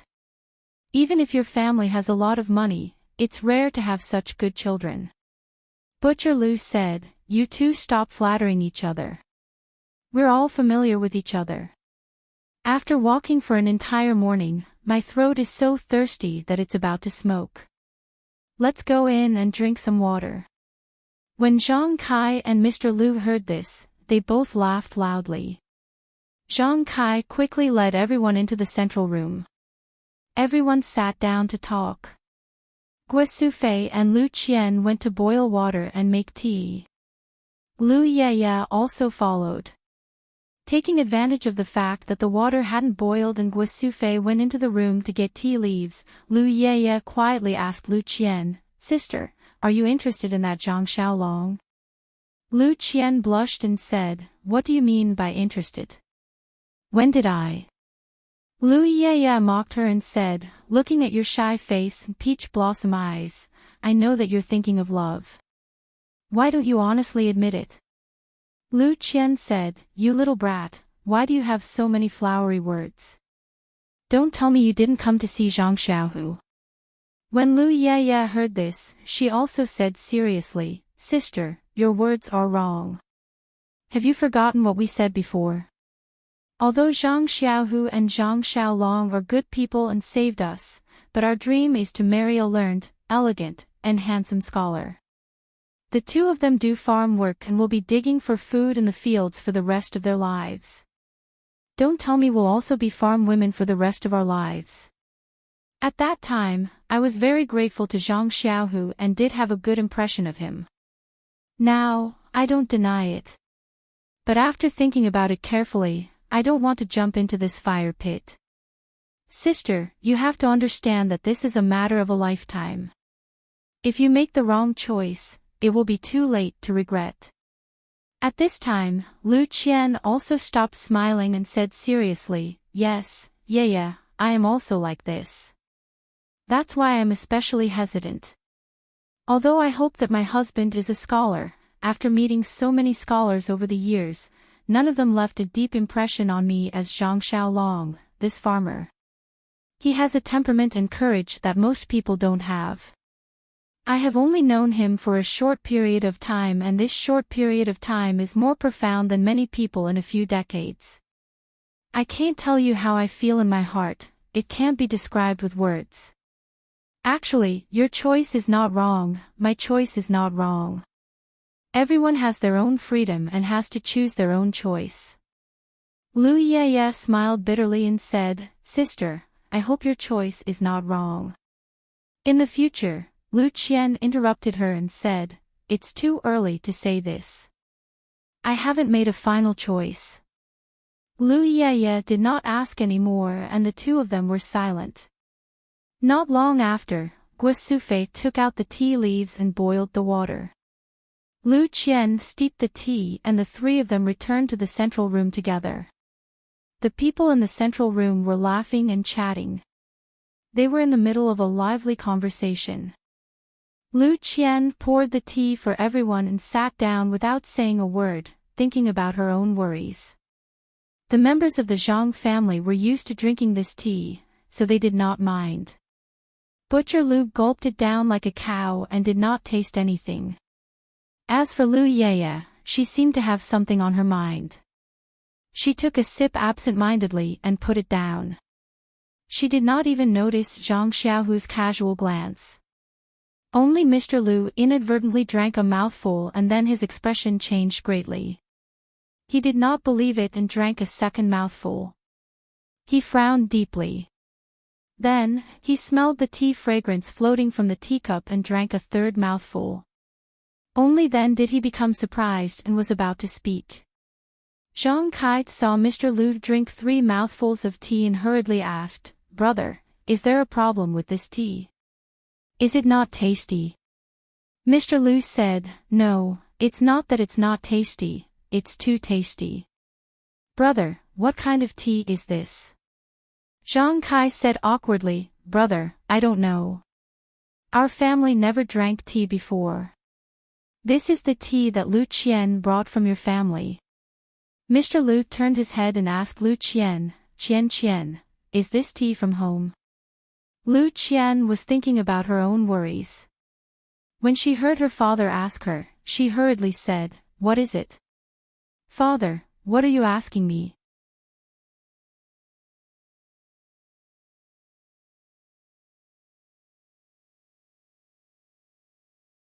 Chapter 34. Mr. Lu asked with concern, Qian, are you feeling unwell? Lu Qian smiled and said, Father, it's nothing. I'm just a bit distracted. What did you ask me just now? Mr. Lu said, Did you bring this tea from home? Lu Qian understood her father's meaning and said, Yes, father. It's the kind that you often drink. The last time I came, I brought it for myself to drink. Do you think that this tea is especially delicious? Mr. Lu tasted another mouthful and said, Yes, it doesn't taste like the tea I drink at home. This tea's fragrance is really enticing. Mr. Lu didn't have any hobbies in his life, but he liked to drink tea. He drank a lot of different types of tea and had prepared a lot of them at home. Otherwise, Lu Qian wouldn't like to drink tea. However, the tea he drank today was different from the ones he drank in the past. There was an indescribable fragrance in his mouth. These tea leaves were what he used on a daily basis. It must be the water used to brew the tea that was different. Mr. Lu was flabbergasted. Although the Guizhuang house was far from Baligo, it was only half a day's journey. How could the water quality be so different? Mr. Lu asked, Qian, why is the water in the Guizhuang house so much better than the water in Baligo? Lu Qian blinked her eyes at Mr. Lu and said, Yes, father. The water here is really clear and delightful. Lu Qian knew that this uncle of hers was famous for being outspoken. If he knew something, it meant that all the villagers in Baligo knew. She had already told him not to tell anyone about what happened in Lu Town. Who knew if everyone in Baligo already knew about it? The matter of the well water was something that she couldn't let him leak out. Mr. Lu saw Lu Qian blinking at him and tacitly stopped asking. However, Butcher Lu heard it and interrupted, "Isn't that simple? Let Zhang Xiaolong send you a bucket every day." Mr. Lu was happy and said, "Second brother, let's not talk about the half-a-day's journey from the Guizhuang house to Bali Go. Even if it was delivered, the water might not be as good as it is now." Seeing that Butcher Lu didn't understand, he continued, "It's best if the water used to make the tea is freshly fetched from the river. If it's left for too long, the vitality in the water will be gone, and the tea fragrance will be gone." Butcher Lu's face was full of disdain as he said, "Only you scholars are so particular. Why don't I feel the same way? Don't you think so, Brother Zhang?"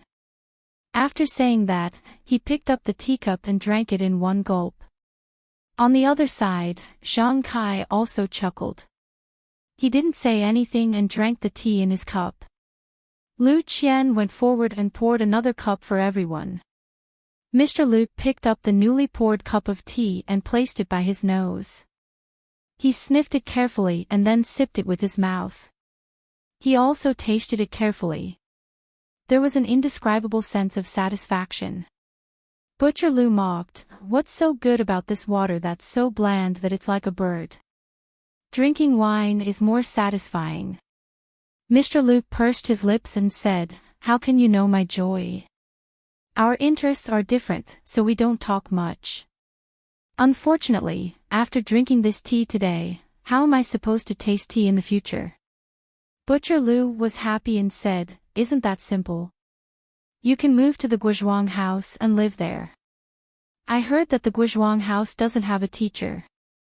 If you come, they can't wait to welcome you." Mr. Lu's eyes lit up and said, "Even a boor like you can think of such a good idea. This saying is true.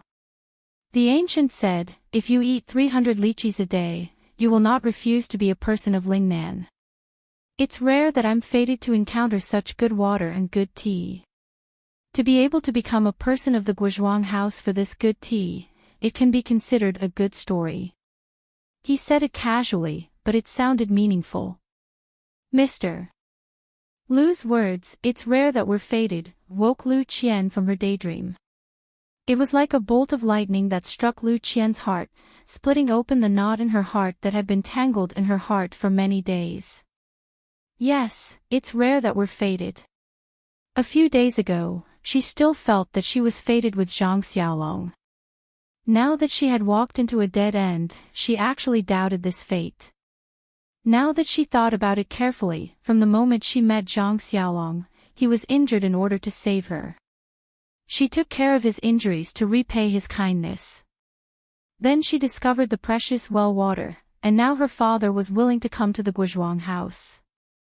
She completely dispelled her last layer of apprehension that she was unwilling to marry far away in order to take care of her father. She was clear that this well water was only available in the Zhang family.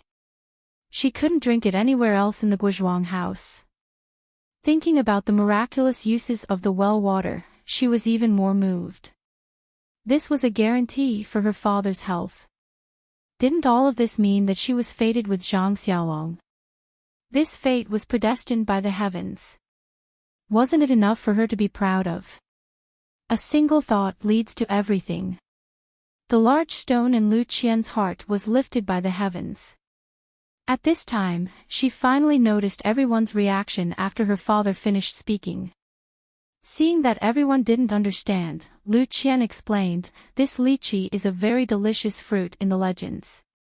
It only grows in a place like Lingnan. After the ancients ate this lychee, they couldn't forget it.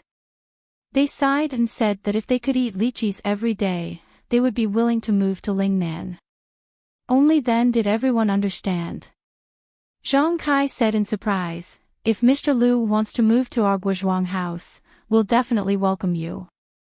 I'll go back and report to the Guizhuang house's Guo clan head to arrange a place for my brother." Mr. Lu hurriedly said, "Old brother, this matter isn't urgent. We'll talk about it later. Let's leave it for fate, ah." Then, Mr. Lu took another sip of tea and said the real purpose of his visit to the Zhang family. He looked at Zhang Kai and said, old brother, the main purpose of our visit this time is to bring Qian home for a while. This child has already stayed here for a period of time. She must be homesick. Our family also needs her to go back and tidy up. This month, Yaya should have come over a long time ago. Last time, she didn't come with Qian because our family also needs a girl to take care of them. This time, let her come over and swap places with Qian. What do you think? Zhang Kai didn't dare to express his opinion. He hurriedly turned to look at Guo Sufei. Guo Sufei looked at Mr. Liu and Butcher Liu's sincere expressions, as well as Liu Yaya's expressionless face. She already had an idea in her heart. She smiled and said to Mr. Liu and Butcher Liu, "We appreciate the two brothers' intentions. In the time that Qian has stayed here, she has helped us a lot. Xiaolong, Xiaohu, as well as our family head, have all recovered from their injuries. They can basically move around without hindrance. Qian also doesn't need to stay here to take care of Xiaolong and the others. If Mr. Liu wants Qian to go back, I'll pack up the child's things and go back with you guys in the afternoon. There's no need for you Yaya to stay here." Hearing Guo Sufei's words, Liu Yaya's face clearly showed a burst of joy. Liu Qian raised her head and inadvertently saw the disappointment between Zhang Xiaohu's brows. Her heart couldn't help but let out a thump as she thought to herself, "This Zhang Xiaohu is usually quiet and I've never heard him ask about Yu. Looking at his expression now, it's a bit troublesome. When I have time, I'll have to remind Zhang Xiaohu that my sister's thoughts are clearly not here." Butcher Liu wasn't happy and said, "Sister-in-law, look at what you're saying. Didn't we already agree before that Yu would also do her best? Now that she's here, how can we let her slack off?" Guo Sufei smiled and said, "Brother Liu, I know that you're a straightforward person. If we have any difficulties, how can we hide it from you? Look at these two children and your brother Zhang. They're all glowing with health and it's easy for them to move around. There's really no need for your daughter to stay." Mr. Liu also smiled at this time and stopped Butcher Liu's insistence. He said, "Since sister-in-law has said so, then I'm sure there's really no need for the children to stay. Second brother, there's no need to insist on anything. As for whether Qian will come back with us later, it's better to ask her first." Liu Qian thought for a moment and said, "How about this, father? I won't go home with you this time. There's Yu to take care of the family so there shouldn't be a big problem. I've only been out for less than a month. Although I miss home, it's not to the point where I have to go home. Moreover, Xiaolong's injuries have reached the final stage. I can't leave with a strong start but a weak finish. I'll wait until he's fully recovered." Butcher Liu couldn't help but stand up and say, "Did you just discuss this with your father? Why do you speak so much like your father?" Liu Qian asked curiously, "Second uncle, what do you mean?" Before Butcher Liu could speak, Liu Yu spoke up, "Sister, on the way here just now, the two elders made a bet. Your father said that you definitely won't go home, but my father said that you will. My father asked why and your father said that Qian has never liked to leave with a strong start. She's only been at the Guozhuang house for less than a month. Presumably, Zhang Xiaolong's injuries haven't healed yet. Under these circumstances, she definitely won't go home. See, what you said is very similar to what your father said. Of course, my father was very angry and thought that the two of you colluded together. This Liu Yu was very eloquent. She used the words your father and my father to make everyone laugh." Liu Qian said to Butcher Liu, "Second uncle, you've watched me grow up. How can you not know my temper?" Butcher Liu said helplessly, "I only remember that you were a little girl with a runny nose. Who knew that you and Yu would grow up in a few years? How can I remember your temper? I thought that since you've never left home, you would miss home. But you're still not as good as your own father." While they were talking, Guosufei saw that it was getting late and went out to prepare lunch. Lu Qian and Lu Yuyu naturally went out to help, leaving the group of men to chat in the house. The Zhang family's meal was as simple as usual. It didn't take long for it to be ready. Zhang Xiaohua also came back with wine from outside the village. Butcher Lu was naturally beaming with joy. After lunch, the sun was already setting in the west. Mr. Lu and his group of 3 bid farewell and returned to the village. Mr. Lu invited Zhang Kai and said, "Brother, tomorrow is the 2nd day of the 2nd lunar month. There's a temple fair at Baligo. Why don't you come to my place for a small gathering tomorrow?" Zhang Kai thought about it and refused. "Although my injuries have healed, I still haven't fully recovered. It's inevitable that I'll get sick if I go too far. Moreover, the elders at home are still sick. It's better not to go too far. When I have time in the future, I'll definitely pay them a visit." Mr. Lu knew that it was the truth, so he didn't insist. Everyone parted at the village entrance. Lu Qian brought Zhang Xiaohua along and sent them off. Only then did they reluctantly part and watch their loved ones gradually disappear into the distance. You're tuning in to the LoveLore Library YouTube channel. We're so grateful for your support, and don't forget to subscribe to join us on this incredible journey through captivating stories. Your generosity through donations truly makes a world of difference, as it's the primary source of revenue that allows me to expand and enhance this channel for you. Thank you from the bottom of my heart for being a part of this adventure.